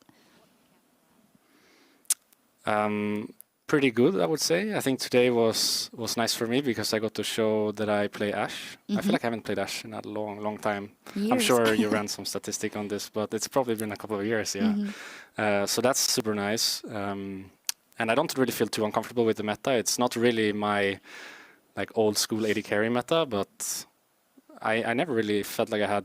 I mean, okay, for sure now I'm gonna get contradicted on Reddit because it's like a running meme that I don't play the meta, but I feel like I've never really had problems with the meta. It's just I really like my old school AD carries, so sometimes I think they're stronger than they are, or I just really want them to be meta, so I try to like brute force it. But I think at some point as well, like in games like this, I just accept that like, okay, the meta is this way, I'm gonna play the meta, and if it really comes down to it, I still have them on the side as like my old school. I mean, babies. listen, if people say that your champion pool is limited or whatever, they've not been paying attention because you've, in the last couple of years, always been pulling out. You even played a Jhin like a couple of weeks ago, and you seem to always do in the end what's important for the team. Those titles and that world final doesn't lie, Reckless. So I think you don't have to worry about that one. We are going to check out if we can talk to Vander again. We've done some work on the connection. I've actually just done it, and let's see if it works and if Vander can talk to us. Thanks again, Shucks. I think it's working now. And Vander, thank you for your patience here. Are you still with me? That's okay. Yeah, I'm here. Awesome. Hopefully it's not lagging anymore. Awesome. Yeah, fingers crossed here. I just want to follow up on what you were saying about the fact that this time around, Rogue couldn't play the way you guys used to. And I want to know, does it have something to do with best of 5 here? Because that was a good test for you. The fact that it's the first time you're going to play a series as a team here in playoff. And yeah, how did it impact the Rogue play style as we know it? Well, we played 2 best of 5s in spring. We won one, we lost one to Origin as well. Some experience in this as a team as well. I'm not sure if this is because of best of 5. I just think we played worse than we usually do today. It was just a bad day. I think also Fnatic played better than they usually did this split at least, right? Because they are known to be a good team. But yeah, they kind of didn't do it this split so far. But yeah, they showed up. We didn't play too well with a lot of mistakes, and we kind of ran those comms that if kind of that's how I feel that if the enemy jungle gets fed, we don't have many tools to deal with it, and we'll just like you'll outscale our carries, and then pretty much what Reckless said, right? That the jungle was just unstoppable. Right. Hopefully you will be able to learn things about this series, and I apologize about forgetting about the series in spring. Obviously, that's important here. One last question I want to ask you. You will get to face who wins between Schalke 04 or Mad Lions here. Who would be the most fitting opponent for Rogue now in playoffs? Well, I think Coming to playoffs, I thought the two best teams are us and G2. I guess Fnatic proved me wrong today, and they are here and they want to win against G2 tomorrow. I don't really care who we play between Schalke and Mad Lions. I think those two teams, I mean, they play for Worlds, right? So they kind of gonna do their best next week, and we're gonna see, and hopefully we'll prepare better this time. Well, I wish you the best of preparation for next week, and thank you very much for agreeing for this interview here today. I'll see you next week. No problem, thank you. And back to you, Shax. Thank you very much, Laure. Great from Vander to talk to us. Kadril, what are your holistic thoughts about Rogue after what you've seen today? I just think that there was a bit of inconsistency in their grouping and team fights. They were split a lot. I think that their solo laners had kind of bad days. I'm not sure if Nemesis really stepped it up with the Lucian picks, and he was just going even against Larson and playing really well and getting CS advantages. But Finn was also having a really bad day. I think Bwipo was solo killing him, getting his flash every single lane phase. And Inspired and Hans were really trying their best with Vander to make plays happen. They were drafting the Kalista, the Blitzcrank, trying to make things happen. But these early game champs just kind of fell off as the later game sort of came around, and yeah, they were just really split in fights. Hopefully next week they can step it up. Yeah, hopefully indeed. Final note on this series, Reckless Selfmade also said he thought that the play was questionable from both teams, so from Rogue and from Fnatic. But from where we were sitting, it looked pretty good, especially if we looked at the last couple of weeks. So what do you think? I think we played really well, actually. I made the game hard in game 2. By dying top lane. I think it was like level 7 or level 8. I had a bad wave, and I called my jungler to come help me, and I didn't wait for him to be there yet. Like basically, it's a classic case of my jungler is pushing away from me, my wave is pushing away from me, and I need my jungler, but jungle is doing his camps, and then we just need to time each other, and we didn't do that properly. So game 2 was just super hard, but I think we still did really well in that game, and in game 1, obviously, we did super well. So I would say, if anything, then game 3 would be the game where we kind of dropped the ball, but it's easy to do when you're 2-0 up and you're feeling like you can touch your ticket to Worlds. It's so easy to forget about the game and start thinking about the future. Like basically to stop thinking about the present and start thinking about the future. So I feel like that kind of happened to us, where we were taking the win out in advance, and then we started making some mistakes, and they got like 2 Drakes on us or something like that. So I could see game 3 not being the cleanest, but otherwise I feel like we played really well. Maybe he's just, he's hard on the team. He wants it to be even better. So tell me then, back at Worlds, I mean, they can't keep you away from there, it seems. How are you feeling about this Worlds 2020 for Fnatic and for Reckless? It's been a tough summer, but I feel like we played well in spring, and we always managed to find these like solutions to our problems. It's somewhat of a famous thing for Fnatic, I guess, to like band-aid fix all your issues, but in a way I feel like we always just make it work. So I have pretty good hopes for Worlds. I feel like it's gonna be good for us as well to have this break in between, and now with the meta as well going a bit more towards carry jungle, and with Oscar being such a good jungler, or Selfmade being such a good jungler, I feel like we can actually come into Worlds being one of the stronger teams. So I have good hopes for it. And speaking of strong teams, who do you think will be one of the strongest teams at Worlds, looking at the LPL, the LCK, and even the LCS if you have to? So from what I've seen, I would say Damwon look like so much better than the other LCK teams. Because DRX were looking good in the beginning, but now towards the end they've kind of dropped the ball. And they're the second seed, I think, going into playoffs. So to me, Damwon just looks like they are like too good over there. And same thing I got kind of from top Esports. Now they're gonna play their finals. I think is it next week maybe? Because other semifinals was today, where JDG beat. Oh, I shouldn't say this. Sorry. We've already spoiled it earlier. Either way. Okay, you spoiled it. Okay. Yeah. So yeah, JDG beat LGD earlier, I think. And JDD are actually very similar to us. We were talking about it before our game today, but they also play carry jungle style, with Kanavi being their main guy in the team. So it's going to be interesting to see if they can do anything to top Esports. But to me, it would be Damwon and top Esports that look to be like the best teams right now. If you look at like more than one team, because I get the same feeling that you can really see like those teams seem just in a different stratosphere, let's say. But in general, is your feeling that we're going to see like a back to what we're used to seeing in terms of LPL and LCK being kind of the strongest and LEC trailing a little behind? I know it's super hard to say, but that's kind of the question for this Worlds, right? I don't think so. I feel like if anything, G2 is always going to be there, you know. And as I said, I actually have like good feelings for this Worlds. If the meta keeps on going like this way for us, it's perfect, honestly. I feel like it hits just right for our players. So I don't think there'll be like a gap or anything, if that's what you mean. I feel like that's an old thing that's probably not going to come back anytime soon. Okay. Well, that makes me happy, but, you know, we'll see what happens. So let's take a look at the bracket, because you can never avoid it. It means that Fnatic will face G2 in the next round. Rogue will go up against the winner of Mad and Schalke 04, and Mad and Schalke will, of course, be playing for Worlds qualification in that direct match, which is pretty crazy. First up, Fnatic, G2, and Rogue all locked at Worlds 2020. But yeah, Reckless, you get another shot at G2. This time, you might get two, actually, also. So what are you feeling for this best of 5 versus G2 in summer? I feel like it's going to be a banger once again.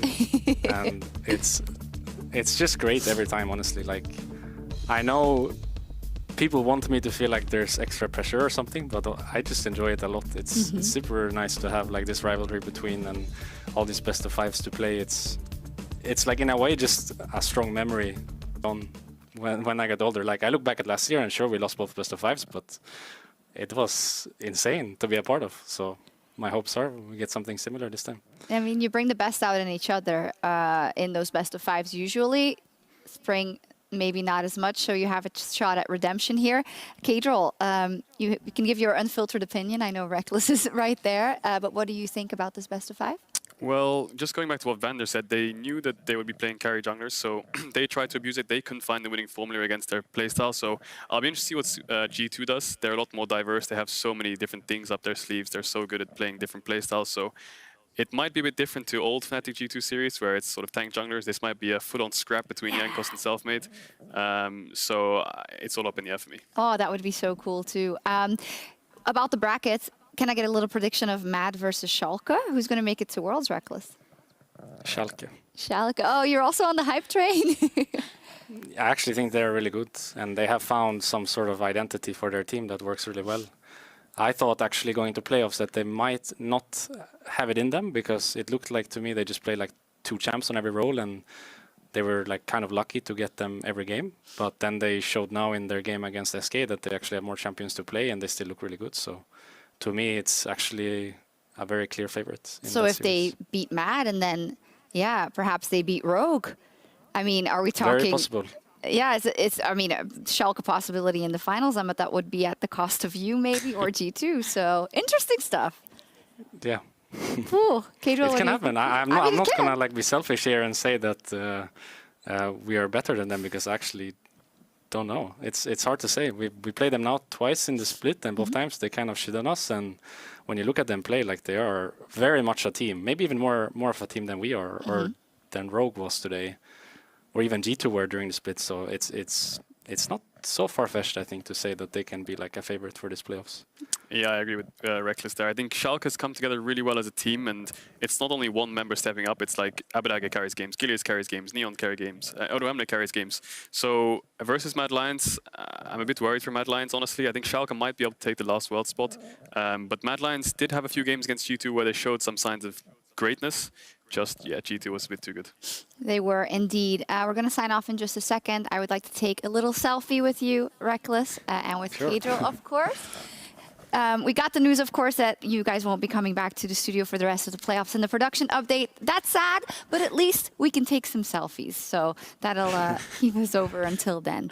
All right, let us position this. Yeah, all right. Wait, yes, perfect. Yeah, I got you. You got it indeed. Great stuff. Thank you so much, Reckless. Congratulations. Fantastic series. Thank you so much. No problem. See you next week. Don't forget Champions League. We're going to sign off for now in the LEC, but across the Atlantic. TSM versus Golden Guardians is starting in a couple of hours. There's some football about as well. And tomorrow, the European Masters group stage starts here in the LEC studios. You can catch all of the action from 6 p.m. CEST with Vodafone Giants facing off against Misfits Premier. We'll be back next Friday for more playoffs. See you then. Bye-bye. Bye-bye.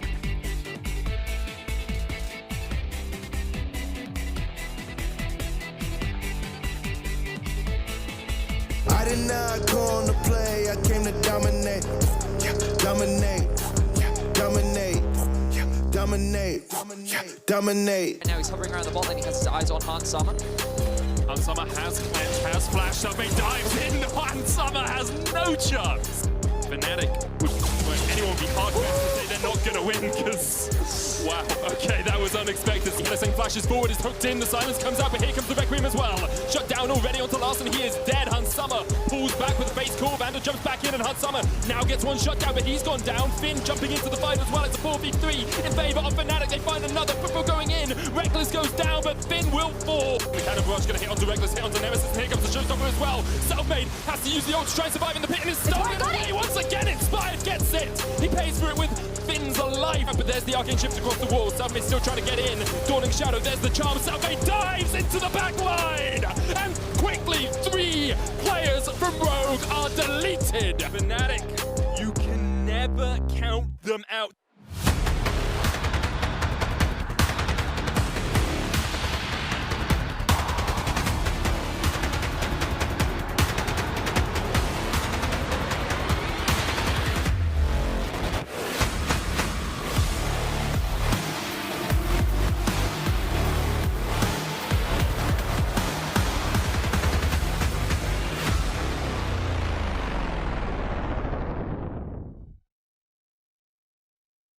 Jolie nana, recherche joli Joe. Comment on fait, je suis pas très mytho. Manger le truc, je sens les pipeaux. Les pipeaux, oh yeah. Tu ne vas pas me manquer, toi qui croyais me connaître. T'es rempli de charabia, tu ne sauras plus rien du moi. Je ne peux pas supporter, t'as osé me comparer. T'inquiète pas, je vais tout niquer, c'est la putain de la. Mais qui va se négliger?